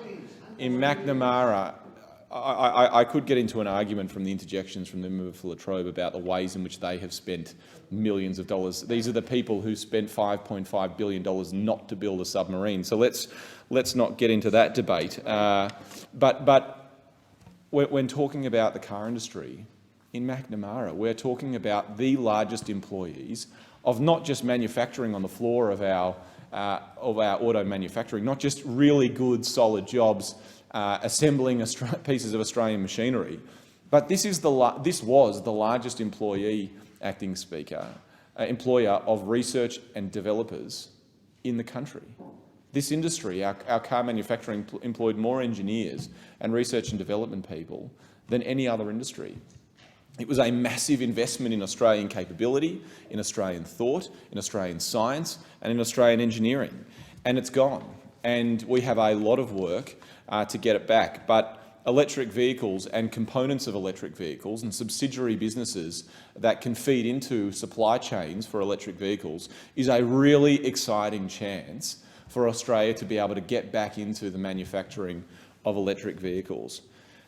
This bill goes to taxation reform. It goes to taxation reform because electric vehicles are too expensive. They're too expensive for Australian consumers, but the demand by Australians is massive. It's massive. I mean, if you go to Toyota right now and say you want, one of the either the hybrids or an electric vehicle, you're talking about a 2-year wait at least. To get a Tesla, it's a 12-month wait. To get an electric vehicle from Hyundai, it's a 2-year wait. The supply chains are quite pressed, but it's also because Australia hasn't been welcoming and whether it be a range of issues like fuel emission standards or the incentives for car companies to produce affordable electric vehicles for the Australian market, we are in a position now where we have one of the worst make-ups of electric vehicles to fuel combustible vehicles anywhere in the developed world. And it's you kind of like stop and ask yourself, why on earth are we in this situation? Why on earth is Australia, a relatively wealthy and successful nation that likes their cars, and if you've been in an electric vehicle, it's a pretty exciting, turbulent ride in some of them. Why on earth are we in this situation where Australians don't have access to affordable electric vehicles? Part of it is because of the price, and this bill obviously addresses some of the tax concessions. But let me read you some of the politics that has occurred in the electric vehicle realm ecosystem over the last few years. In November 2021, the then Prime Minister, Scott Morrison, said this. The member for Cook said this: Bill Shorten wants to end the weekends when it comes to his policy on EVs. I mean, I don't even know how an EV ends the weekend, but that was the attitude of the former Prime Minister, and who then had the galling view to deny that he ever said that in a later video, as if we couldn't get the footage of him saying that and put it next to the footage of him denying saying that in the same video. Then there was the former Attorney General who said this, Senator Cash: "We are going to stand by our tradies and we are going to save their utes." That's right. I don't even know what that means, Acting Speaker, but it's absolutely absurd. But I think there was a doozy. I think there was a doozy most recently made by the Deputy Leader of the Liberal Party, the new Deputy Leader, former Minister for Environment, where she said, "And no one in the world is making an electric ute, by the way, and even if they were, it would be unaffordable." Well, it is astonishing. I mean, Mitsubishi, I think Ford is making electric utes. There are a number of car manufacturers. General Motors are making electric utes.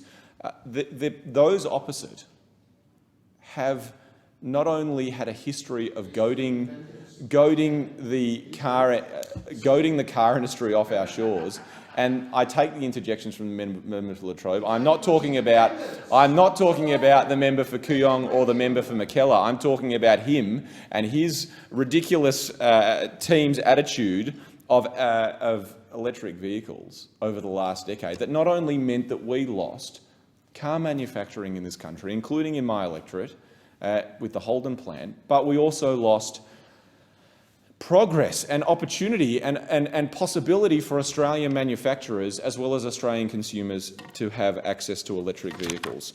So we are going to change that. We are going to make electric vehicles more affordable. As the member for Corangamite correctly said, there are no electric cars available in Australia under $40,000. And in the time of high inflation and in the time of stretched household budgets, it is just simply not an option for Australian households to be spending more than $40,000. In fact, $40,000 is way too expensive. And you think about some of the young people as well. Now, when I walk around Macnamara and I speak to young people, and I'm sure members in this chamber would have a similar experience, when you speak to some of these young people, the idea of leaving and treading softly on our planet and leaving as small a footprint as we possibly can is something that is deeply personal to our fellow Australians and our young Australians.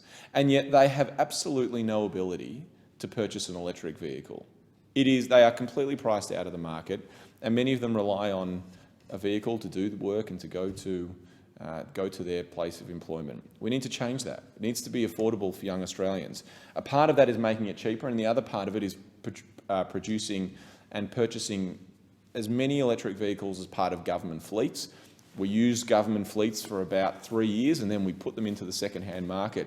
And we need good, reliable, relatively new cars to be entering into the second-hand market to produce downward pressure on car prices and to address some of the supply chain issues. And I hope that for young people we're able to address the affordability of electric vehicles. Because other countries have, Acting Speaker, other countries have had an aggressive policy where they have sought to pursue incentives for car manufacturers to lower fuel emission standards, or to increase fuel emission standards, but also to incentivise electric vehicles and to have a range of policies that make electric vehicles more affordable and more accessible for their citizens. And we in Australia need to catch up. We need to catch up because we should be making car components in Australia. We should be making all of the components. There is a famous score called the Harvard Score of Economic Complexity, where it basically looks at how complex and how much value are we adding into our economy. Right at the top you have Japan, a high-tech economy, constantly looking at ways to add science and mechanics to their products. You then have South Korea, Singapore, Germany, Switzerland. These are the countries at the top of the Harvard Score of Economic Complexity. Even the United States, with Silicon Valley and the United Kingdom, with many of their advanced technologies, are in number 10 and 11. Australia, I believe, currently is at number 86, in between Paraguay and Uzbekistan. Now, no offence to our Uzbeki and Paraguayan friends, but we really should be better than that. We really shouldn't just have an economy where we dig things up and sell them off to another country to add value over there. We should be adding value in Australia, and to incentivise and to engage constructively with industry to make electric vehicles a product that not only Australians are making but Australians are purchasing is something that is so important for Australian businesses. It's so important for the future of Australian manufacturing, and it's so important for the future of our efforts to tackle climate change. Electric vehicle emissions account for roughly 10% of our emissions as a country. We need to change that. We need to put more electricity into the grid so that we can have access to them. And a good way to start that work is via this bill, and I would encourage all members of the House to support it. It's an excellent piece of legislation and I commend it to the House. I thank the member. The question now is that the amendment be disagreed to, and I call the member for Mackellar. Thank you, Acting Speaker. Electric vehicles represent an incredible opportunity for Australia. We can transport Australians using electricity generated from the solar on our rooftops and from our enormous renewable energy zones. This will transform our relationship with energy and reduce emissions simultaneously. Only last month, this House passed the Climate Change Bill and a target of 43% emissions reduction by 2030. That is less than 8 years away. The time is ticking. Each sector must do its bit, and the cost of reducing emissions in the transport sector is comparatively low. Transport makes up nearly 20% of Australia's emissions, and these emissions are rising. Transport emissions have increased by 14% since 2005. This is a big truck to turn around. But we can achieve what has already been done in other countries, and that is making electric vehicles affordable, accessible and reliable for everyday Australians. To do this, however, attendees at the recent National EV Summit agreed that ambitious policies from the government are required. At that summit, ministers from New Zealand and the US ambassador told us about what was happening in their countries.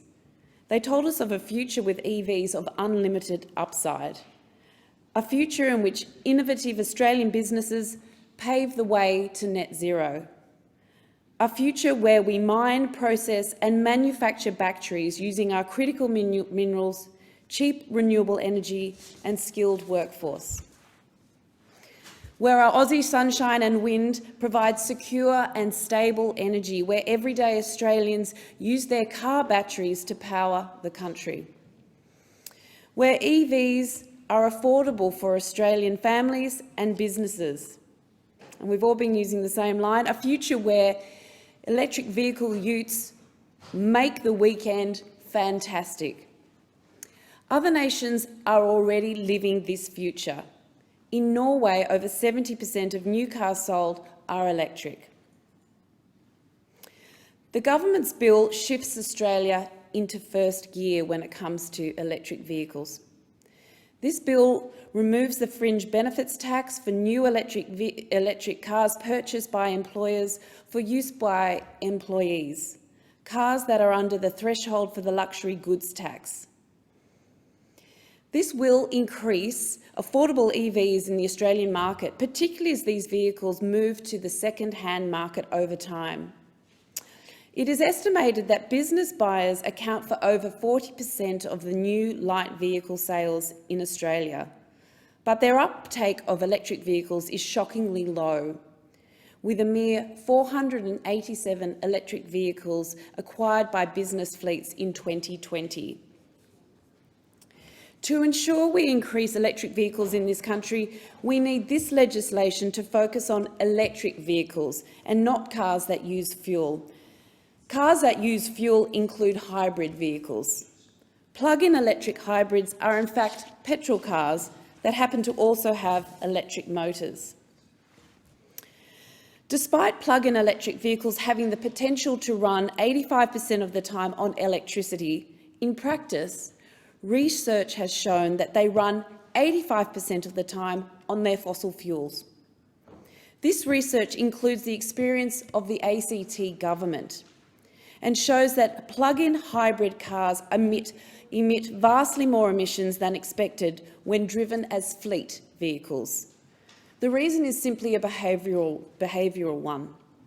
Quite simply, employees don't bother charging the car. Effectively, if plug-in hybrids are included in this bill and included in the fringe benefit tax exemption, the unintended consequence will be that this bill further subsidises fossil fuel use. I am hopeful that I will be supporting an improved version of this bill on its return to the House from the Senate, one that excludes hybrids. With this legislation, employers have the potential to save $9,000 per vehicle. That is significant. It will drive the market. It is, however, not enough on its own to deliver cost parity. The upfront cost of owning an electric vehicle is the biggest hill to climb. I am voting in favour of this bill but I would have more confidence if it were part of a broader strategy that is multifaceted and comprehensive. I call on the government to implement additional policies that will fix Australia's electric vehicle supply problem to ensure that there are enough electric vehicles on the market here so that every business and person who wants an EV can actually get an EV. Vehicle fuel efficiency standards are next off the rank, a focus that my crossbench colleagues and I are also championing. The standards discussion paper announced by Minister Bowen moves us closer to being in line with best practice globally. These standards need to be ambitious and aligned with the Paris Agreement. However, only a few weeks ago we saw leaked reports of the automotive industry's cynical plan to undermine the push for fuel efficiency standards. Vehicle particulate pollution is responsible for thousands of deaths in Australia each year. Research also shows that exposure to particulate pollution impacts our cognitive function. If a young person, say in their 20s, is exposed to a high pollution day, their cognitive level will be increased by 30 years. A 20-year-old will have the cognitive function of a 50-year-old. Not that I think that's too bad. Michaela, ordinary Australians want us to get on with the job. Australians do want electric vehicles. In fact, only last month, new electric vehicle sales hit a record high and many thousand more are on waiting lists. But currently, electric vehicles only make up 4.4% of cars sold here in Australia because of the significant lack of supply. Michaela, my electorate, gets it. Our famous Beeline buses are going electric. EV chargers are being rolled out across the Michaela electorate.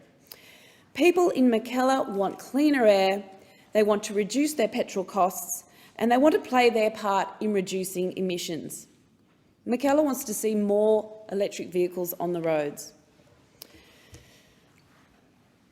It's not only about making electric vehicles affordable and accessible for everyday families. It's also about positioning Australia as a renewable superpower. To this, we need to look at what is happening in America. In the US, the Inflation Reduction Act is a game changer. It's big and bold, and it's not just tiny tax tweaks.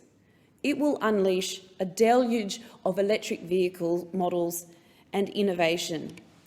It's time to put our foot down here and accelerate EV policy here in Australia. As parliamentarians, let us collaborate, coordinate and capitalise on electric vehicles' opportunity. After years of inaction, let's lead. This bill is the first gear, but it's a welcome start. Thank you. And I call the member for Fremantle. Thank you, Deputy Speaker. It's great to speak on this bill. It's another instalment in the rapid progress that the new Albanese Labor government is making to help decarbonise Australia and help make sure that Australian households and businesses are able to participate in one of the great changes of the 21st century. I mean, to some degree, you could say that this is enabling households and businesses to get on board with a trend that is without question a significant part of our future and the world's future, but in many ways it's not really in the distant future. It's happening in lots of other countries to a massive extent today, but not in Australia, and we've fallen terribly behind. It means that Australians miss out on cost savings in terms of running costs, especially in the face of volatile fuel prices. It means we're not getting the benefit in terms of emission reductions, and we need to make emission reductions in lots of parts of Australian life. So far, the reductions that have been made, which have not been enough, have been in the energy generation space and in foregoing planned land clearing, but we've made virtually no progress in terms of emission reductions in other sectors like transport, agriculture industry and other things. And this will contribute to that, there's no doubt. As the previous speaker said, vehicle pollution is a big issue. Vehicle pollution is a massive issue around the world, but it's a big issue here in Australia, not least because we don't have some of the fuel standards and other related emission standards that are pretty common in other parts of the world. And we shouldn't kid ourselves that just because you live in Sydney or Melbourne or Perth or Adelaide or Hobart or Darwin, you think, well, it's not Mexico City or it's not New Delhi. It's not a megalopolis where we tend to associate the impacts perhaps of poor air quality, vehicle emissions and pollution. The reality is, by many measures, people in Australian cities are being exposed to unhealthy level of vehicle emissions, and that is something that we will address as we move to decarbonise our transport sector, move off hydrocarbons and move into electric vehicles and potentially hydrogen vehicles. It's also really important in terms of liquid fuel security, and that's something I've spoken about throughout my time in Parliament. We really should hold on to that. Australia is extraordinarily dependent on liquid fuel. We are the only nation that has been way out of compliance with the IAEA fuel stock holding requirements for a long time. It's very hard to see when we'll ever get back into compliance. We've made a commitment to do that by 2026. The previous government didn't do much on that front. Mining and agriculture in Australia is 90% reliant on liquid fuel. Our transport sector is 99% reliant on liquid fuel. And of course, when it comes to electric cars at the household level for passengers in households around the country, we're in a woeful position. We are the third highest by capita owners of vehicles in the OECD, but we've got 1/7 the uptake of electric vehicles as car-loving countries like the United States and Canada. And really, there's only one reason why we're in that terrible state, and it's because of this bizarre blind spot, if you want to be kind, that the previous government suffered. And you can see that it's a blind spot. You can see that it is irrational, delusional, all of those things, by the way that the members of the former government, members of the current opposition, talk about this issue. Even after the election, even in recent weeks, to have the deputy leader of the Liberal Party boldly make the claim that there were no electric utes available. They weren't in production, they couldn't be bought, they didn't exist on planet Earth. I mean, that is just bizarre as well as categorically wrong. And you can only make those kinds of statements when you've just gone off into a kind of la-la land where you've taken a particular twisted, baseless sort of view of the world, and you're going to prosecute that over and over and over in the face of science, evidence, rationality and everything else. It's a pattern of behaviour that we saw from the former government in lots of areas. We certainly saw it on almost anything to do with either climate change or renewable energy, but we certainly saw it in relation to electric vehicles. These wild claims that they would end the weekend, that they didn't exist, that they weren't viable, that they would never happen, while the rest of the world marches ahead. And so what's the result? I mean, you look at our performance in an area like household solar, where we are literally the world leader, because the former Labor government decided that it was time to make a change and get us on the path of sensible renewable energy at the household level, and that kicked off a home solar revolution. We went from having fewer than 12,000 households Australia-wide in 2007 at the end of the Howard government with solar PV to, I think it's 2-3 million plus now. We have the highest penetration of household solar in the world, and it has begun to make a really significant difference, both in reducing our reliance on power that is generated by hydrocarbons, but also in decentralising our power system and giving households relief from those kinds of cost pressures. Electric vehicles will be exactly the same. Electric vehicles will be exactly the same. But we had to change the government to get something done, because until that happened, Australia was being steered by people that were literally making things up and inflicting their weird daydreams or nightmares, or whatever you want to call it, on the Australian people. And apart from the fact that it's meant we now start from this position behind many other countries in the OECD, it has meant that while we talk about cost of living pressures at the moment, that many more Australian households and businesses are at the behest of global fuel prices when, if only a sensible approach had been taken to this issue a decade ago, many fewer households and businesses would be exposed and vulnerable in that way. It means that at various times over the last 3 or 4 years, we have liquid fuel coverage in terms of petrol or diesel that's not much more than 3 weeks, somewhere around 21, 22 days. If for any reason there was an interruption to our supply of liquid fuel, there would be a crisis in this country that would, and I say this cautiously, that would make some aspects of what we experienced through the pandemic actually look pretty mild by comparison. I mean, if our transport sector is 99% reliant on liquid fuels, and most of what moves around in this country moves around by road or by rail. We've gone from having 5 refineries not that long ago to 2 refineries, so we can't import crude and refine it ourselves to the same degree. We're more reliant on imported refined fuel, which of course has a lower shelf life. That's made our liquid fuel insecurity more fraught. So there are lots of reasons to make this change. It's not, as the other side would have it, so that people can indulge in some personal consumer choice. That's got literally nothing to do with it. It is so that we can be part of a global industrial change that has marched on a long way already, and we are miles behind.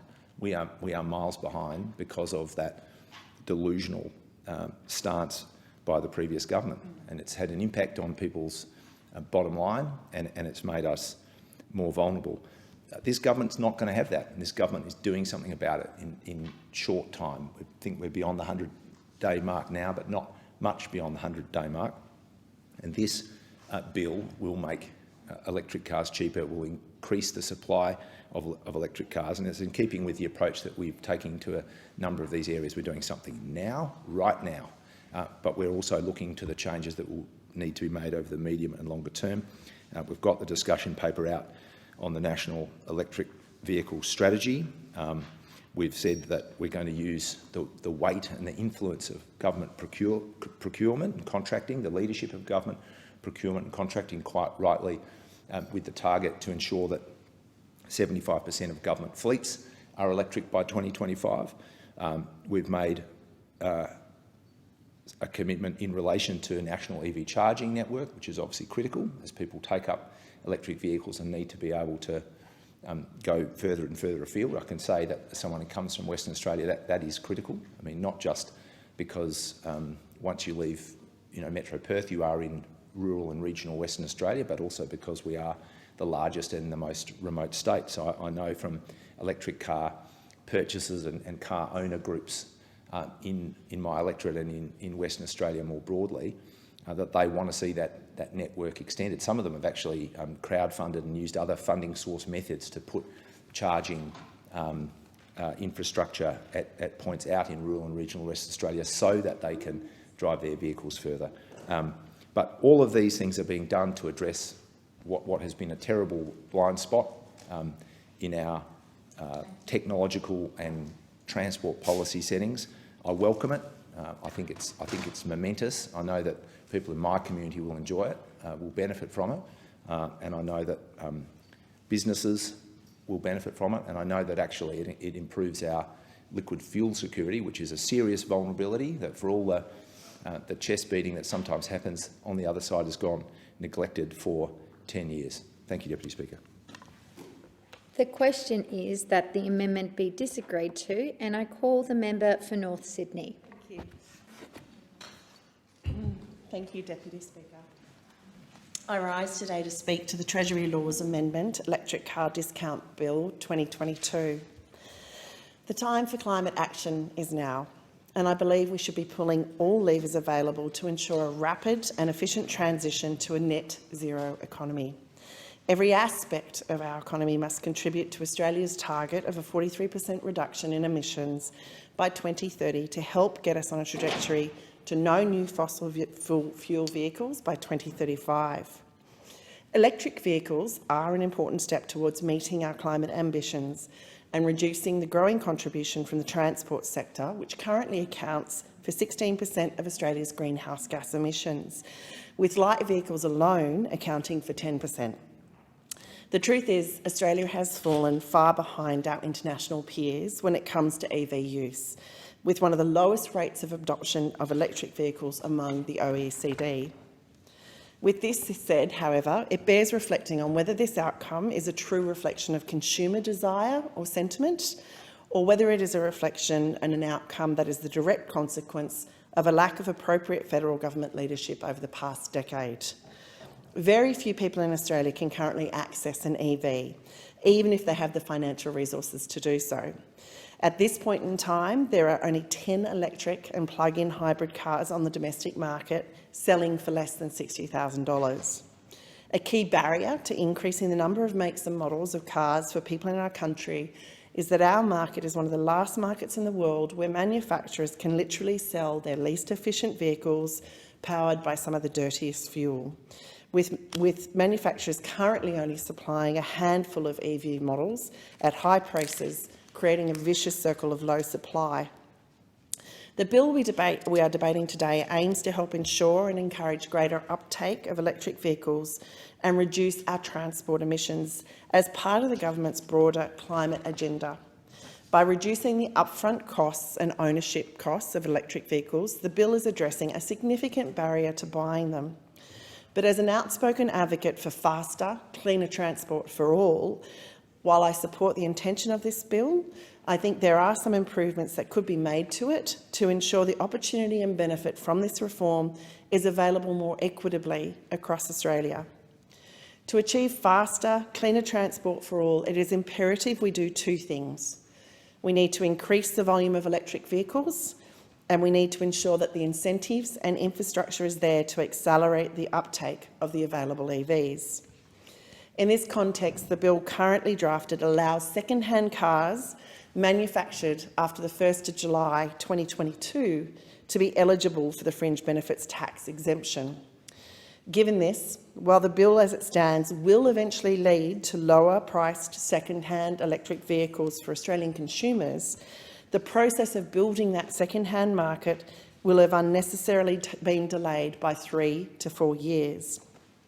With 3 out of every 4 vehicles bought in Australia every year being second-hand, and in the face of the climate challenge we are facing, we can and must do better. Given this, I will be moving an amendment to the bill which would extend the FBT exemption to imported second-hand vehicles which meet 2 main criteria. Firstly, my amendment would cover second-hand cars that were manufactured on or after the 1st of January 2020. This ensures the technology is of the highest quality and ensures the second-hand vehicle will comply with relevant Australian safety standards as in force at the time, which is currently an ANCAP 5-star rating. Secondly, my amendment stipulates that the second-hand cars that are imported into Australia. This ensures we are growing the pool of available EVs in the Australian market. Making a higher number of EVs available will significantly accelerate the uptake of EVs at a much faster rate than the government's proposed 3 to 4 year timeframe. The reality is that the stock of low-mileage second-hand EVs internationally is sizable, and Australians are currently missing out. In Japan alone, there are up to 20,000 second-hand EVs available per annum, and up to 150,000 vehicles from the UK. An increase in the supply of affordable second-hand vehicles can be immediate if this bill was extended to include the FBT exemption to imported second-hand cars. It would also increase the type, variety and quality of models available in Australia, increasing employer and employee and ultimately consumer choice. For my electorate in North Sydney and for many small businesses around the country who are struggling with increasing costs, the inclusion of second-hand EVs would provide employers and employees with an opportunity to make clean, green choices at a lower cost. By extending the FBT exemption to imported second-hand EVs, small business owners like my mother and my father and many in my family and amongst my friendship and community group will potentially equally benefit from more affordable EVs. Moving forward, I commit to continuing to work with Minister Bowen to have input into the delivery of the government's national electric vehicle strategy to ensure the rollout of any EV strategy ensures equity for all. If we work together and get it right, something as seemingly simple as an EV policy can deliver on many fronts, from saving motorists money on fuel and car purchases, increasing the scope of consumer choice on EV models, reducing our reliance on imported foreign oil, improving health outcomes by reducing pollution, and importantly, reducing transport emissions. Thank you.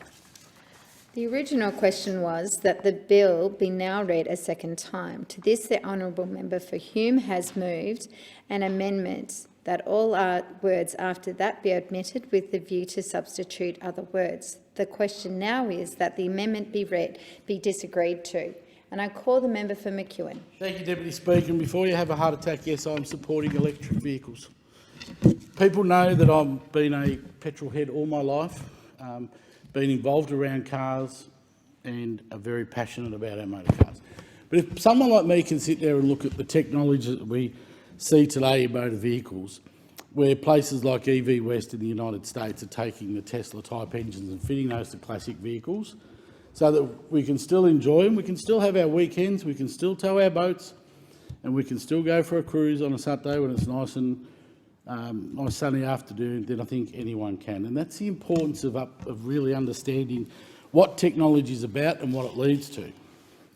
So I want to speak in support of a bill that exempts the use of the eligible electric cars made available for employees from FBT. FBT is something that has been I guess, it's been a bit of a problem to try and introduce electric vehicles and to bring those into the country, but also it's been a bit of a barrier for people to be able to do it because of the cost.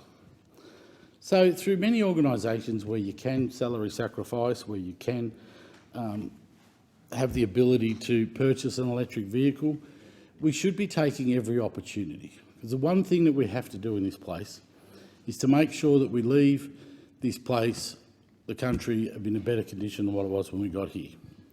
And we do that by ensuring that we do things that lessen our impact on the climate, the environment and the future for our kids and grandkids.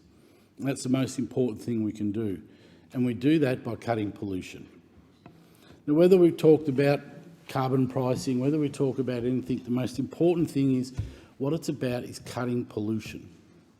Making sure that in the future our farmers can farm, making sure that our businesses can grow, making sure we've got clean drinking water and making sure we've got the opportunity to have cleaner air that's just going to take away a whole heap of things, even whether it's medical through things like hay fever and the like. So it's important that we do that. And it's important that you have a government that actually says, right, we're going to get on with this and we're actually going to develop the technologies and give people the support to actually be able to get the use of electric vehicles and make them affordable so that families can have them. Because one of the biggest costs in areas like the one that I have the honour of representing, the seat of McEwen, we don't have a great range of public transport. Out of suburban rural areas, we have a couple of train lines, we have a few buses, but that's about it. So we rely heavily on motor vehicles to get to work, to travel across the 30 towns, to sporting grounds, to dance classes, to community events, to RSLs. Wherever we go, the motor vehicle is very key to what we do. In fact, we had one of the highest cars per household in all of the nation. And with the expansion of our communities, that's created more issues on our roads. And it's created issues that have been neglected up for the last 10 years by this federal government. Every promise they made on roads, they failed to deliver. Now, with more cars on the road, more people moving, it creates more congestion.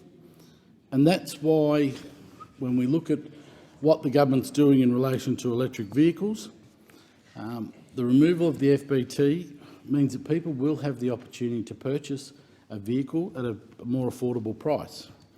With fuel hovering around $2 a litre for 91 to 95 ULP, that puts a massive impost on houses. Now, the ability to be able to have an electric vehicle and to be able to charge it at home and have a vehicle that costs less to run, pollutes a hell of a lot less, I think is a very positive thing. And we should be doing everything we can to support this. We should be embracing this technology and we should be embracing the opportunities that it brings. Which really pains me to think that at the moment we've got an opposition bereft of policy, but sitting in the Senate, deciding whether or not they're actually going to support the concept of making motor vehicles cheaper. We know they have a problem with motor vehicles. I mean, they shut the automotive industry out. They haven't seen a car manufacturer they haven't wanted to kick out of this country. They successfully did that. But now we've got this issue we've faced through the pandemic with global supply chains. Well, it's an absolute truth. An absolute truth. That you know, the entire automotive industry and the thousands upon thousands upon thousands of jobs that went with it was removed because the former government tried to be big and brave and macho. Now, we all remember, I think, the former member for Spencer's magnificent speech. Joseph Benedict Chifley introduced the first Australian motor vehicle to this country. Joseph Benedict Hockey made sure the last one was produced in this country and they all went offshore. And I think those words should always be available and to remind us and those opposite of the massive impact they had on manufacturing. So we're now in a situation where all motor vehicles are imported. And fringe benefits tax and the cost of importing them is making it dearer and harder for families to get motor vehicles. And this FBT exemption forms part of our government's electric car discount, which also removes the import duties on electric and low emission vehicles. And that's, I think, a very big important point about what our government is saying, that we're looking for electric and low emission vehicles. No longer should we be the dumping ground for leftover vehicles manufactured outside this country. We should be ahead. We should be in front of the game. We've had 10 years where this market has slowly been growing internationally and the former government sat stagnant on it. You know, I've met with companies right across this country, companies like NHP, who put the infrastructure in place. One of the big barriers for people is actually having the charging points available, having the infrastructure available to move, but also what the growing fear that we have with our service station industries about what's going to happen in the future. And I think of AA Holdings, who develop and run BP service stations on the Hume Highway. They're already ahead of the game. They're already sitting there thinking we need to change our business model because we need to change the model to suit the electric vehicles. And that means charging stations that you don't just drive nose into or reverse into, because that's very difficult if you're towing your caravan or towing your boat. And also to have more and more charging stations in place to be able to maximise the opportunity for people that need to stop. And charging a vehicle doesn't take 8 minutes like it does to fill your car and get out of here. It takes a bit longer. So they want to be able to develop their sites so that when customers come in and charge their vehicles, they've got something to do rather than just sit at Macca's for half an hour and get a burger and scoot off. So I think the importance of listening to those voices, the people who are in the industry, people who have actually put their cash in it, you know, small businesses that are growing and employ people right across our regions, they're important voices to listen to. And you'd think that the party of so-called small business would be listening to them, but they're not. They're failing, and that's why we're working closely with the Victorian government to work with this visionary business, bringing these developments to reality, supporting electric vehicles and bringing more jobs into our communities. And that's just so important that we do that. And we do that because our government and the Victorian government, the business community and the workers are all working together to say this is the opportunities we have. This is where we're moving going forward. So let's actually work together, embrace the technologies and build on that so that we build a cleaner, greener future. Now, if companies can sit there and develop electric vehicle engines to fit in 1957 Chevs, then I think the opposition has a duty of care to be supporting the price reduction of electric vehicles and the removal of FBT to make them cheaper and more affordable for people to get. Because it's so important that we do this now for the future, so our future generations get every opportunity they can and the opportunity to actually have a better future, because that's the key about what we're supposed to be doing in this place.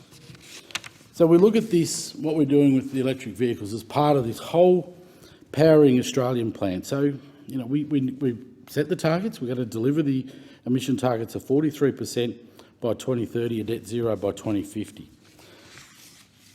We've put this in place because we actually want to be able to sit there and say, let's measure what's going on, where we're going and how we're going to achieve it. We're not going to do it by just keep flittering around. We've had, 10 years of the climate wars. We've had 10 years of energy policy that's been all over the shop. It's time that we faced what we're doing and head forward. And the only way we do that is with a government that listens. And I think that's the breath of fresh air that people have seen with the election of the Albanese Labor government. It's a government that's actually on their side, a government that's going to work with them together to create a better Australia. Not sit there where every single measure we look at, whether it's education, health, communications, we've been falling down the rankings. This is actually a government that wants to go forward. We actually think that being at the forefront of technology, being the forefront of emerging technologies and development is so important for our future, and it's something that the opposition needs to get on board with. So I fully support what we're doing here. I think it's a great step on the path to a better Australia, a great step on the path to a cleaner Australia, and working together with governments, visitors and individuals makes a real difference to our environment. So supporting initiatives like these is so important, and with that I commend this bill to the House. The question is that the amendment be disagreed to, and I call the member for Bowman. Thank you, Deputy Speaker. The bill seeks to amend the Fringe Benefits Tax Assessment Act 1986 to exempt from fringe benefits tax cars that are zero or low emissions held by the provider and used by or made available for private use of employees. It is a classic Labor government market intervention cheered on by rent seekers who hope to get a free ride on the backs of other taxpayers. I support the greater rollout of electric vehicles in Australia, but this bill is a very clumsy attempt to get there, and as such I won't be supporting it. Firstly, a bit of background. The previous government's Future Fuels and Vehicle strategy detailed a technologies-led approach to reducing transport emissions while ensuring that Australians can drive the preferred type of vehicle. We didn't seek to pick winners in the market. Three principles underpinned the former government's policy: partnering with private sector to support uptake and stimulate co-investment in future fuels. Secondly, focusing on reducing barriers to the rollout of future fuel technologies. Thirdly, expanding consumer choice by enabling informed choices and minimising costs of integration into the grid. And in government, the Liberals and Nationals committed $2.1 billion to help increase the uptake of low and zero-emission vehicle technologies. This included about $250 million to ARENA to roll out fast charging stations across the country. And round one of the program resulted in a 7-fold increase in fast chargers in our cities and regions. Listening to some of the speakers this afternoon, it would appear as if there are no electrical vehicles operating in Australia, but that's far from the case. Off the back of these results, off the back of this investment, we've seen very good results. We've seen the sales of plug-in electric vehicles tripled from 7,000 in 2020 to more than 20,000 in 2021. The Coalition's approach was estimated to create the environment for 1.7 million electric vehicles to be rolled out by 2030. The electric vehicle market is strong and it is growing. In my maiden speech on Monday, I spoke to the need for governments to only intervene where there is a need to, and there is absolutely no demonstrated need for this legislation. This legislation throws up many different questions. Firstly, how much will it cost? Well, the government's explanatory memorandum says that it will cost $205 million over the forward estimates, but the Parliamentary Budget Office post-election review contains a medium-term projection of $2.3 billion over the decade, with a per annum cost culminating in $639 million by 2032-2033.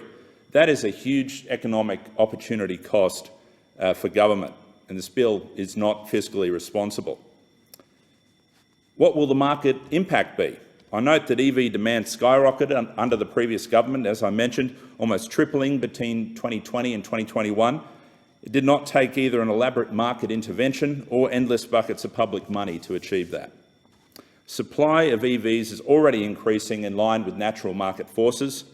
EVs currently maintain their largest ever market share, and multiple major car companies, including Mazda and Nissan, have committed to becoming fully electric within the next decade.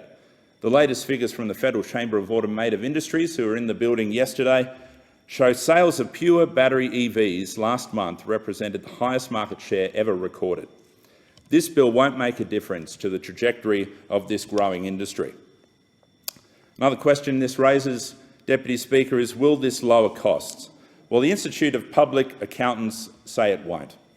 Their evidence on this bill says that the government's assertion, I'm quoting here, the government's assertion that this initiative makes the take-up of EVs more affordable is misleading, and that private buyers and sole traders of EVs cannot access these significant savings. They also went on to say this will deliver the subsidy to a rather narrow class of employee beneficiaries and provides the largest benefit to the highest income earners. The next question I have is, what will be the environmental impact? Well, the Treasury and the Department of Climate Change's evidence failed to quantify what the emissions reduction impact of this bill would be, and the Institute of Public Accountants stated that the policy will have a negligible impact on reducing Australia's carbon emissions from the transport sector. A negligible impact. That's $2.3 billion over the decade for a negligible outcome. So it begs the question, what will be the economic impact? Well, the bill will attempt to artificially stimulate demand in what is already a growing market, and even the most rudimentary understanding of supply and demand will tell you that this bill will only add to inflationary pressures that are already being felt across the country already. A number of experts have raised serious questions about the equity, fiscal sustainability and price pressures on the EV market that this bill will bring about. This bill certainly poses more questions than it does answers. I note the comments from the previous speakers, the Teal independents who've already spoken before me, applauding this bill, welcoming this bill, outlining their support for this bill, with a few caveats I note. But I think it's all right for them to support this bill. It's all right for big companies employing executives and their electorates who will benefit from this bill. But it does little for the workers in my electorate and their infrastructure needs. It does nothing for everyday working Australians. No matter which way you slice it or dice it, this bill benefits the well-off and places a disproportionate financial burden on the already strained backs of everyday Australians. This bill is robbing Peter to pay Paul. It is robbing Port Petrie to pay Point Piper. And I challenge any member to say that 3 times fast. The government has also drafted the bill at an almost frantic pace without considering its specifics or broader impacts. I've touched on some of the submissions that have been received, some of the commentary from third-party groups. Labor cannot say, let alone confidently predict, what the impact of this bill will have on carbon emissions, on the EV market, on localised electricity infrastructure, or even outline a way of measuring its success, or even make a prediction on the long-term financial implications beyond the forward estimates. This Labor government is, if this Labor government is serious about helping to facilitate a sustainable and affordable uptake of EVs in this country, then they should take a leaf out of the Coalition's book and make targeted investments in critical EV-friendly infrastructure instead of being seduced by the siren song of direct intervention and market manipulation in this industry. But I would like to see the federal government instead turn their focus to delivering real cost of living relief to everyday Australians, and perhaps they can start with honouring their pre-election commitment of an energy price reduction. This is a high-cost, low-impact bill thrown together together on the fly without sufficient consultation, and which threatens to divert piles of public money in complete disregard for the cost of living pressures that continue to cause so much unnecessary pain under this Labor government. I encourage members to vote against the bill. The question is that the amendment be disagreed to, and I call the member for Fenner. Thank you, Deputy Speaker. Well, it's no great surprise that the party that claimed that electric vehicles would end the weekend continues to be campaigning against this bill, campaigning against a measure that would make electric vehicles cheaper. Deputy Speaker, I switched to a Tesla Model 3 at the start of the year, and I have to say it's an absolute joy to drive. It is an extraordinary piece of technology, very quiet, environmentally sound, and works with a simplicity that does things that I've never thought before would just be natural for a car. So you approach it and it unlocks because your phone's in your pocket. It gets dark, its lights come on automatically. It rains, the windscreen wipers come on automatically. I'm not, as an EV user, not unusual driving a Tesla Model 3. According to the Electric Vehicle Council, they accounted for 60% of EV sales last year, followed by the MG ZS EV and the Mitsubishi Outlander PHEV. Teslas are terrific fun, but they're too expensive right now, and this bill seeks to address the challenge of affordability. It is extraordinary that when we have a cost of living challenge like we do in Australia right now, that the Coalition would be arguing against a measure which makes electric vehicles cheaper. At last count, consumers in the United Kingdom could choose 26 low-emission vehicles under $60,000. In Australia, that number is only 8. The global average of EV uptake is 5 times higher than Australia's level of 2%. I have to say the ACT is outperforming the national average. In the ACT, 5% of new vehicle sales were electric. But as we move to ensure that Australia has sufficient uptake of electric vehicles to curb carbon emissions and to reduce cost of living, it's important that we make electric vehicles cheaper. We know that the running costs are significantly lower. Per 100 kilometres, a petrol car working at an average of 11 litres per 100 kilometres costs $14. The average electric car costs $4 per 100 kilometres.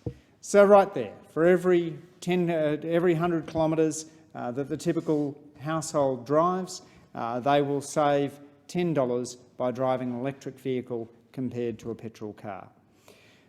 We need to also ensure that there are more fast chargers available, and that's why the government's committed to working with states and territories to expand the network of fast charging stations.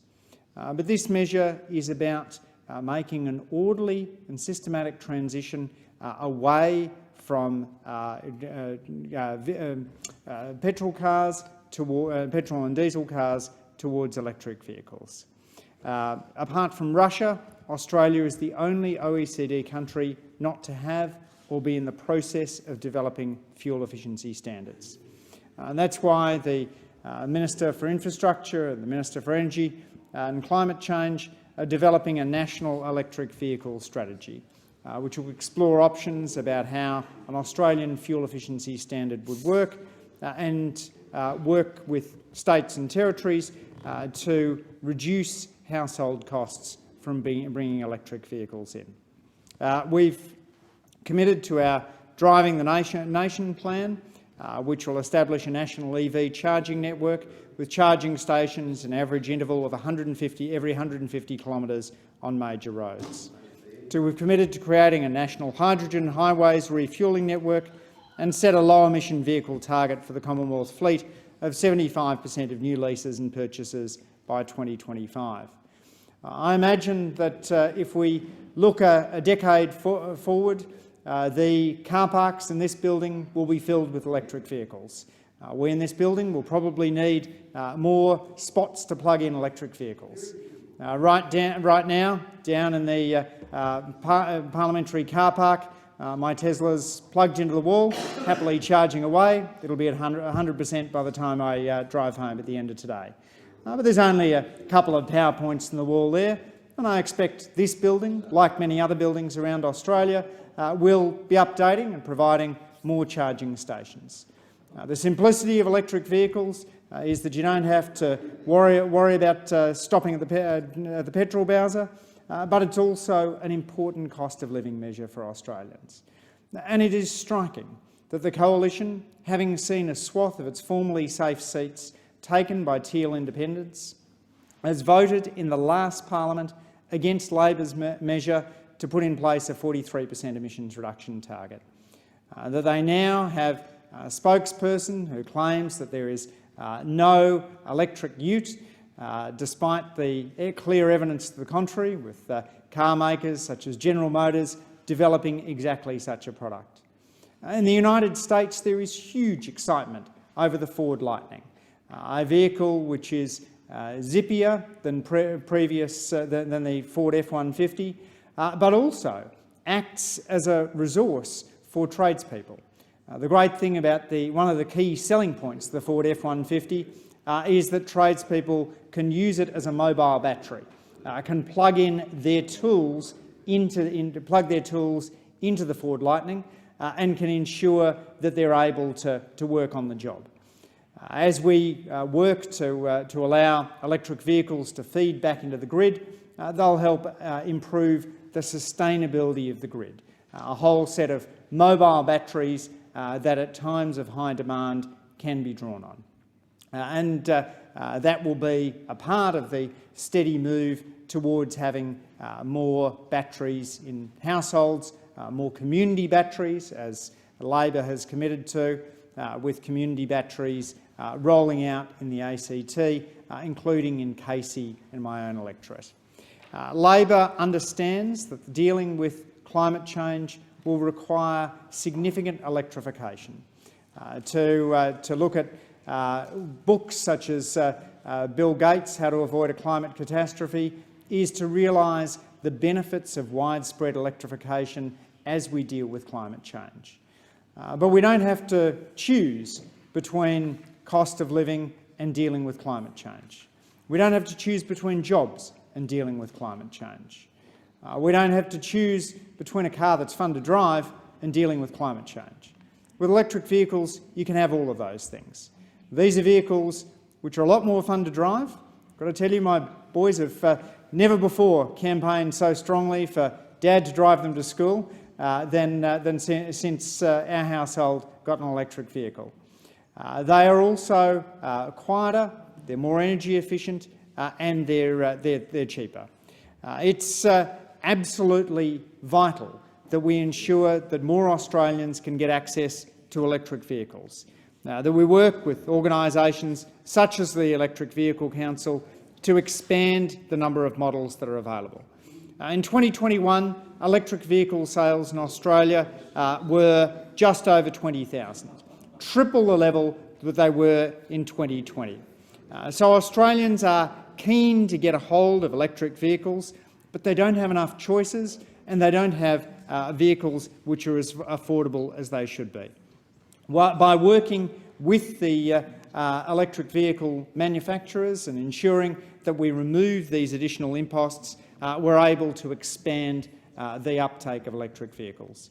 I commend the hard work that the Minister has done on developing this policy, and just note to the House that the absurdity of the Coalition's position will become clearer and clearer as the years go by. They will be in the annals of history as the party that claimed electric vehicles would end the weekend. The Liberals will be in the annals of history as the party that voted against a measure to make electric vehicles more affordable. The Liberals are the useless box of Australian politics. A useless box is a machine, Deputy Speaker, whose only purpose is to turn itself off. And that is the approach that that the Coalition takes. The only time I will associate electrification with the Coalition is to note their great similarity to a useless box. Turn it off, don't worry about the new technology. And it is extraordinary, Deputy Speaker, that we have a party which claims to support a technological-led approach to tackling climate change, which is opposing the widespread rollout of that technology to their very own constituents, opposing a measure that will deal with cost of living, opposing a measure which will help electrify our vehicle fleet and reduce Australia's carbon emissions. I commend the bill to the House.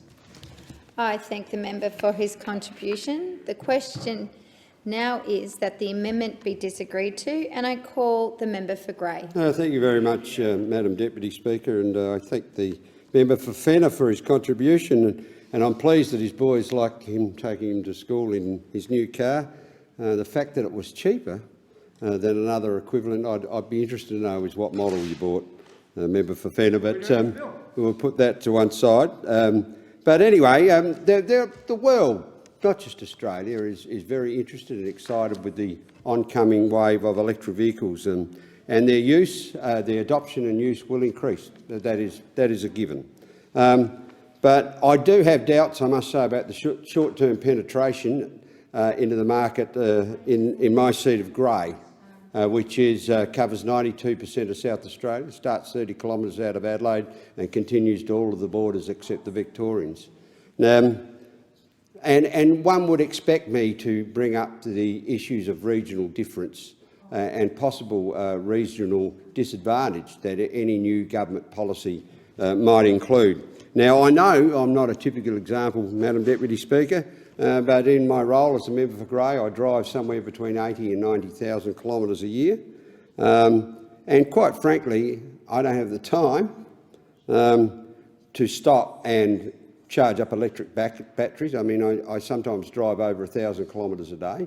And I also need access to very fast charging. It is to come up with anything like a comparison to filling up the car with fuel. I think we're a long way to go in these technologies. Now, I realise that, as I said right from the start, that I'm not typical. In fact, I'm atypical in that, or special, as my friend says. But I do know plenty of people that drive 40,000, 50,000 kilometres a year living in the country, and it's quite true that their cars double up and they use them to take the kids to school or go and do the grocery shopping or whatever. But when you live 200, 400, 700, 1,000 kilometres from our capital city, and in South Australia, by nature of South Australia, we only have one truly major centre, and that is the capital city. And the next biggest municipality in South Australia is around that 25,000 mark.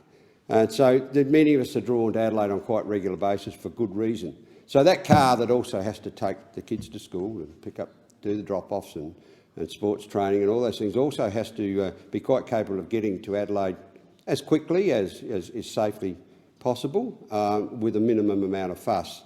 And if, Madam Deputy Speaker, you take the time to drive down the street of any country town, you'll find that most of the cars that people are accessing are generally large four-wheel drives, normally powered by diesel motors. Now, that's why I say it is likely that adoption will be slower in country regions. I'm not saying it won't be done, but I think the technologies will have to evolve somewhat further before we get to that point. Now, the reason I raise that is that while I can understand why governments will want to subsidise certain things to accelerate technology take-up, and I've got a good simile I'll come to quite later, but I think the method the government has chosen in this area of reducing fringe benefit tax on electric vehicles is curious, to say the least. It seems one of the least appropriate ways to do it, in my opinion, in so much as the government is calling this an electric car discount. It's not. It's not an electric car discount at all. It is a reduction of a selective tax, a fringe benefits tax, applied to higher income salary earners as opposed to wage earners. Because I can tell you that there are not many retail workers, there are not many cleaners, nurses, bricklayers, I could go on and on, that get a car as part of their remuneration package. The people that get a car, and consequently the companies and governments employing them, that get a car as part of their package are salary earners, generally in the area of, let's say, $80,000 plus a year, and they are the ones, and those companies, which choose to pay the fringe benefits tax to include the car as part of their package. So, consequently, this taxation deduction, that's what I shall call it, as opposed to electric car discount, is by definition benefits the higher paid salary workers and larger businesses. Now, I can't quantify what the long-term costs of this policy is, and neither, it seems, can the government. We have a number for the forward estimates, but we don't actually understand in the longer term, or we have some estimates from others, but how much it will cost the taxpayer in the long term, that going to these higher income earners, not to low income earners, and we don't understand either how much it is likely to reduce CO2 emissions. Now, if we're going to introduce a policy like this that costs a substantial amount of money, I think knowing those numbers, knowing the outcomes, knowing the estimates are very important. Now, there is a similarity here that I said I would bring up. It's not exactly the same, but there is no doubt that the policies surrounding rooftop solar in Australia are incredibly popular. Australians are in love with rooftop solar. We've got the highest rates of uptake in the world, and I would not for one moment say that the subsidies involved are a small part of that. I think they've been a large part of that accelerated uptake. But interestingly, in this area, the subsidy is provided through the SRET, the Small Renewable Energy Target, which then generates small-scale technology certificate, or STCs, and that goes to the installer of the equipment and reduces the price. They will degenerate in time through to 2030, which is the final target, the closure dates on the SRET. But the problem I've always had with the program is not the fact that it is a subsidy for rooftop solar. It is the fact that it is a subsidy from rooftop solar that actually takes from the poorest people, the poorest consumers, because it's not a government subsidy, this is a consumer subsidy. It takes from the poorest people in our communities and actually gives it to the richest people, because the only people who can afford to put rooftop solars on their houses in the first place are people in the higher income bracket. Those who don't own their houses, who are in rentals, those who are in houses that they're struggling to pay off, they are the people who cannot afford the rooftop solar. So it's in a way, it's even worse than this selected discount, if you like, or abolition of the fringe benefit tax on electric vehicles, because it actually is coming out of the pocket of the poorest people in our communities and going into the pockets of the richest. Now, that's always been my objection to the rooftop solar scheme. I don't blame people for taking it up. Good on them. I mean, if governments are to put these things in place, it is naturally accepted that you should take advantage of them, and I encourage people to take up the subsidies on rooftop solar and put them in. I have just always been not happy with the way those subsidies are obtained, and I had a similar debate earlier in the chamber today on paid parenting,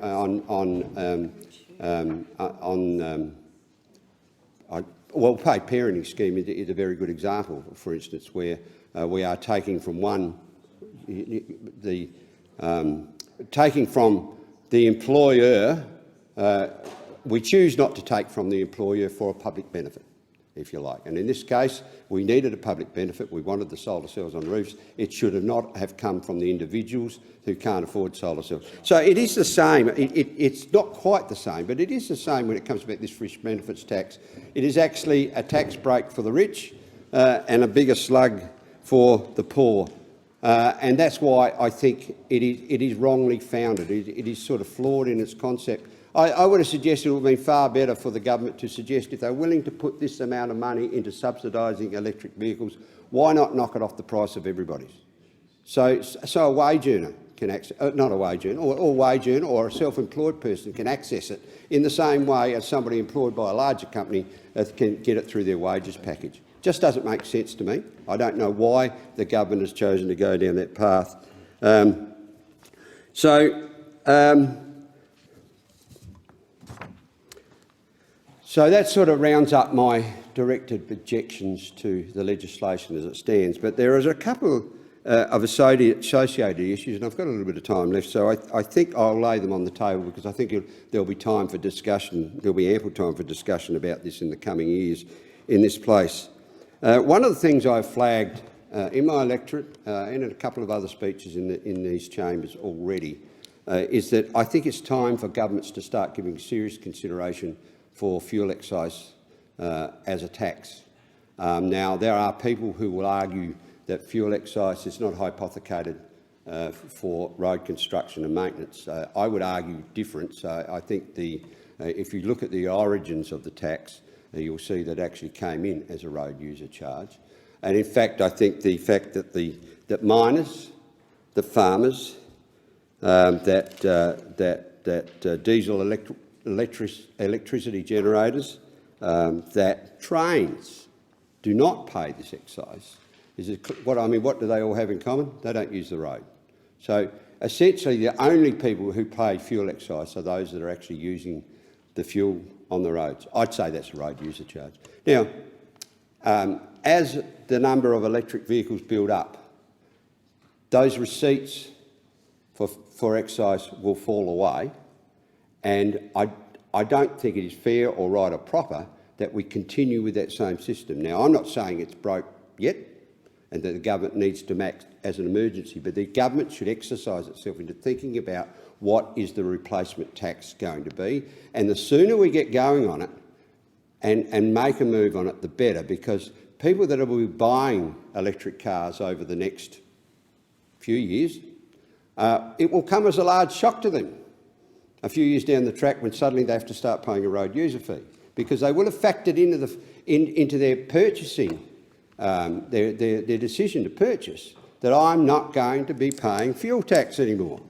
So I think it's important we address this issue sooner rather than later, Mr Deputy Speaker. The other issue that I want to just throw up, and I don't know what the answer to it is, and I don't know what we should do about it, but I had a bit of a check before I came up the chamber, and you can buy, let's say, a 2006 Corolla that's done 200,000 kilometres for about $8,000. And I've got to tell you, that's the entry level for students.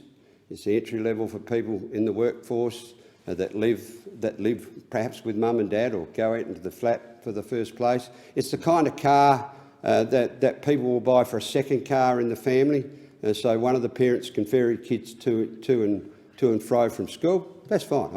That's a good thing. But if we now transpose ourselves 10 or 15 years down the track, those vehicles will be gone, and the cars that are coming into the second-hand market, by my assumption, will be worthless because their battery will be worn out. So if we've got a similar car that's done a couple of 100,000 kilometres and it needs a $10,000, $15,000 battery refit, well, that person is not going to buy that car because it's simply unaffordable. Now, I don't have a solution for that. I'm not saying we shouldn't have electric cars because kids starting uni won't be able to buy a car 15 years down the track. But I do think we have to get ahead around where we are going to source vehicles from and how we find things that are cheap enough for those people to get into that entry market. Because at this indication, despite what the member for Fenner told us a little while ago, electric vehicles aren't cheap. They're generally a bit dearer than the others. And if internal combustion vehicles are phased out as quickly as others suggest, well, then we'll be facing the wall very quickly. The other issue I would just touch on briefly too is the member for Fenner also mentioned talking about Ford developing an electric tradies vehicle, if you like. My understanding is in Australia at the moment, so let's be careful what we do here, that there is nothing available in that sort of workman electric vehicle category that is right-hand drive. And as is the way with the world, right-hand drive vehicles are a minority. We're probably pretty lucky that Japan drives on the right-hand side of the road, but we may find sourcing these new EV vehicles, or EVs, into Australia with specific qualities to suit certain markets is going to be pretty slow and hard slog. But generally speaking, I support electric vehicles. Bring it on. I don't mind that, but I just do think the government has chosen the wrong mechanism to accelerate uptake in this case. I thank the member. The question now is that the amendment be disagreed to. Thank you, Deputy Speaker. The member for Wills. Thank you, Deputy Speaker. Real action on climate change. That's what the Albanese Labor government's all about, committed to delivering this by reducing taxes on electric vehicles. This bill is the first step in achieving this by providing a fringe benefits tax exemption for eligible employer-provided electric vehicles. Put simply, what this means is that when an employer allows an electric vehicle to be used privately by an employee, it will no longer attract a fringe benefits tax. This will incentivise greater uptake of electric vehicles, which are rapidly becoming a more efficient and cheaper form of transport. It will reduce transport emissions, contributing to the government's plan to reach net zero by 2050, and it will make electric cars more affordable for families and businesses across Australia who are currently locked out of the market due to very high costs. Now, this is really important as a reform for people and businesses across my electorate of Wills in the northern suburbs of Melbourne. My community, like many across Australia, are acutely aware of the existential threat posed by climate change. Every day, in many ways, they make decisions to reduce their own carbon footprint. Now, whether that be through where they shop or source materials, how they power their homes or shops, or how they travel just from A to B. This tax exemption for electric vehicles will provide more sustainable options for so many more Australians. Because as a government, we know that Australians not only deserve choice, they want it, they need it. And we've heard a whole lot of nonsense from the opposition who seem to be living in the past, years in the past. Let me just run through a few examples. Scott Morrison, when he was Prime Minister, said electric vehicles would end the weekend. You remember that? Deputy Speaker, end the weekend. Gone. Before then, pretending he said nothing at the last election. So suddenly he forgot that he actually said that. He must have forgotten that video clips do exist, even in 2019, and that you will be recorded when you say something. Now, this is the quote. "It wouldn't tow your car.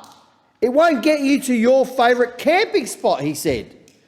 And then just 2 weeks ago, the new Deputy Leader of the Opposition, in a sign that things really haven't changed that much with the Liberal Party, she has said that no one in the world is making an electric ute. No one. No company. Well, it took fact checkers all of 5 seconds to determine that was wrong. They must have forgot too. She must have forgot that Google exists in 2022.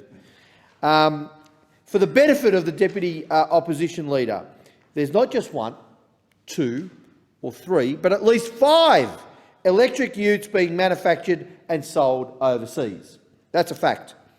So then she says, when she was faced with this kind of unavoidable fact, and I quote, "Even if they were sold here, they'd be unaffordable." Well, let's be glad that the other side are no longer in power with that kind of misinformation and positioning, because more than just spreading misinformation, Deputy Speaker, and complaining, we are really taking action on climate change. This is what this government is about.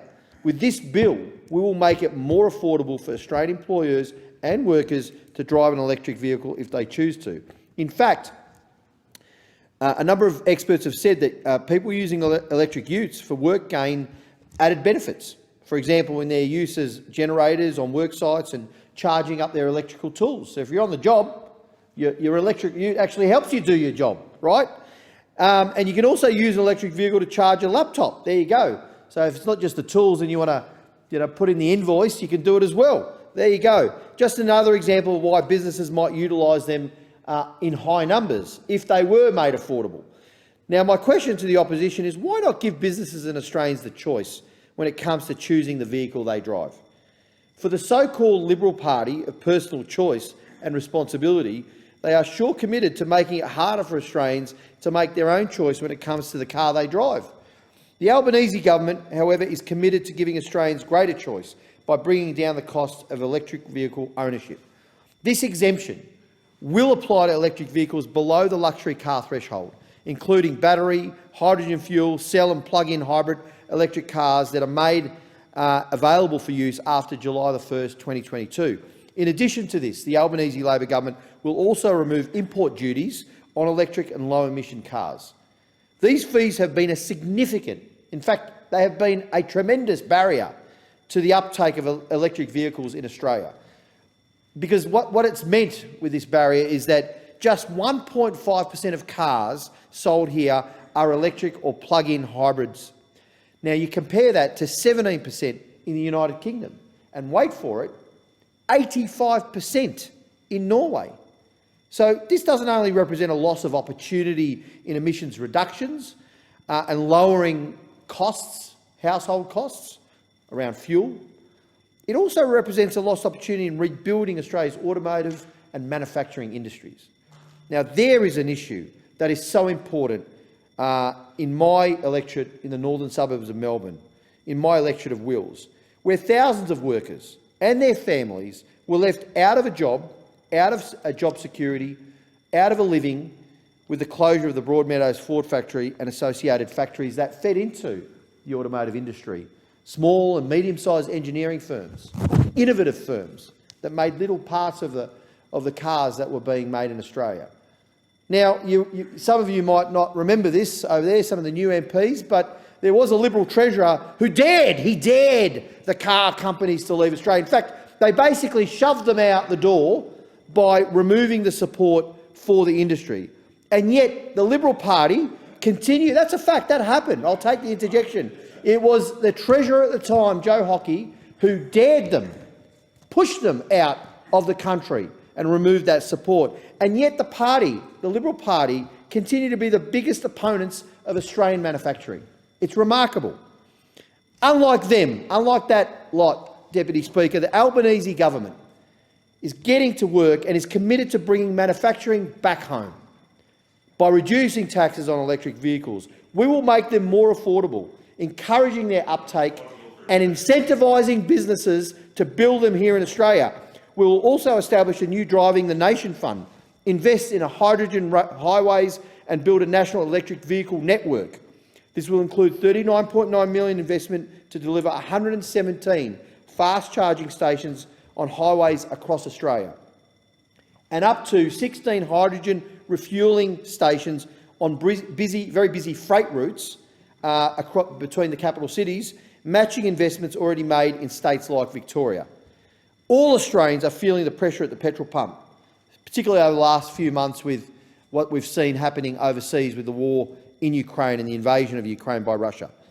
We cannot afford as a government, as a nation, to be short-sighted in our policy responses to the rising cost of living.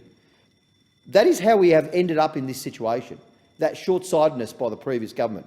After 9 long, tortuous years of a Liberal government that had no vision and no plan, no foresight, nothing on offer, kicked everything into the long grass. This was their tactic. I see nothing, I know nothing. I'm just going to kick it off down into the long grass and hope someone else takes care of it later. That's how we've ended up in this situation. The Albanese Labor government will take the ambitious action needed to provide cleaner, more affordable options as our technology options improve. We will not allow Australia to be left behind as the rest of the world realises and takes advantage of the opportunities of investing in renewable energy. The opportunity to create hundreds of thousands of jobs, to unleash billions in investment and reduce those cost of living pressures, reduce household costs is before us now, and we're taking action to make it a reality. We will make electric vehicles more affordable. We will take real action on climate change, and we will bring Australian manufacturing back home. I call the member for Melbourne. Thank you, Deputy Speaker. We're in a climate crisis, which requires the rapid shift to net zero emissions through the electrification of all the sectors of our society. And with light vehicle transport alone responsible for 10% of Australia's emissions, electrifying our transport system must be a high priority for this government, for this parliament and this government. Listening to previous speakers, you might think that this bill was about to bring electric cars within reach of everyday people and see a massive investment. It's a step towards electrifying our transport fleet, but it primarily applies in this bill to people who salary package their cars or who are on forms of leases, or for big corporations that are buying cars and using them for their fleet, for their staff. And that's important. That's important that we tackle that. It's important that we take a step towards electrifying our transport fleet. But let's be clear. Let's be clear. Despite the rhetoric from the previous speakers, there's still a long way to go to ensure that we fast-track the electric vehicle revolution here in this country. If we're serious about taking steps that would see the electrification of our transport fleet across this country, we need policies to push out old, dirty and obsolete vehicles, and we need policies to bring in clean, better and more efficient electric vehicles. And we need the infrastructure to power up Australia's new electric vehicles and our vehicle manufacturing industry. And let's just go through those one by one. The US, China, Japan and Europe have had mandatory vehicle emission standards for decades. So that is standards about how much pollution your car can emit. We still do not in this country. Now, it is clear what needs to be done. We don't need more reviews or consultations, we just need to get on with it. At the moment, Australia is already a dumping ground for dirty, expensive, inefficient vehicles, and it's only going to get worse. And without these standards, consumers will continue not to be offered the range of electric vehicles that are already available to most of the world. Now, the fuel excise discount is about to end. We're in a cost of living crisis with high fuel costs driven by our dependency on fuel security on the rest of the world. Surely there is no better time to be introducing pollution standards that will save people money. Surely it makes sense to depend on the sun, not the ongoing extraction of climate-destroying, planet-killing fossil fuels. The Greens want to see fuel efficiency standards, or CO2 emission standards, starting with 105 grams per kilometre and ratcheting down to zero by 2030. And with a ban on new petrol and diesel vehicle sales by 2030 to bring us into line with leading countries like the United Kingdom as well. Now, at the election, it was only the Greens pushing for these vehicle emission standards to stop us becoming the dumping ground for dirty cars that the rest of the world can't sell anywhere. Since the introduction of the bill, there have been steps towards the Greens policy by the government saying that they will look at fuel efficiency standards. Well, we're going to keep pushing until Australia starts to align with the best practice in the rest of the world, and we have fuel efficiency standards that will not only drive EV uptake here, but will stop us being the dumping ground for cars from the rest of the world that they can't sell anywhere else. And people have got to understand the significance of what happens if we don't have these fuel efficiency standards.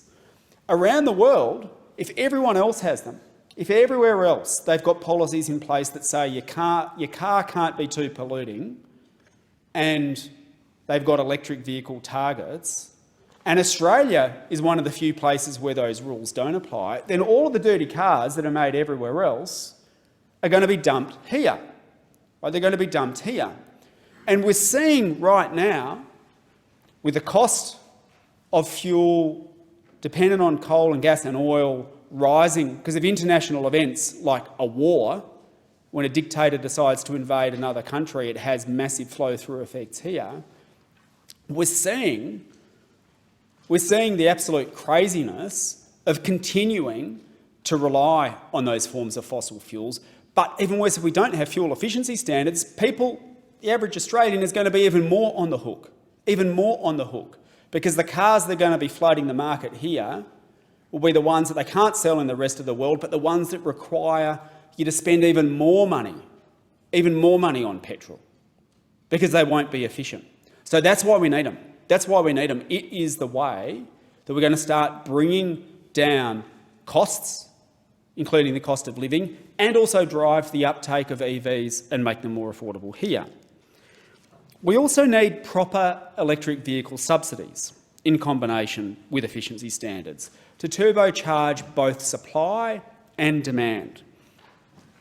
We've been pushing and pushed during the election to invest $1.2 billion to support manufacturers of electric vehicles and electric vehicle components in Australia, building the Australian EV manufacturing industry. Now, the prospect of remaking manufacturing while simultaneously addressing the climate crisis is actually quite exhilarating. And we've had so many opportunities here, many of which have slipped through our fingers because of neglect of the previous government. The previous speaker referred to the former Liberal government's decision to axe the Automotive Transformation Scheme that saw jobs and industries disappear in the blink of an eye. What they don't realise, and didn't seem to realise at the time, was that it wasn't just the makers of the cars, the big names that everyone knows because you see the brand name emblazoned on the car, but so many of the smaller manufacturers and component manufacturers underneath them, in places like South Australia and in my home state of Victoria, that were there producing, manufacturing, employing people ready to switch over into electric vehicles. It was this massive opportunity that we had here in this country. And during the time of the former Liberal government, as they were talking about the future of the transformation scheme, I went and met with people and companies who were prepared to make electric vehicles here, including utes and four-wheel drives, and they were just saying to the government, could we get a bit of support, a fraction of the support that's been given to the coal and gas industries and a fraction of support that's been given to petrol cars, and we can start taking our component manufacturers that we've got here, integrating them into supply chains and making EVs here. And the former government said no. And we now find ourselves a fair way behind when we could have used the last 5 years to integrate existing component manufacturers that are in many places around Australia, but especially in South Australia and Victoria, into making EVs here. And we would have avoided massive dislocation, and we would be producing the products that now Australians want to buy and the rest of the world wants to buy. And that's why an investment to support manufacturers of EV and EV components in Australia is absolutely critical. It's not in this bill, though. It's not in this bill. So let's be clear-eyed about the small step this bill is taking. That's what we need to do.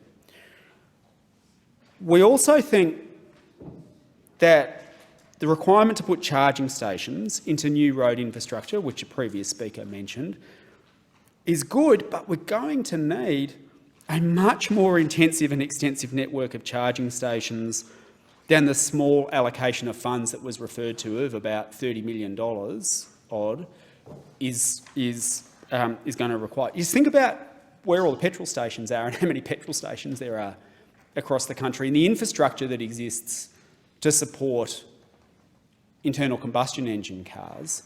We're going to need a version of that to support electric vehicles, and not just private cars, trucks, freight. We can move freight around using electric vehicles, but we're going to need the infrastructure to support that. We want to see $2 billion invested in a publicly owned EV fast charging network. That is the kind of thing that would give people the confidence, which they can in many instances have at the moment, because when you investigate it, you understand that range anxiety that exists with respect to EVs in many instances is actually overcome with existing technologies. But build that charging infrastructure and make it publicly available and visible, and the uptake will happen much, much more quickly because people will know they can charge their car wherever they are. And it's something that the government should invest in because it's building a common network that then everyone can benefit from. And as I say, the time is running out to tackle the climate crisis, and government has to take the reins, and government stepping in and building the backbone and the network that then everyone can know that they can plug into and be part of is going to fast-track the uptake of EVs. It's also time to look at redirecting the massive subsidies that go currently to coal and gas in this country, where there's close to $12 billion a year between various levels of government spent subsidising fossil fuels in this country every year. We need to look instead at saying, you've had your day.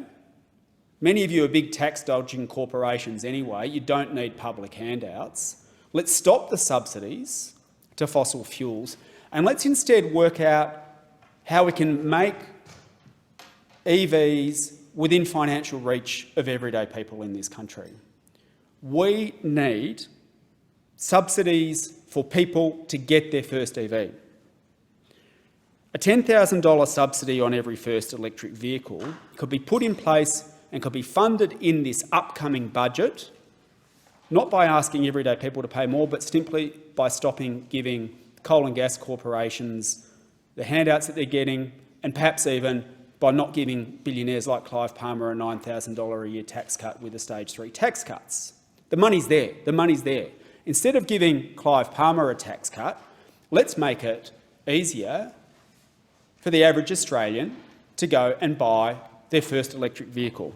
$10,000 subsidy on every first electric vehicle, and what you would do is you would decrease that over time as the uptake of electric vehicles across the country increases. You could also, and we'll be pushing for this, have the government provide low-cost finance to remove the cost barriers to consumers and ensure equity. Now, these measures aren't controversial in the rest of the world. Having subsidies to help people get their first EV exist elsewhere. They would put Australia in line with leading countries. For example, the United States, who are extending a $7,500 subsidy for new electric vehicles out to 2032. Put all of these policies together, so much more than this small step being taken by the bill, which, as I say, is primarily aimed not at everyday buyers of electric cars, but at larger fleets and at people whose salary package.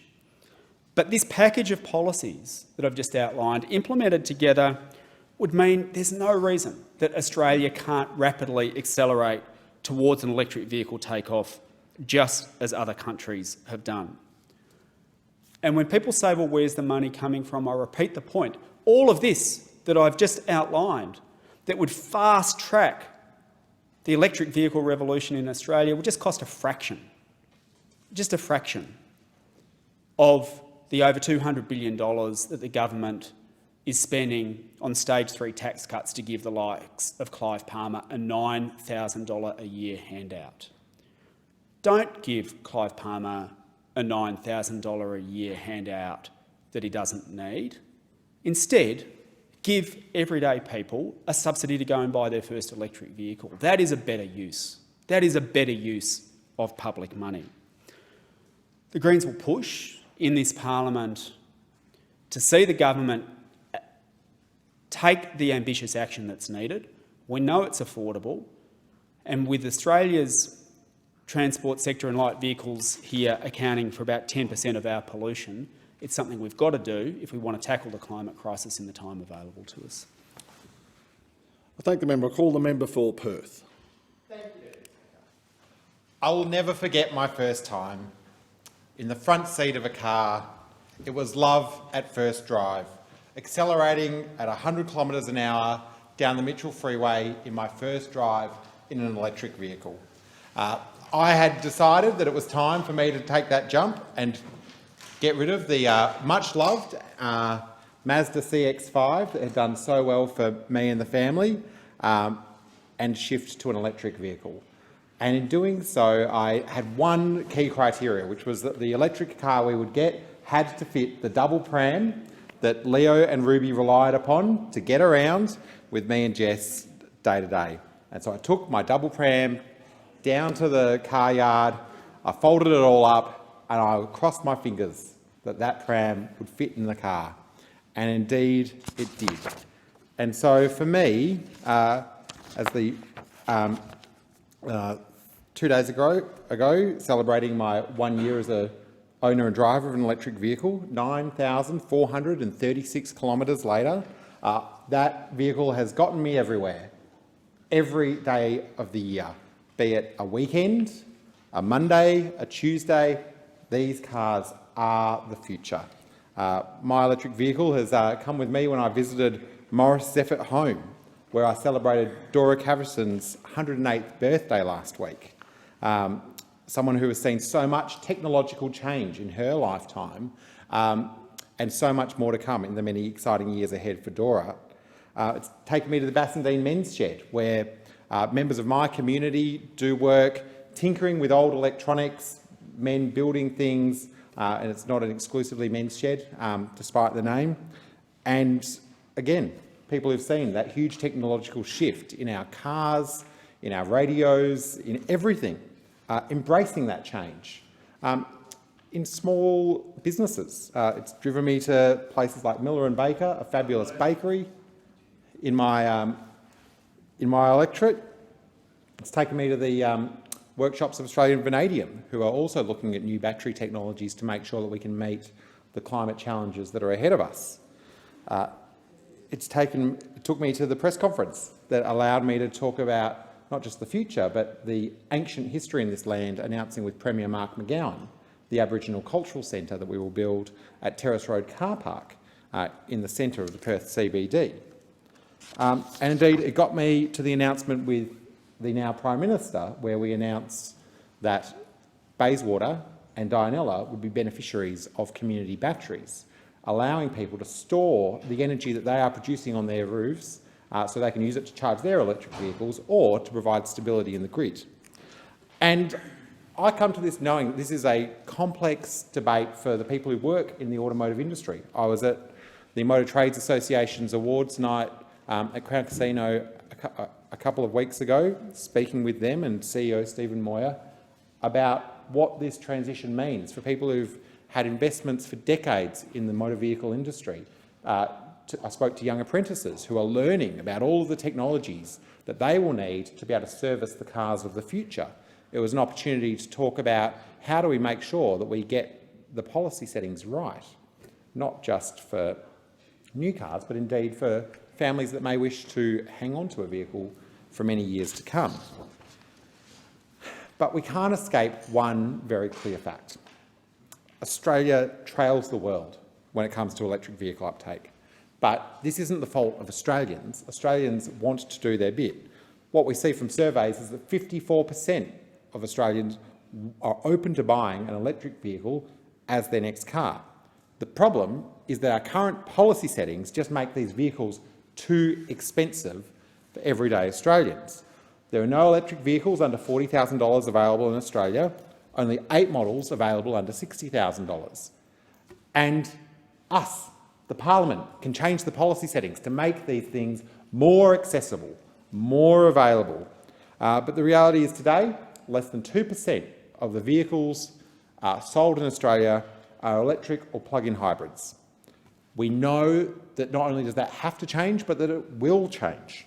We know that transition for our electric vehicles is essential to meet our commitments that I'm looking forward to becoming the law of Australia when they pass through the Senate, so that we can reach net zero by 2050.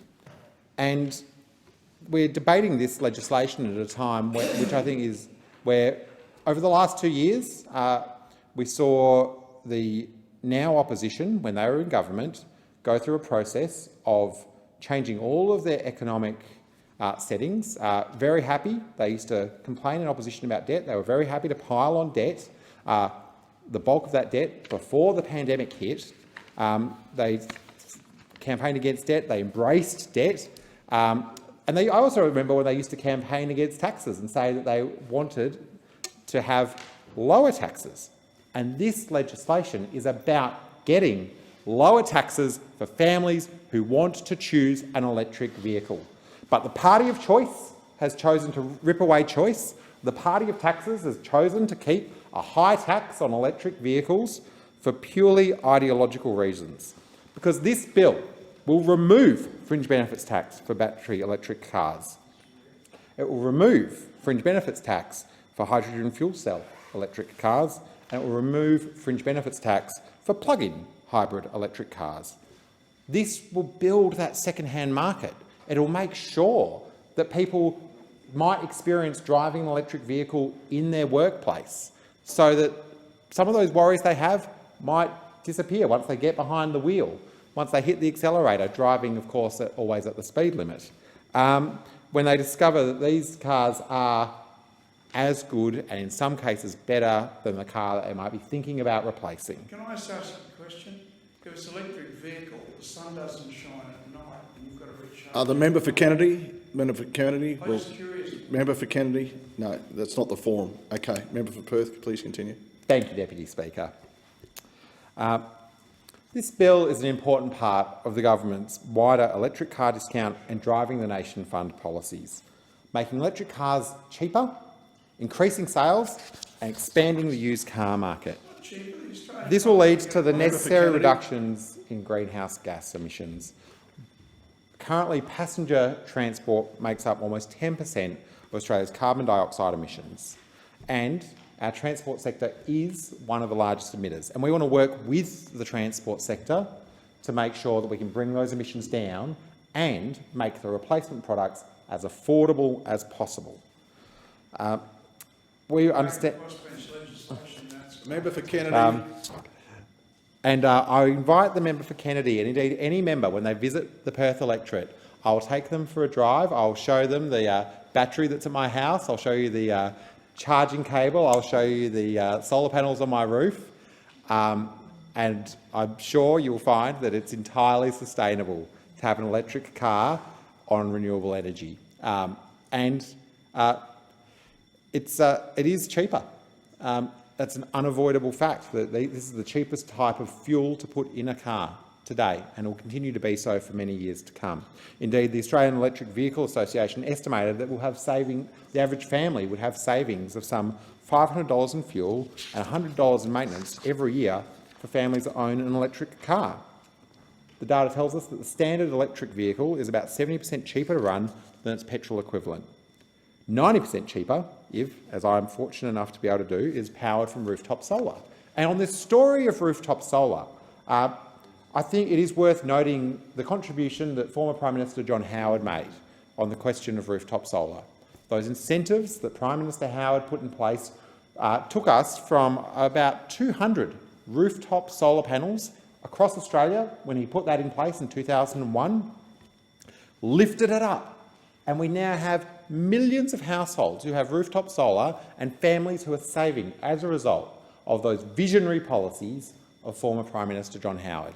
And indeed, in the years to come, people will realise that the important work that has been done to make sure that electric vehicles are affordable for families, it will go into those. Will go to making sure that we have affordable vehicles, just as former Prime Minister Howard, a legacy that's being trashed by the opposition at the moment, did when it came to solar panels. And I do think that this is not just about passenger vehicles. I want to talk a bit about how this ties in to the broader commitment of the Albanese Labor government in terms of making sure that we have a plan to rebuild our manufacturing industry and also make sure that our public transport sector has a role to play in the renewable energy transition.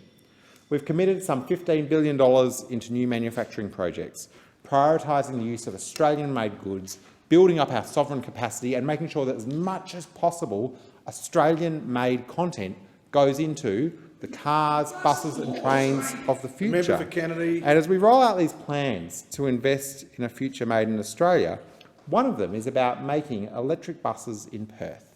At the moment, the bulk of the buses that I catch, the 950, the 960, the 60 and the 652 that gets me to the Fremantle Dockers, most of these bus routes are and hopefully I'll have a few more Dockers games to go over the course of September. Most of these buses are diesel. I've been to the Volgren factory where they're produced. The people who make these buses do a fantastic job. And I want to make sure that those good, secure jobs that they've relied on for decades are there for decades to come. That's why, in partnership with the McGowan Labor government, we're investing some $250 million in an electric bus manufacturing facility in Perth. This means that the buses that will take my kids to school will be electric. It means that the cost of fuel for those buses will be less for the taxpayers of Western Australia and less for the taxpayers of Australia. It means that we'll have 130 in the first run Perth-built electric buses, and not only protecting the jobs that are there, but 100 new jobs.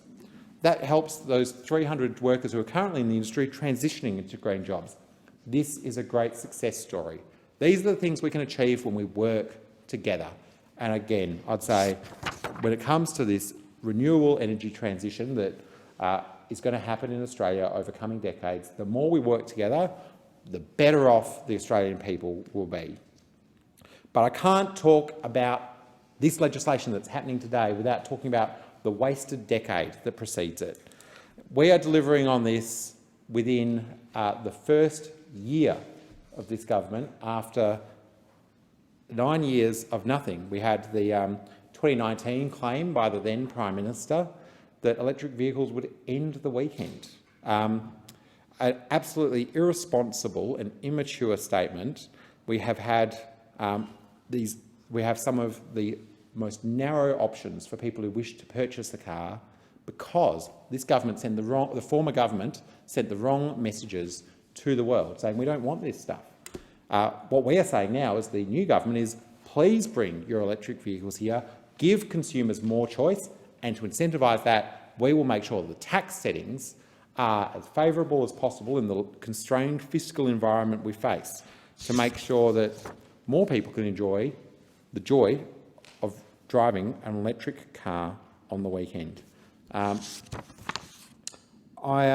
will just conclude my remarks by saying that this is one part of a broader Driving the Nation plan. A truly national electric vehicle charging network, 117 new charging stations. I look forward to being able to drive across the Nullarbor, being able to get from Perth to Canberra in my electric vehicle. I have promised the Climate and Energy Minister that I will do exactly that once that network is built. I welcome anyone who is here to join me in that drive.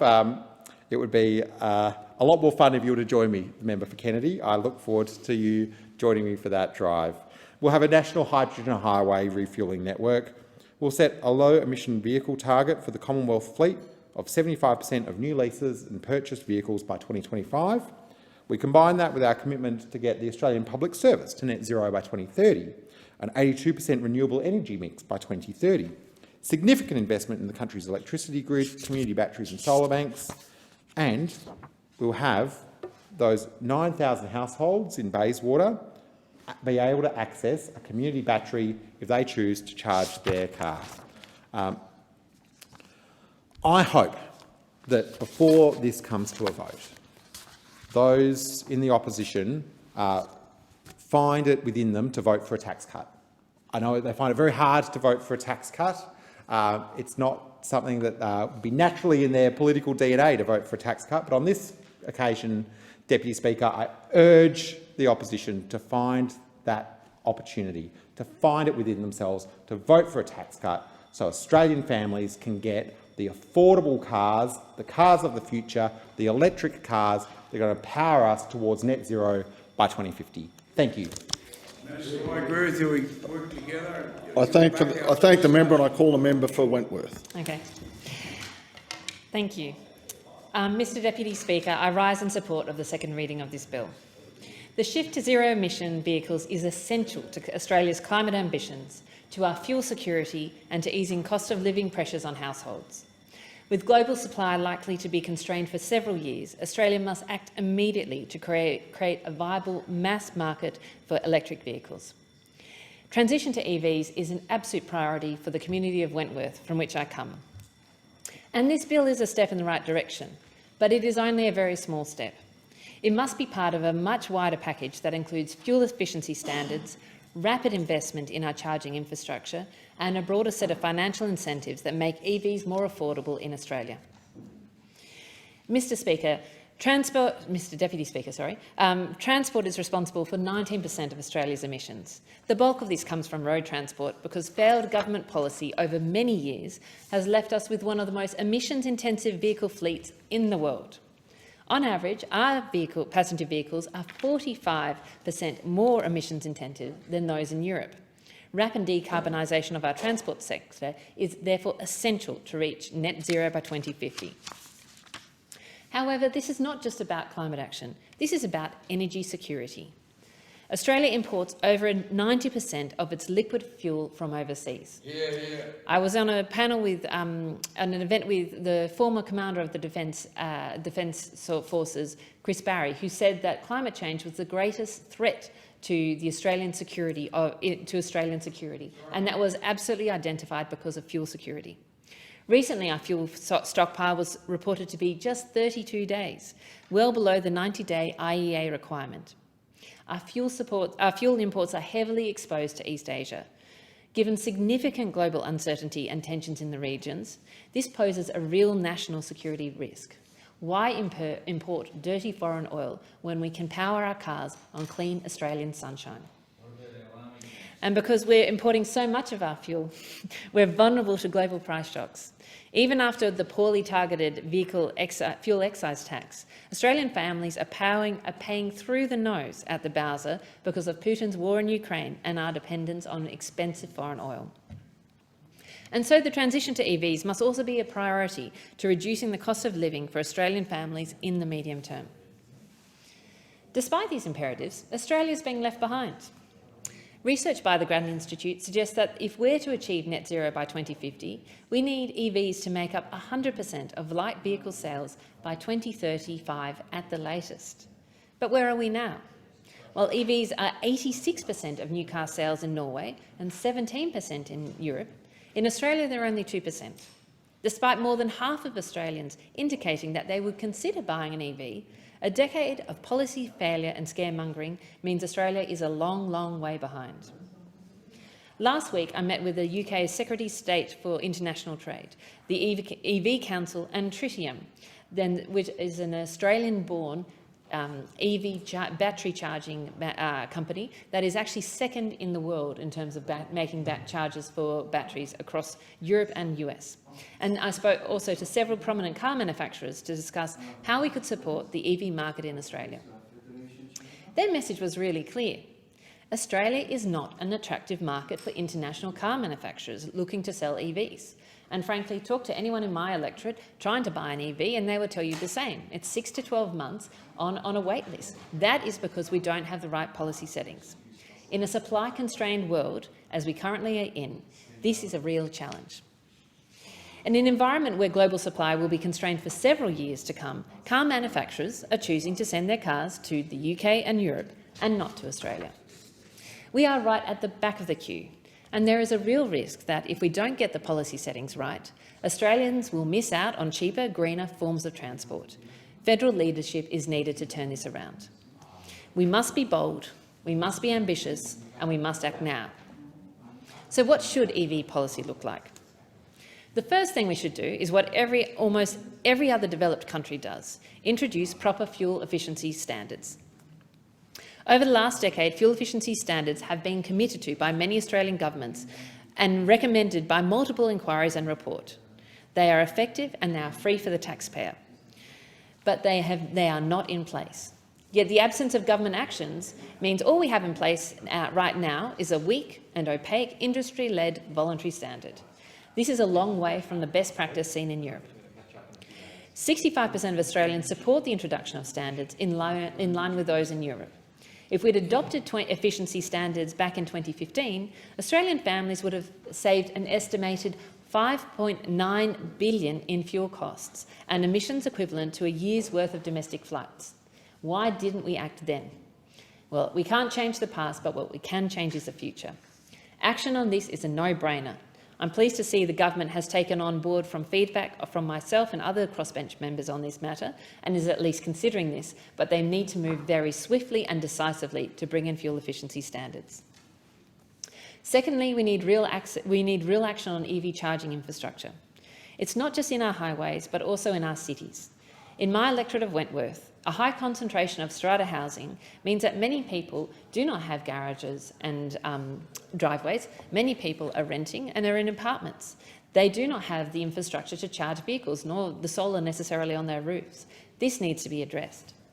Evidence from the US has found that charging infrastructure is one of the most cost-effective methods of driving EV uptake and is one that the government must invest in even more strongly. You know, some people in my electorate have taken creative approaches to solving this problem. The other day I was going for a run and I came across an electric cable strung from somebody's house tied around a parking sign and down to their car, because they had no charging infrastructure options for them, but they wanted to charge their EVs. We need to do better.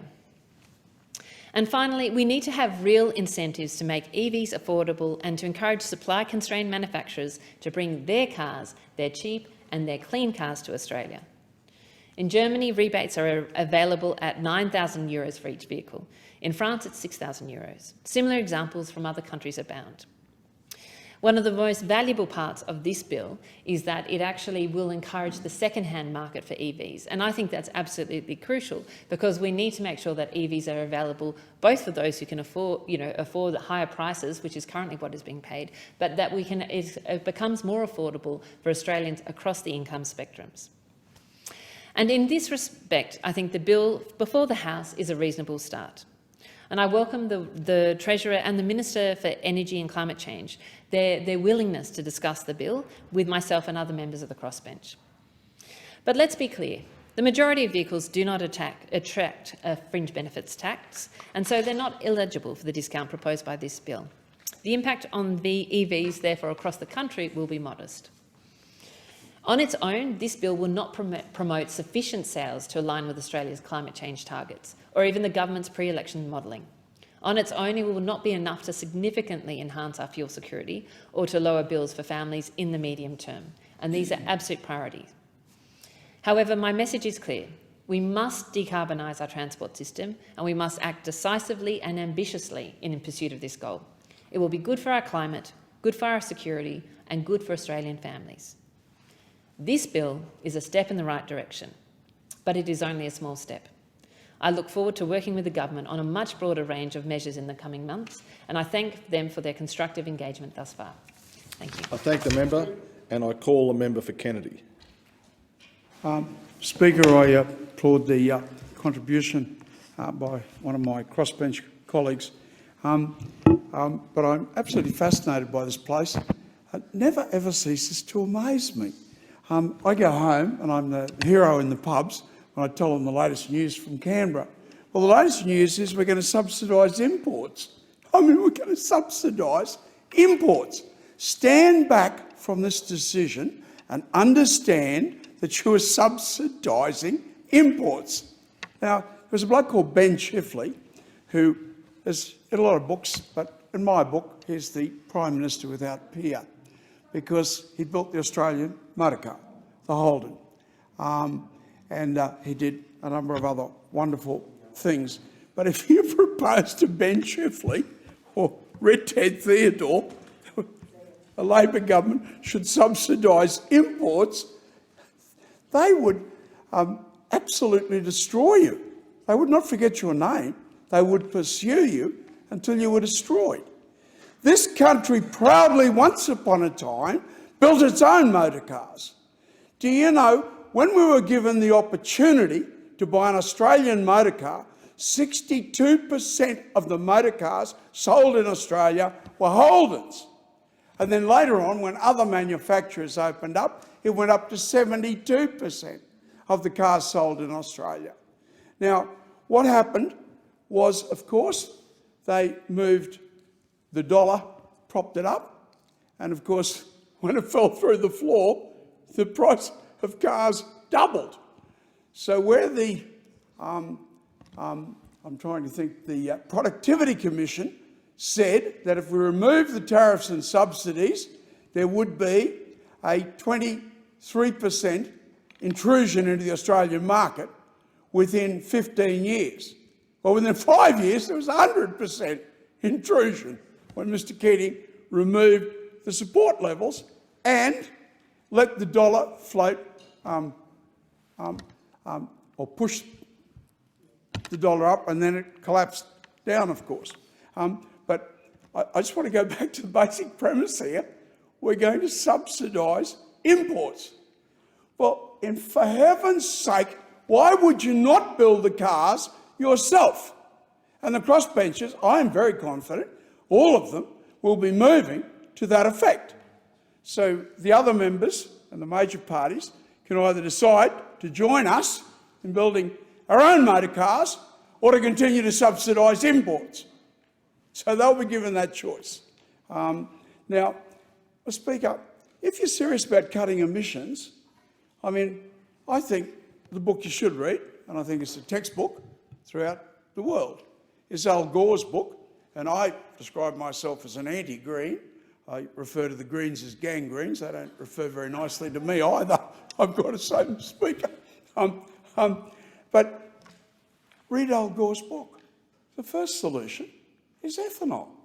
Well, I mean, you don't have to be Mr. Albert Einstein to figure out that if you burn petrol, or you burn coal, or you burn coal to make glass that goes on your roof, because there's some sort of thing that, oh, it's a miracle, you just put the stuff on your roof and there's no emissions. Well, just hold on a minute.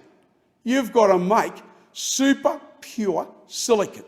And as a mining man that mined my own copper from my own mines, I can tell you to produce super pure silicon is extremely complicated. And I speak with great authority, Mr. Speaker, very great authority, because if you ask who was the person that put the first standalone system in Australia and won arguably the National Science Prize for that year, it was myself. Right back in 1983, we put the first system in. And it is a wonderful system for Normanton or Julia Creek or you know, Kowanyama. But you start putting glass on the roof in the cities, this is really silly. And it's criminally silly, because from the point of view of CO2, and I haven't got time in a short speech to be able to tell you how you make super pure silicon. And why I'm an expert in the field is we negotiated with GE. The head of GE for the world came out for the opening of the first standalone system in the Southern Hemisphere, which was on Coconut Island. And the reason he was so interested was because there are some 300 islands in Indonesia that will need to be electrified with solar power. Now, we wanted to sell the silicon. We've got the best silicon resources in the world, and we export it. We're exporting it for $56 and buying it back for $3 million a tonne as optical fibre or as solar panels. We export it for $56 a tonne, and we import it at $3 million a tonne. Well, I mean, how much longer? And our economy is a primitive economy. We're not an industrialised nation. Our exports are almost exclusively now coal and iron ore. And how do you get iron ore? You smell it. How do you smell it? With coal. So you burn coal to get iron ore. The solar panels on your roof must be pure silicon. How do you treat silicon to get it to be pure? You have to smelt it. What do you smell it with? Iron ore. But in silicon, there's another nasty little intrusion here, because you've got to put it under electromagnets, which use a huge amount of electricity. To crush silicon, which is the second hardest element on Earth, it's second to diamond in hardness. To crush it is not a lot of fun, I can tell you. As a mining man, putting it in a ball mill is not his hard yakka. but then you've got to smelt it, and you smelt it with coal. So what do you think? This glass gets on your roof without any CO2 going up in the atmosphere. And in 20 years' time, you've got to take it all off again. And I don't know how much energy you burn up and putting it on the roof and then taking it off again. But I'm not knocking it because I think that it's wonderful in remote situations. But to use it in a city is an act of madness. Now, you have heard speakers here, you know, and they say that the power is cheaper. It's cheaper to run an electric car. Yes, it is. And solar is cheaper. Yes, but by using intermittent solar power, the baseload power resultingly rises because the power station that was once producing 100% of our electricity can now only sell 70% of its electricity. So, of course, to be able to work profitably, the price of baseload power goes up. And it was so wonderful, the state with the most solar on the roof is Queensland, as it should be. We've got the most sunlight. But did the power prices come down? Did the price of electricity come down? No. The price went up 400%.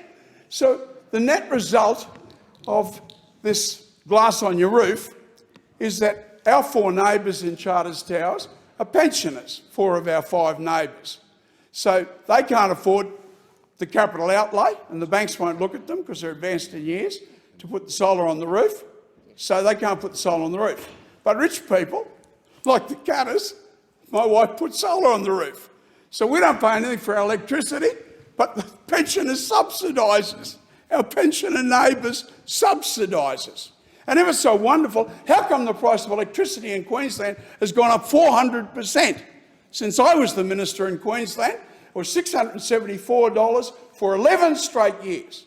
And there was no justification for putting it up. $674, it is now, last time I looked, $3,240 a year. I just simply find it almost impossible to vote for legislation that subsidises imports. If we are looking at, a number of crossbenchers have discussed this at great length, we prepared the legislation, which was to go in the last parliament, and what we're proposing is that we build the electric cars in Australia. And the simple way to do this, without any cost, is to all government cars in metropolitan areas will be electric, and all buses, which we do make in Australia, will be electric. I mean, it's very simple to do that. Why wouldn't you do that? And why wouldn't you go to more people die of motor vehicle emissions in Australia than from motor vehicle accidents? So you can cut out that by simply putting 5 to 15% ethanol in your petrol tank, which every country on earth has done, except Australia. Look at the map of the world. I mean, the European agreement is that every country goes to a minimum 5%, because, and I'm not going to go into the details, but if you move from a rural centre into Sydney, then your chances of dying of lung cancer or heart disease double. And those are the long-term findings in America, out of California.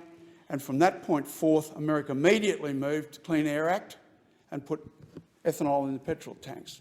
But, you know, I mean, these answers are there, and Australians will be producing our own petrol. I mean, we export all of our oil. What sort of a moronic country exports all of its oil and imports all of its petrol, diesel and avgas? I mean, are we complete morons in this place? Well, when I sit here and subsidise imports, I think that we are. I think that we are. Now, my colleague on the crossbenchers, you know, we've been working, formulating a program that will return the building of motor cars to Australia. Sophisticated secondary industries will be restored to this country, and that industry will be owned by the Australian people. And Ben Chifley, who was the Prime Minister without peer, and he's so far out in front that there's no one that could compare to Ben Chifley. But Ben did make a mistake. He let General Motors build the motor cars in Australia. They should have been built and owned by the Australian people. And that would have been a very simple thing to do at the time. But his government was destroyed because they wanted to nationalise the banks. So he was not going to be a person that had the political ability to be able to go in a different direction. Having said all of those things, Madam Speaker, we're moving an amendment, and the amendment is circulated, as I understand it, in my name. And I just want to add, I hold this map up to everyone, and I say, what's that a map of? And they all say, Australia. Well, no, it's not actually. It's a map of Australia, shorn of the eastern coastline, shorn of Victoria, but who'd miss Victoria, Madam Speaker, you know. And a little dot around Perth. But there's only 1 million people living there. Our biggest export is coal. Well, guess where all the coal comes from? Our second biggest export is, iron ore is the biggest. Guess where it comes from? In the golden Australia, where there's no one living. Guess where coal comes from? The golden Australia, where no one's living. Guess where all the water is? The golden Australia, where no one is living. Guess where all the cattle are? In the golden Australia, where no one is living. Guess where all the aluminium is? In the golden Australia, where no one is living. And how much longer do you think that's going to go on for? If you give us a little skerrick of the $170 billion that is coming into the superannuation funds, you give us a little skerrick of that, we will build small dams which will create an enormous improvement in our environmental conditions, where 15 million hectares has gone under a prickly acacia tree and the place is overrun with pigs. We can deal with those things if you give us a little skerrick of money to build a series of small dams with thread irrigation. Thread irrigation. You won't fly over it, you won't see much green, right? But it will improve our lot immensely. And then we can give you back all the petrol you will ever need, free forever. And you burn petrol, CO2 goes up in the atmosphere. You burn ethanol, CO2 goes up in the atmosphere. But there's one huge difference. The next year, the sugarcane or grain, sorghum, pulls it down again. So it goes up, it goes down. But it doesn't go up and stay up. And that's why no less a person than Al Gore, and an inconvenient truth, gives us the first solution, ethanol. Well, it's the only country on earth, if you look under the European agreement, they all have to go to 5%. And that is actually for medical reasons, not so much for environmental reasons, although it was part of it. Japan is on 5%, China's going on 5%, India claims they're going on 5%, America's on about 15%, Brazil's on 40 or 50%. Now, these are the leading economies on earth. They're all doing it, with one exception. And where in the world does a government subsidise imports? Tell me any country that subsidises imports. But that is what we're doing here, Madam Speaker. So I don't know whether at this stage I read out the amendment. There's no need to do that. I'm happy the amendment has been circulated, as you noted. Thank you. I am very keen to see if the amendment... Have you concluded your speech? Because we've run out of time. Do I move the amendment now or later on? I believe you have already moved the amendment in your speech. Well, I need a seconder. I'm now going to call if there is a seconder. Yes. Yeah. Is there a seconder to the amendment? Deputy Speaker, I second the motion moved by the member for Kennedy and reserve my right to speak. Great. Thank you very much. So the original question was that this bill be now read a second time, and to this the honourable member for Hume moved as an amendment that all words after that be omitted with a view to substituting other words, and then the honourable member for Kennedy has now moved as an amendment to that amendment that all words after whilst be omitted with a view to substituting other words. Just so everybody is clear, the question now is that the amendment moved by the honourable member for Kennedy to the amendment moved by the honourable member for Hume be disagreed to. And I'm going to give the call to the member for Forrest. Thank you, Deputy Speaker. I support the amendment made by the member for Hume to this bill. In government, the Coalition's Future Fuels and Vehicle Strategy was a technology-led approach to reducing emissions in the transport sector. It directly involved working closely with the private sector to increase the uptake of hybrid, hydrogen, electric and biofuelled vehicles. Designed to make it easier to roll out future fuel technologies, it focused on giving people choice in the vehicles they need to drive or want to drive. A critical part of that strategy was to ensure that our electricity grid, a key part of the infrastructure required, had the capacity for more electric vehicles and the greater demand on the system, which demonstrates why our opposition to this bill is based on the fact that this is poor legislation, lacking in careful planning, and this is something we saw repeatedly the last time Labor was in government. So when we look at this bill, Deputy Speaker, the Labor government has even failed to outline the emissions benefits and long-term costings, facts I would have thought were essential in a bill of this type. Labor also failed to consult with industry, state and territory governments and civil society. Again, I would have thought that genuine and extensive consultation would be a prerequisite and deliver a better result in the application and effect of such legislation. And without that detail, Deputy Speaker, the result we see in front of us is a high cost to taxpayers and a low impact on reducing emissions. The proposal cost $205 million over the forward estimates according to the bill.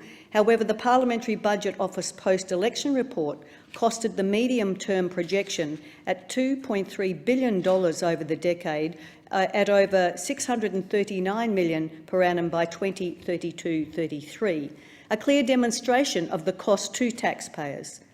The Labor government cannot quantify how the measures in this bill will deliver emissions reduction.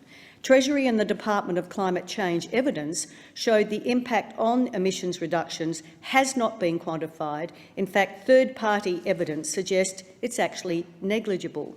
The government has not detailed exactly what measures in the bill will deliver to or impact on the EV market. The government should be delivering well-designed, well-targeted and quantified details, partnering with industry, particularly given it will cost taxpayers over $2.3 billion. And we know demand for electric vehicles is increasing. However, 2% of the total number of vehicles sold in Australia in 2021 were EVs. To my knowledge, Deputy Speaker, none of them were utes. The top-selling vehicles in Australia are the Toyota Hilux and the Ford Ranger, both utes. It's a completely different market to much of the rest of the world. And whether those utes are for tradies, farmers, people in outer metro, rural and regional areas, these are the top sellers in Australia. Now, we know we need a managed transition to increasing electric vehicle uptake, and the demand on and availability of power and the infrastructure needed, the very issues referred to by the member for Hume, the Shadow Treasurer, in his amendment. That's why the process needs to directly involve the states and territories. For instance, in Western Australia, solar panel companies and electricians are raising concerns that Western Power policy is having real impacts on homeowners. When homeowners are fitting solar panels to their homes, Western Power now requires regional and rural homes to install a main switch with a 32-amp circuit breaker. By comparison, in metro areas, people have access to 63-amp circuit breakers. Now, we know that most Australians want to charge their electric vehicles at home. Some homes will use a level 1 AC slow charger trickle feed, which generally is a 2 kilowatt of charge through a normal 10-amp socket. Depending on the battery size, this means it can take up to 40 hours to charge. There are many different types of commercial options available to reduce charging times, and there is a real need to know what the cost of EV chargers in homes will be, what the cost of upgrading their electrical systems for individuals and homeowners will be, and will the extra power needed be available. These are real issues. I know that costs range from $1,000 for a 7-kilowatt option through to $3,000 for a 22-kilowatt option, plus installation and associated costs to ensure the house can deliver the power required to meet the daily needs of the home, as well as charging the family business business vehicles or more than one vehicle. Clearly, the difference in power delivery in WA between rural and regional areas compared to Perth metro areas is starkly different. So what it does do for me, it highlights the fact that the WA state Labor government's focus is focusing on the metro at the expense of rural and regional areas, where the wealth is generated. It also highlights the fact that the $2.3 billion cost of the measures in this bill could be better spent on looking at the various EVs on the market and information provided, much of which focuses on charging at times with public charges, times ranging from 30 minutes upwards. But at home, charging times for a regular wall socket range from 11 to 20 hours and, as I said earlier, depending on the battery, up to 40 hours. These are examples of the need for good consultations, a managed transition, exactly what the Labor government hasn't done with this bill. Consultation definitely needed to involve industry, particularly the automotive industry, and given what I heard from the sector last night at an automotive vehicle emissions meeting here in Parliament House, one point made there resonated with me. By 2030, the demand for vehicle batteries globally will be 100 million. The estimated supply available at that time is actually 40 million only. Other experts have raised serious questions about the equity, fiscal sustainability and price pressures on the EV market currently. The government has failed to quantify these issues and failed to consult. The Institute of Public Accountants has said the policy will have a negligible impact on reducing Australia's carbon emissions from the transport sector. And I'll also be very interested to see who benefits mostly from this measure. Will it be rural, regional and remote Australia, or will it be predominantly metropolitan and city-based beneficiaries? This is something I'll certainly be following closely. I've already touched on the problems of access to power for rural and regional WA. There are any number of practical measures the government could have directed the $2.3 billion taxpayer funding towards, given the challenges ahead in the transition to more EVs in Australia. The infrastructure challenges, the increases ahead in transmission availability and capacity, the increased demand for and access to fast charging stations, the impacts on small regional and remote communities with existing limitations on power capacity. Some of our roadhouses still using generators in their patches. These will, I suspect, need to be points of fast charging. And I am aware that in talking to a local car dealer, is concerned about some of the smaller communities that have a limited capacity for power right now. And given the amount of, if you're driving long distances, particularly around Western Australia and to the north, the additional demand that will place on a local town, somewhere like Tom Price or somewhere similar, we don't want to see those communities suffer from a blackout because there's a whole lot of cars being plugged in and dragging on the local power system. There's also the costs of retraining our current mechanics. Will they actually need virtually the same qualifications as household electricians to be able to deal with 240 volts, for instance? And there are issues facing car dealers and car service centres around EV battery management and the warranties on the batteries. I don't want to see that responsibility sit with our local car dealers and not with the manufacturers. More broadly, the issues facing businesses, like one in my electorate that is installing a significant quantity of solar panels, but is also having to provide a fireproof building to house the batteries. There is so much ahead as we transition through the process. However, as one of the first steps that we're seeing from Labor in this bill is the poorly implemented policy with no consultation. Now, there will need to be great scrutiny on this ahead, particularly on where the benefits of the $2.3 billion actually go. The most telling assessment of where the benefits will go, I think it's worth repeating the words of the Shadow Treasurer, who also quoted Professor Miranda Stewart. Now, Professor Stewart is a respected tax expert, a director of the tax group at the University of Melbourne Law School and a fellow at the Tax and Transfer Policy Institute at the Crawford School of Public Policy at ANU, who actually said the design of the measure must be changed given its fiscal cost, unequal benefit and uncertainty about the electric car market and the best policy to transition in Australia, saying also that the policy will deliver the subsidy to a rather narrow class of employee beneficiaries and provides the largest benefit to the highest income earners. Damning indeed, Deputy Speaker. Clearly the benefits in this bill will not flow to lower and modest income earners whose taxes will help pay the $2 billion plus cost of this bill, and I will be following very closely to see whether the benefits actually flow to rural, regional and remote communities, one of which I represent. Thank you.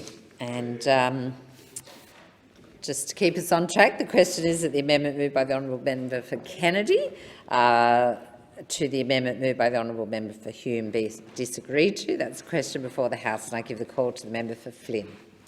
Thank you, Madam Speaker. I rise to make a contribution to the Treasury Laws Amendment Electric Car Discount Bill 2022.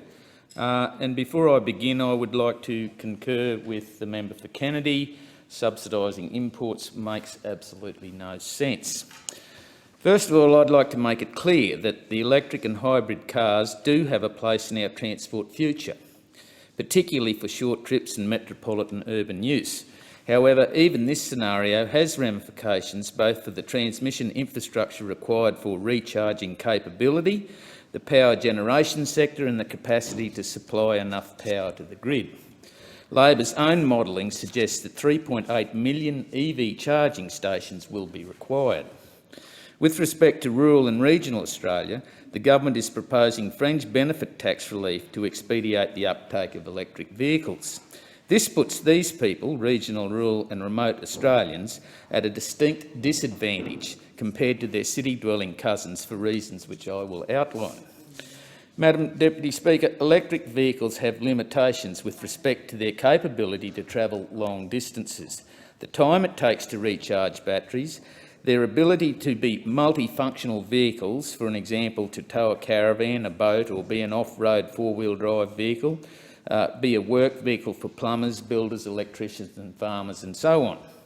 The fact is, rural and remote regional Australia relies on these sorts of vehicles, and there are many people whose lives and jobs require more than a small car that can travel a short distance from A to B. These are only some of the reasons that many people cannot and will not access an electric vehicle and therefore are at a tax disadvantage compared to those who are in different circumstances. Professor Miranda Stewart, Director of the Tax Group at the University of Melbourne Law School and Fellow at the Tax and Transfer Policy Institute at Crawford School of Public Policy, has stated that the government's policy will deliver the tax subsidy to a rather narrow class of employee beneficiaries and provide the largest benefit to highest income earners. Given its fiscal loss, it provides unequal benefit and uncertainty about the electric car market. Madam Deputy Speaker, once again we see pious virtue signalling arguments of transition given by the wealthy who take into no account the ramifications inflicted on those who live in the practical real world. Madam Deputy Speaker, at recent Senate Economic Standing Committee hearings, Mr Martin from Macmillan Shakespeare Group stated that in relation to the charging of electric vehicles from a 240-volt home charging plug, one might expect 10 kilometres of travel in an electric car per 1 hour of charge. Madam Deputy Speaker, I find that revelation quite astounding, and to put it into perspective in relation to my travel requirements as the member for Flynn, it has been 110 days since the election, and I have travelled approximately 12,000 kilometres in my car around my large electorate in central Queensland.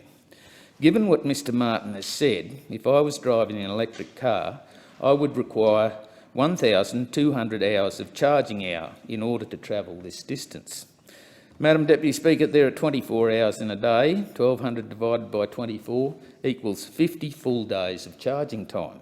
or 100 12-hour days of charging time.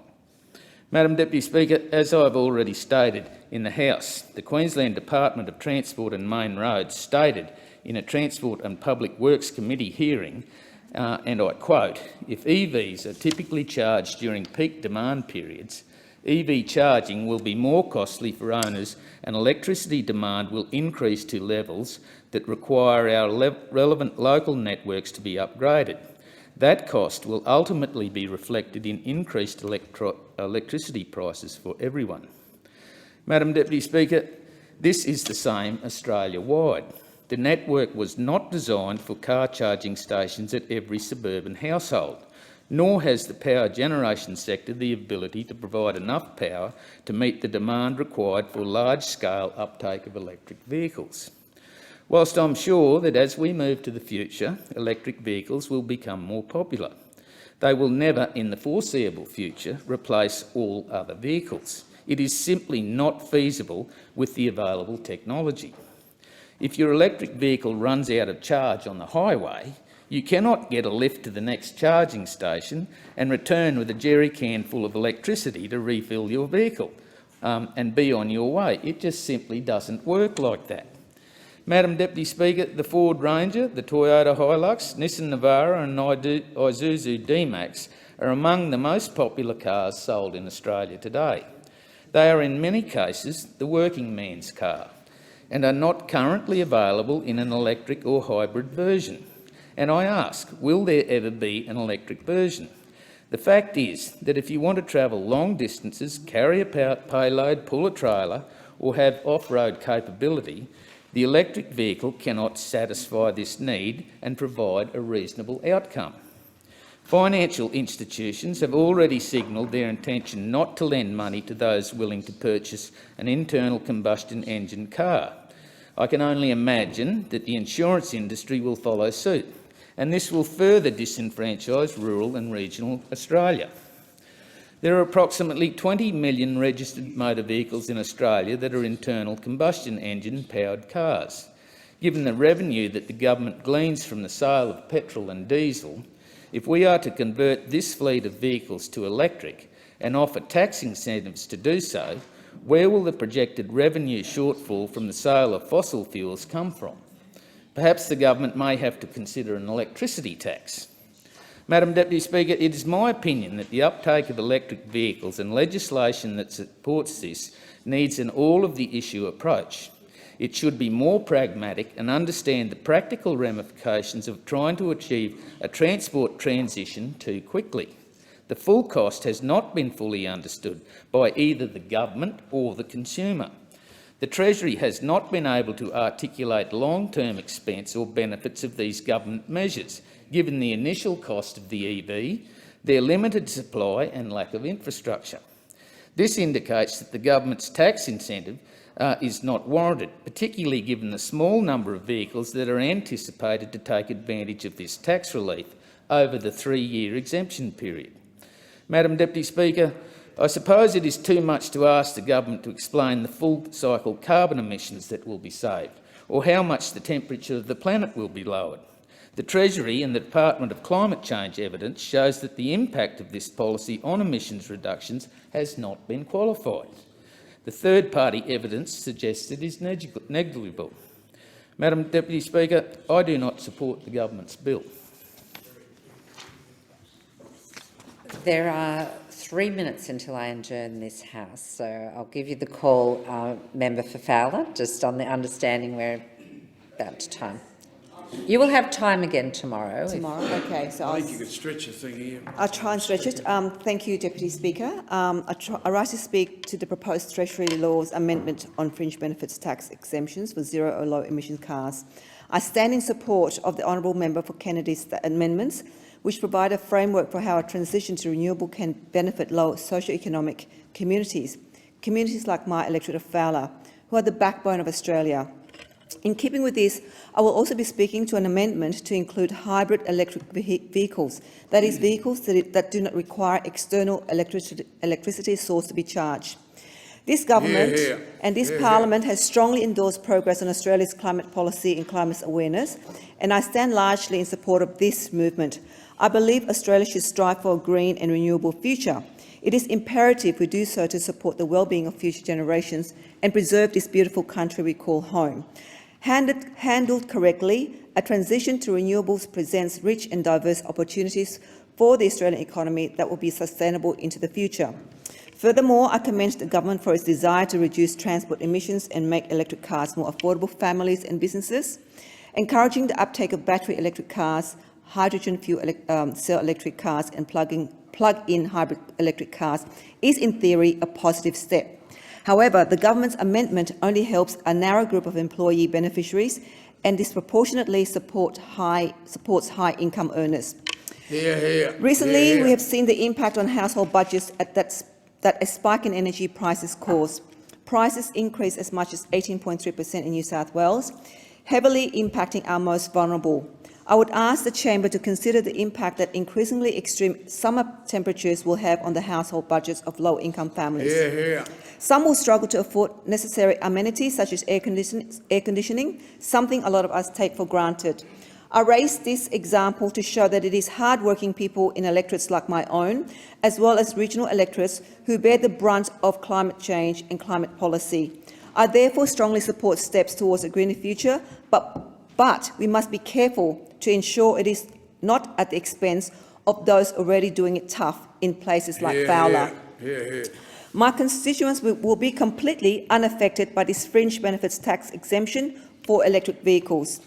Even with this exemption, electric vehicles are still simply too expensive for small businesses in Fowler.